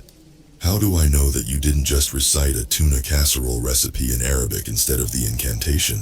Omar held the medallion towards me. Take the talisman. You're its new owner. If I'm lying, which I'm not, you'll be able to free it yourself. I wasn't sure if I was making the right decision. Even now, I'm not sure. I just knew right then that if I'd painted the wall as he pleaded for his life, it would have haunted me. Maybe I'm a coward for that. I don't know. When I reluctantly told him to go, he cried, thanking me. I couldn't look at him, the guilt of the situation eating me alive. Once I heard his car make a hasty exit out of the driveway, I set the talisman he gave me on the patio table, wanting to get it out of the house. After giving him 5 minutes to get some distance, I unloaded my paint arsenal on the scripture. Not even a moment after the deed was done, Raimi's voice was behind me. What happened? How did you get him to release the ghoul? So Omar hadn't been bluffing. He'd really done it. When I faced Raimi, I saw he was once again covered in blood, and not all of it was his. At least all of his body parts were attached this time. I started to explain, so don't hate me. He let out a short laugh. That's a promising start to this conversation. I let Omar go, his eyebrows raised with a mild, huh. Anxiously, I continued. I didn't know what to do. He was here. He was scared. He asked for help. I couldn't do it. Raimi's expression was thoughtful. Hands on hips. Eyes lowered. He calmly told me to slow down and take a deep breath. I didn't follow that advice, fully committed to my nervous ramblings. I told him that if he let the hoofed djinn go, I'd let him get a head start. I didn't promise anything other than that, so I don't know what you want to do with that, but now that he's not right in front of you, do you think he was sincere? Rami suddenly asked me. I ignored the pounding in my head that would inevitably turn into a stress headache later, trying to think back. Truthfully, I wasn't sure. I'm still not. The only thing that I was convinced of was that Omar's fear was real. I was honest with him and told him that. As unruffled as ever, Rami assured me that he wasn't angry. Lab rat, I think you've been had, he said gently. Can't say I blame you. You're not accustomed to things like this. People begging for their lives, you mean? I muttered. His casual response made my eyes go wide. Exactly. I care about him and all, but sometimes I forget how frightening he can be. Eyes still lowered in contemplation, he eventually said, "I'm guessing he didn't give any indication where he was headed?" I confirmed that he didn't. Once again, he still didn't appear to be angry, just slightly frustrated. All right, I guess Omar's getting away with it for now. Something occurred to me then, which I spoke aloud. Omar's going to spend the rest of his life looking over his shoulder for you. He has to leave everything behind. He isn't getting away with it. It's just a different type of penance than you had in mind. Raimi appeared to consider what I said. After a moment, he gave me a small smile. If I didn't know better, I'd think that you felt bad for him. I don't, just thinking is all, I uttered. He informed me that the hoofed djinn was still in my yard. Apparently, once it was released, it had simply stopped moving, collapsed to its knees, and examined the self-inflicted scars on its arms, as if for the first time. He left ahead of me, wanting to make sure it wouldn't do anything reckless. When I arrived, I found that Raimi had managed to get it to sit on my porch steps. Faintly, Siri's growls and hisses from inside were audible. The hoofed djinn had its ridiculously long arms looped around its knees, crumpled into itself with its head down. It didn't look up when I approached. The poor creature looked like it had been crushed. I imagined that it must be similar to the way I'd felt after Matthew possessed me. The unmatchable violation of having control of your own body ripped away. I spent too long trying to figure out what to say. Asking it how it was doing would have been stupid. Asking if I could help it in some way would sounded contrived. In the end, I decided it would probably be best to say nothing. Without raising its head, the hoofed djinn finally spoke. I made a mistake. Raimi's voice was gentle as he asked it. What do you mean? Participating in the human world? If I hadn't coveted... Its childlike voice suddenly quieted. I don't know if this helped, but I hope it did. I assured it. I don't know exactly what you're going through, but I know what it's like to have your autonomy stolen. It's horrible. You feel responsible for whatever your body did, even if you weren't the one doing it. Raimi's hand comfortingly stroked my back as I spoke. I continued. Just know that you didn't deserve this. And if you feel anything like how I did, I also want to let you know that you'll feel like you again. In time, your body will feel like yours again. It's hard to describe what happened afterwards. Previously, the hoofed djinn had sometimes appeared to be made of wet cement as its appearance changed rapidly. This time, its body was reduced to a pulpy, porous texture as its flesh contorted. It gradually became smaller until it was similar to the size of a raccoon. The first things to emerge from the cement were hooves, followed by a cat's fuzzy gray head and a long tail. Once its metamorphosis was complete, the hoofed djinn ran off towards the tree line. I glanced at Raimi. He made no move to follow it. He simply patted my shoulder, announced he needed a shot, then led me inside. That was all a few days ago. We haven't seen any sign of the hoofed djinn since. I hope that wherever it is, it's okay. Omar hasn't returned. There was a moving company at his house. I suppose he wouldn't want to take the chance of collecting his belongings himself. Raimi took advantage of his IT privileges and found out that Omar's work email was deactivated. He'd quit. If he was planning on returning at some point, he wasn't intending on reprising his role as one of our facility's project managers. In his letter of resignation that was obtained using methods that are totally legal and ethically sound, Omar claimed that he'd accepted an offer for another position. The letter didn't give any clues as to where this imaginary position was, much to Rami's disappointment. For now, it seems like Omar is running scared and is trying to cover his tracks as best as he can. As for the hoofed djinn, I discovered that it had been wandering around in the woods behind my house, still in its cat-like form. I started leaving a plate of raw chicken out for it each night before heading to work. I know that it's perfectly capable of hunting on its own, and chicken probably wouldn't be its ideal meal of choice, but I felt bad for the poor thing. After all it had been through, I figured the least I could do was give it a snack. This went on over the course of a few days. Eventually, The hoofed djinn began to sit on my porch, waiting for me. It would eat, then curl up in a furry ball and sleep. After a while, I got bold enough to try to pet it. It glared at me the entire time, though it let me scratch its head. All in all, I guess I have a new friend. Don't ask me why I feel the need to befriend everything that tries to kill me. I also would like to know why this is my primary method of forging friendships. With those two updates out of the way, I have a question for those of you who are more experienced with relationships than I am. Do you ever look at the person you're with and it just hits you how attractive they are? Rami took advantage of his IT privileges and found out that Omar's work email was deactivated. He'd quit. If he was planning on returning at some point, he wasn't intending on reprising his role as one of our facility's project managers. In his letter of resignation that was obtained using methods that are totally legal and ethically sound, Omar claimed that he'd accepted an offer for another position. The letter didn't give any clues as to where this imaginary position was, much to Rami's disappointment. For now, it seems like Omar is running scared and is trying to cover his tracks as best as he can. As for the hoofed djinn, I discovered that it had been wandering around in the woods behind my house, still in its cat-like form. I started leaving a plate of raw chicken out for it each night before heading to work. I know that it's perfectly capable of hunting on its own, and chicken probably wouldn't be its ideal meal of choice, but I felt bad for the poor thing. After all it had been through, I figured the least I could do was give it a snack. This went on over the course of a few days. Eventually, the hoofed djinn began to sit on my porch, waiting for me. It would eat, then curl up in a furry ball and sleep. After a while, I got bold enough to try to pet it. It glared at me the entire time, though it let me scratch its head. All in all, I guess I have a new friend.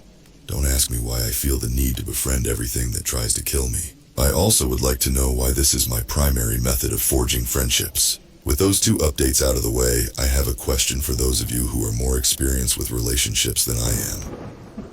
Do you ever look at the person you're with and it just hits you how attractive they are? Rami was playing around with my router, brows furrowed together in concentration, eyes reflecting the blue light coming from my laptop monitor. It was something completely mundane, yet somehow, I found myself completely overwhelmed with how gorgeous he was. Is this normal? Local man discovers he is a simp. I grabbed the collar of his shirt, catching him off guard when I pulled him into a kiss. After a moment, his arm circled my waist as he playfully nipped at my lower lip. The fabric of his shirt shifted as he leaned into me, trying to back me up against the table. Wait, what was that? I broke the kiss, pushing the corner of his collar down to get a better look. The necrosis was spreading. I quickly unbuttoned his shirt to see the extent of it. The decay had almost reached the hollow of his shoulder, the lower part of the injury crawling towards his waist like bolts of lightning. Jesus, I breathed. It wasn't this bad 2 days ago. With a sigh, Rami slowly buttoned his shirt up again. Yeah, you can thank Omar for that. Getting exercise put my timeline way off. Timeline for what? When this body let me take him over, it was on the condition that I make the jackasses that killed him suffer. Even though I've only got one left, the damn body's getting impatient. Matthew's first set of entries had said that there was one other survivor besides him and his brother. God, that incident with the journals felt like a lifetime ago. What was the third soldier's name again? Harris. That was it. I cut myself off before I could make a terrible mistake. I had almost started my sentence with wish. Of course, this didn't escape the notice of a certain shithead djinn. With a mischievous smirk, he asked, "What were you saying, lab rat?" First of all, fuck off. His chuckle briefly interrupted me. Second of all, I would have appreciated it if you had told me this sooner. I didn't say anything because I'm not concerned about it. After a moment, he added, "I don't want you worrying about me, all right?" Well, too bad.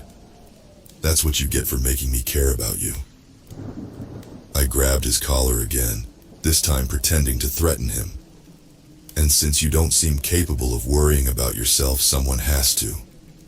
His cool fingers gently covered mine, keeping my hand where it was. asked him if he knew where Harris was. He admitted that he didn't.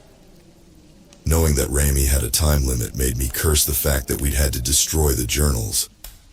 One of them might have been able to give us a clue about where to find him. I let the question that was making my chest feel tight with nervousness come out. How long do you think you have to figure this out? He seemed hesitant to answer, but eventually confessed. At this rate, probably a month. A month?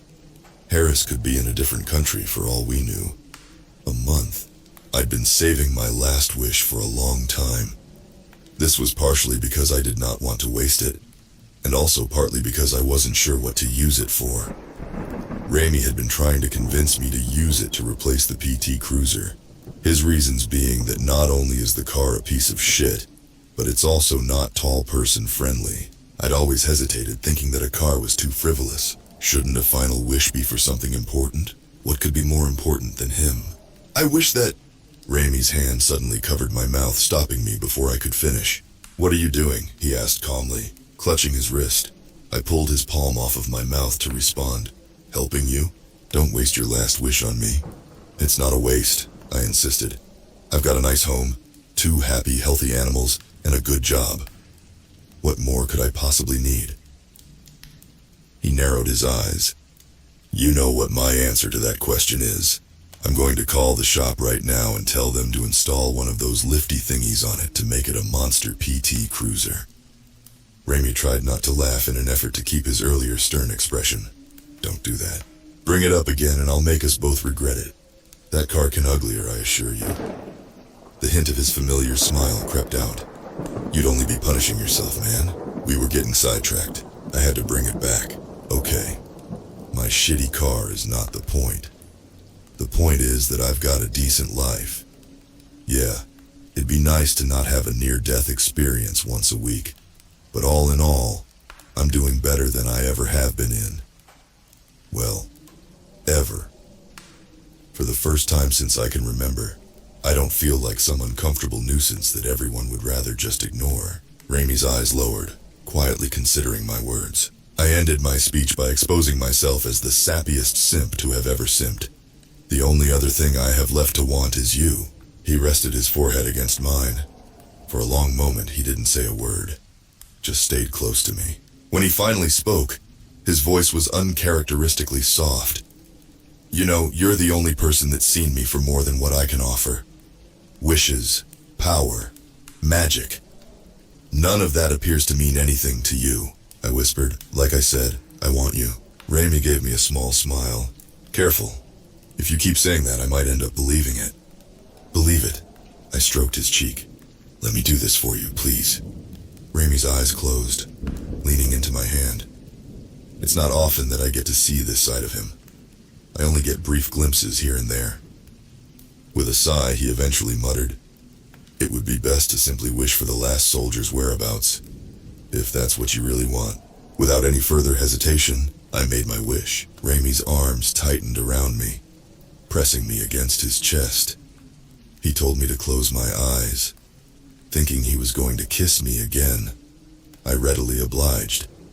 However, I quickly realized that wasn't the case when I suddenly felt wind on my face. A cow bellowed. Confused, my eyes snapped open. We were on a ranch. How the hell did we get to a ranch? A barn that looked as if it had seen better days loomed over us. Muscular black cows wandered around behind a wire fence nearby, stretching beyond where I could see. The ground was dry and rocky, the landscape devoid of any trees. When I glanced up to see if I recognized any constellations, I was awestruck by the incredible sight above me. I had never seen so many stars in my life. I thought that I had a good view of it from my house, but at the ranch, the sky was so clear that I was able to make out the purple arm of the Milky Way swirling across the sky. Not to sound like Dorothy, but we definitely weren't in Ohio anymore. I'm not sure where we were exactly, but my guess is that the ranch was out west, possibly in Nevada or Colorado. I was about to question Rami about our circumstances, but he was already on his way to the barn. He wasn't wasting time. I hurried after him. There was a faint orange light emanating from inside the barn. It was pretty safe to assume that the wish had taken us to Harris. Did he know Raimi was coming for him, like how Matthew did? What were we walking into? Raimi glanced at me from over his shoulder. Wait here. Not knowing what else to do, I nodded, planting my feet uneasily just outside the barn door. I've taken the advice some of you have given me to start learning Arabic. It's extremely slow going, but it's going. The reason why I bring this up is because I heard Raimi let out an oof, which was not a good sign. I peeked through the doorway and instantly wished I hadn't. What resembled a hunk of red meat was suspended in the middle of the barn by hooks protruding from the palms of its hands, connected to heavy-looking golden chains fastened to the rafters. He didn't have skin anywhere except for his face. When Raimi got close, I was horrified when the flayed man wheezed, the sound wet and ragged. He was still alive. How could someone still be alive in that condition? I turned away as Raimi reached for him. There was a gut-wrenching crack. The flayed man went silent. Somewhere to my left in the desert around me, I heard the rattle of chains. Heart rate quickening, I darted into the barn, trying to avoid looking at Harris's hanging body as much as possible. Raimi whispered, "Whatever you do, don't run. The angel that did this is still here. If you try to run, it will chase you." Glancing around, I saw symbols written in chalk on the ground. Not Arabic. Not anything I'd ever seen before. Afterwards, I learned that it was Enochian. Quietly, I asked, "Did Harris summon that thing?" Raimi replied, "Yes. He must have thought it would protect him. Unfortunately for him, they have no tolerance for those they deem wicked. It appears that he didn't measure up to the angel's high standards." Chains rattled from outside, closer. I swallowed, choking out, "Can you get us out of here?" Raimi sounded mildly surprised. "Huh, this is new." Eyes wide, I glanced over to see that he pulled his collar down. Thick, gray liquid had begun to ooze from the necrotic tissue on his chest. "What's happening?" I asked. Instead of answering, Raimi pushed me behind him. When he touched me, I was shocked to discover that for the first time since I'd known him, his skin was warm. He felt alive, but I couldn't dwell on it right then. The angel stood in the doorway. By all means, the angel should have been beautiful. 6 pairs of feathered wings shone in a spectrum of pearlescent colors, giving off a light that was painful to look at for too long. His face was perfectly symmetrical to the point of making me feel uneasy, like I was looking at a machine's idea of what a perfect human man would look like. His violet eyes glowed, not unlike the arm of the Milky Way outside. They scrutinized me like I was prey. He held a gold chain in its hands, the chain tipped with a nasty-looking hook, identical to the ones Harris hung from. The angel grinned in a way that made my blood chill. "Who do you serve, Ifrit?" His voice was the guttural, growling voice of a beast, like broken glass against my ears. Raimi responded, "I was an avenger. I've gotten what I came for." "That's not an answer." The hook dropped threateningly to the ground, as if the angel was preparing to use it. "Where do your loyalties lie?" When I took a small step back, the angel's head swiftly tilted, that cold grin now directed at me. "It's you, isn't it?" "Fuck." Raimi's voice was harsh as he replied, "I serve no one. You know well that my purpose is to protect sacred places and things. What could be more sacred than one of God's creations?" The angel's eyes didn't flicker from me for even a second. "You treasure a man more than your maker? Or perhaps, this man bound you to him, enslaved you using knowledge forbidden to him." The angel's head tilted again, an almost feline motion keeping his toothy smile as his eyes slitted. "Which is it?" Raimi grabbed me just as the angel swung his chain towards me. I squeezed my eyes shut out of reflex, knowing that its trajectory would take the hook squarely between my eyes. Thankfully, it never came. The ground was gone. "What?" "Oh, there it was. My back found it for me, and rather painfully, might I add. I had arrived somewhere that was familiar, but my fearful mind couldn't immediately process where. The chorus of Hell and You by Amigo the Devil was playing on crackly speakers. The lighting was dim. The sour smell of old beer made my nostrils flare. Slowly, I sat up, finding that I was next to a pool table. It clicked into my brain that I was at the dive bar where Anya had attacked me when we first met. Where was Raimi? What was bizarre was that I couldn't feel his presence anymore. Oh God, was he still there? With that fucking angel? Frantic, I jumped up, the bar's patrons turning to me in bewilderment. One of them was Anya. She left her place to rush over to me, abandoning the guy that she was most likely intending to eat later that night, who then turned in his seat to give me dirty looks. "How did you get here?" she demanded, her voice low to deter eavesdroppers. Frantic, I whispered, "I don't know. We were at a barn, there was an angel, Raimi grabbed me, and then I fell." At the word, angel, the blood drained from Anya's face. Without another word, she dragged me out the door.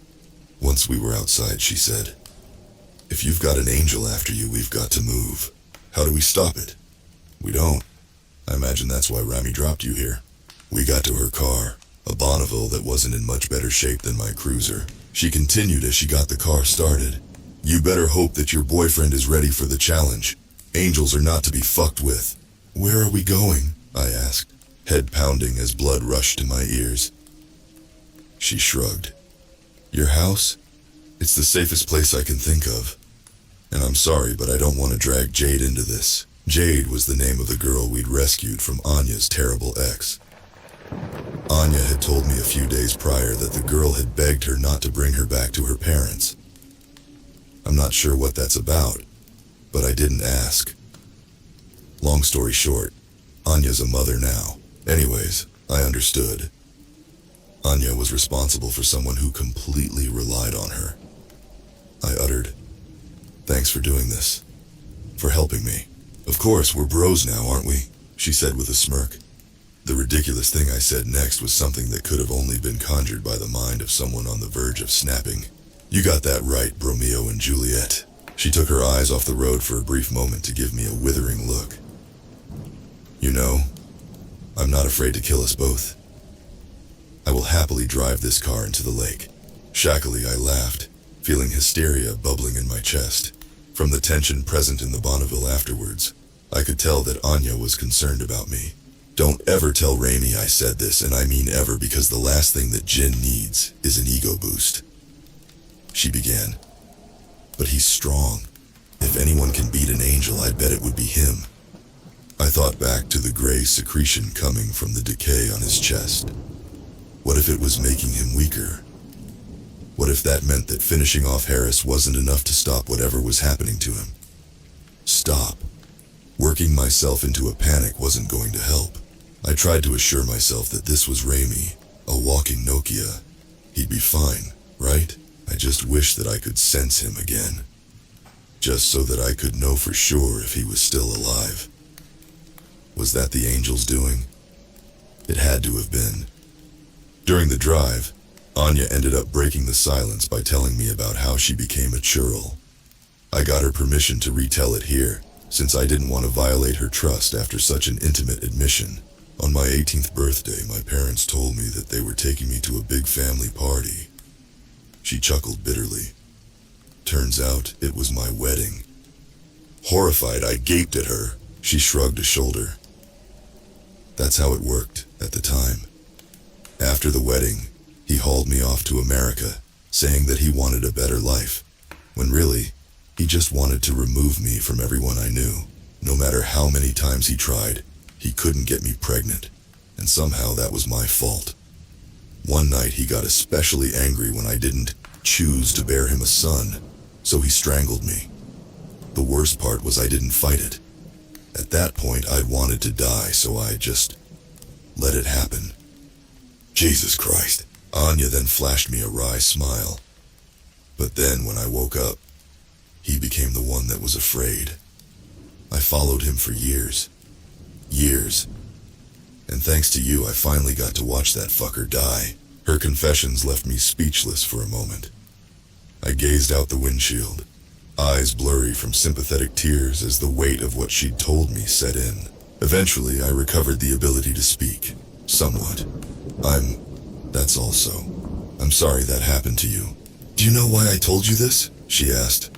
I shook my head. Anya uttered. It took dying for me to become who I needed to be. There's a part of me that wishes that I would have done what I'd needed to do sooner. But there's no point in wanting to change the past. She glanced at me. You might only have now, lab rat. If it came right down to it, do you believe that you could abandon who you are now to do what needs to be done? I shook my head again, raising a hand helplessly. I don't know. To be honest, I'm not entirely sure what you're trying to say. My brain feels like a scrambled egg. If you had to do something terrible in order to save yourself, could you? She clarified. I thought back to Omar, how despite all that he'd done, I'd let him go. Every other time that I've had to help decide another person's fate, such as Matthew and Anya's ex, I hadn't been the one to enact it. My answer probably wasn't satisfying. I don't know. I want to say that I could, but I know myself. I'm kind of a bleeding heart. As Anya pulled into my driveway, she softly replied, at the risk of sounding like a cornball, I hope that your heart can bleed for you too. Not just others. The first thing I noticed when I got out of the Bonneville was that the hoofed djinn wasn't in its feline form anymore. It was back to the lanky, humanoid figure that it had been before. It sat on my stairs, skeletal hands clasped together. The scratches covering its skin looked like they were starting to heal over. Anya initially got in between us, so I had to reassure her that the hoofed djinn wasn't an enemy. She didn't seem to fully believe me, but she did relent. Her eyes guarded as she followed me to the front porch. The hoofed djinn raised its head as we approached, its voice childlike as it rasped, I can't feel the Ifrit anymore. I informed it that I couldn't either. Then I asked if it knew anything about angels. It let out a low growl. That explains it. Angels despise us. The hoofed djinn gave a sharp-toothed smile. They have no free will of their own, you see. They only know submission and expect the same of free-thinking beings. As I unlocked the door, I invited them both inside. This was definitely long overdue, but I finally inquired the hoofed djinn about its name. It said that it didn't remember due to how long it had been since anyone had bothered to ask. It had taken the identity of the unfortunate animal tech that it had eaten to get access to our post-mortem room. The poor animal tech's name had been Bill. Yes, Bill. I stared at Bill for a moment, wondering if the hoofed djinn was joking. It wasn't. Okay, Bill the flesh-eating djinn it is. It also said that it didn't give a fuck about pronouns, given that it could change its shape at will. It stated that it was most suitable. Naturally, neither of my animals was happy about our inhuman house guests. I ended up securing them both in my bedroom after Anya's eyes had begun to glaze with hunger. While I was in the bedroom, comforting both of my furry daughters, I sensed Raimi for a split second. He was in the house? I rushed out just as a tall, black shape glided out of my front door. As I got closer, I heard Anya saying, "The fuck are we supposed to do with this?" Raimi's body was laying on the ground, the dead man's eyes gazing sightlessly in front of him. The black shape I'd seen earlier must have been the real Raimi, going back outside after dropping off his human host. That body had clearly been through the ringer. A necklace of bruises implied that the angel had gotten his chain around Rami's throat at one point. Deep cuts exposing the bone beneath were visible on his arms and torso. Something else that caught my attention about the dead man was that the necrotic tissue was lighter now, an odd gray-yellow. Some parts of the injury had turned the bright, shiny pink of new skin. Astonished, I breathed, "It's healing." Blinding white light erupted from outside my window. I shielded my eyes, knowing that it meant that the angel had arrived. Bill's lip curled, releasing a reptilian-sounding hiss from deep within its chest. Slowly, the light became more bearable. Either it dimmed or my eyes simply adjusted. "You're going out there?" Anya balked as Bill stomped towards the front door. The hoofed djinn didn't answer, leaving her and I to glance at each other in equal discombobulation. Afterwards, both of us rushed to the window to catch a glimpse of the madness going on outside. The angel was missing two of his wings, one from the middle set, the other from the lower. His eyes blazed like the hearts of twin flames. His face was no longer symmetrical. The right side of his mouth appeared to have been ripped off, showing his teeth in a permanent grimace. The golden chain he wielded was dripping with Raimi's blood. What was interesting is that the injuries on Rami's host matched the ones on his actual form. The same sickeningly bone-deep gashes were present in his black arms. Besides that, I was relieved to see that he still had all of his limbs, including the leathery wings, curved horns, and scorpion tail. It was hard for my eyes to process the vicious confrontation going on in my side yard. The angel moved in blurs of light, and the occasional reflection of Ramy's eyes was the only way I could keep track of his equally swift movements. There was a glint of gold right before the chain narrowly missed Ramy's head. His horns hit the angel square in the chest. Then they both disappeared again. The chain soared through the air again, the hook embedding itself in Ramy's thigh, forcing him to the ground. He used one hand to catch himself, another to try to wrench the golden hook out of his leg. With a vicious grin, the angel pulled. Even though Ramy didn't make a sound, I could tell by the way his eyes slitted that he was agonized. The angel roughly wrapped the chain around his arm, pulling the hook again, forcing Ramy to move closer to him, his skin tenting nauseatingly, looking dangerously close to getting ripped clean off. Ramy's fingers clawed at the ground, his whole body shuddering. I couldn't stand it. The angel's horrible smile was now directed at me, eyes burning at me through the window. He was baiting me. Anya suddenly pulled me away from the window, just as I saw the angel's head turn sharply. Bill had lunged at him, its teeth just barely missing the angel's good cheek. Anya was saying something to me, but I wasn't listening. It sounded like I was underwater while her voice was stuck on the surface. My hands shook. My vision was blurred by frightened, desperate tears. Why did Cheek sting? I blinked frantically, suddenly hyper-aware of the fact that I was alive and crouched in my living room. My eyes met Anya's. She'd slapped me. "Forgive me," she snapped, "but you need to snap out of it." I nodded quickly, mind racing. Okay. What could I do? Could I do anything? I ignored the hoofed Jin's furious howl from outside, the walls sounding far too thin compared to the battle being waged outside. The chain. It could harm Rami. The only other time I'd ever seen him in any real pain was after he'd been exorcised. Was it possible that the chain hurt the angel as well?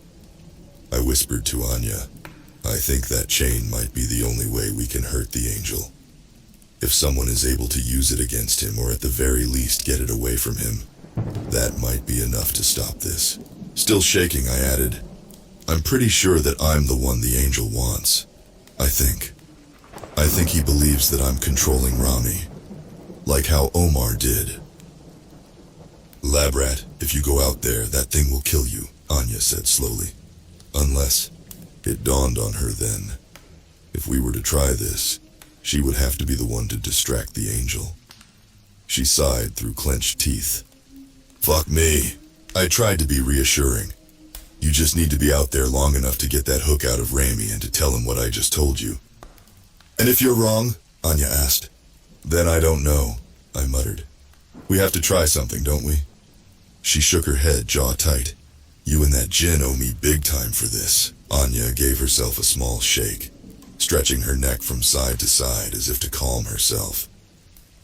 Before she left, she made me promise that if anything happened to her, I'd take care of Jade.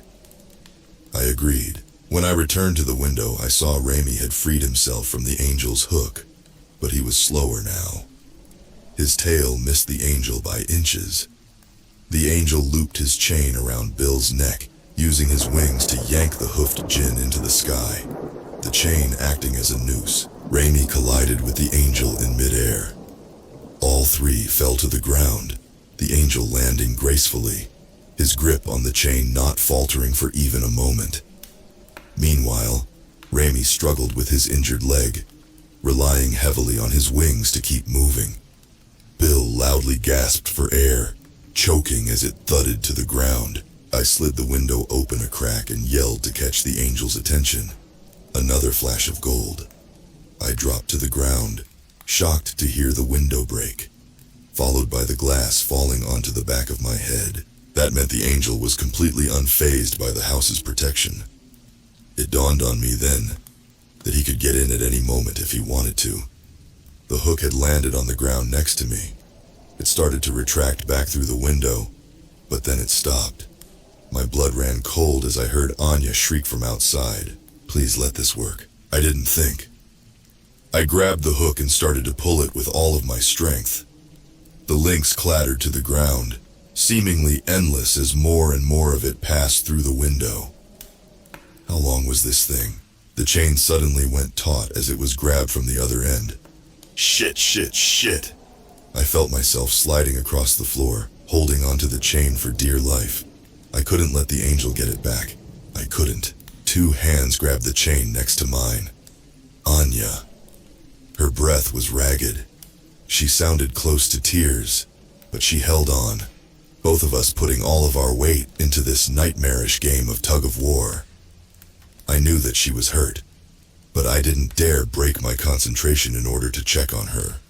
If we lost this chain, we were dead. As she and I pulled together, eventually, the chain went rigid once again. I grit my teeth, hearing Anya groan softly next to me. I didn't know how much longer she could carry on like this. We both fell to the floor, the chain suddenly slack in our hands as it flew all the way through the window. What happened? There was another burst of light outside, followed by a loud crash. Anya struggled to her feet, wincing, but running out the door with the chain gripped tightly in her fists. Her back was soaked with blood, the back of her shirt hanging in tatters. Back at the window, I saw that Rami had impaled the angel with his tail, the tip driven into the ground to pin the angel in place. Anya, teeth bared like she was feral, wrapped the chain around the angel's throat, set her backwards foot on the angel's shoulder, and started to pull. The angel's fist swung at her. She held her ground. Rami's tail embedded itself deeper into the angel's torso, causing the being's ribs to crack like twigs. Bill limped over to Anya, picking up another section of chain to help her. The angel began to fruitlessly claw at the chain in an attempt to get it off. His wings thrashed, knocking Bill back a bit, but the hoofed djinn hung on. Anya let out a cry. The angel smiled, blood trailing from the corner of his mouth. With a wet, ripping noise that I'll never forget, the angel's head came off. The head's eyes shifted to look at me once again, before his gaze went glassy, that terrible fucking grin still on his face. Anya dropped to her knees, the chain falling limply from her hands. With a snarl, Rami's tail flicked, flinging the rest of the angel's body away. I abandoned the window to race to Anya's side. When I reached for her, she lightly smacked my hand away, telling me that with how she felt, the smell of my blood could drive her crazy. Anya did her best to smile. "I'll live. Now get away from me. We'll celebrate later." Bill was already recovering, stating that it'd keep an eye on her. It sat down crossed-legged with her, a bony hand delicately tracing the deep injury in her back. Rami followed me back into the house. Once we were alone, he embraced me, those leathery wings forming a soothing cocoon around me. Neither of us said anything. We just held each other. We did it. We really did it. All 4 of us had bested an angel, after what felt like an eternity, yet somehow still not long enough for my liking. His arms loosened their comforting hold, telling me that he should return to his host. "You know, your true form isn't so bad either," I admitted. He winked. "You really shouldn't have told me that, lab rat." I let out an embarrassing yelp as those wings pushed me back into him. Good Lord, I can't have a moment of peace around this shithead. Afterwards, I learned that angels can't truly die, though I have been assured that it'll be a while before the one we'd beheaded recovers enough to retaliate. I think that's why the piece of shit was smiling as his head was torn off.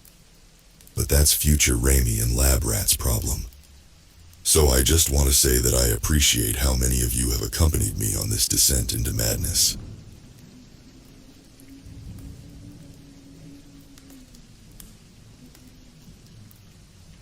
Wow. That was an amazing story by Adorable Tapeworm. Big thanks to you. And to all you listeners who stuck around till the very end. You're truly something special.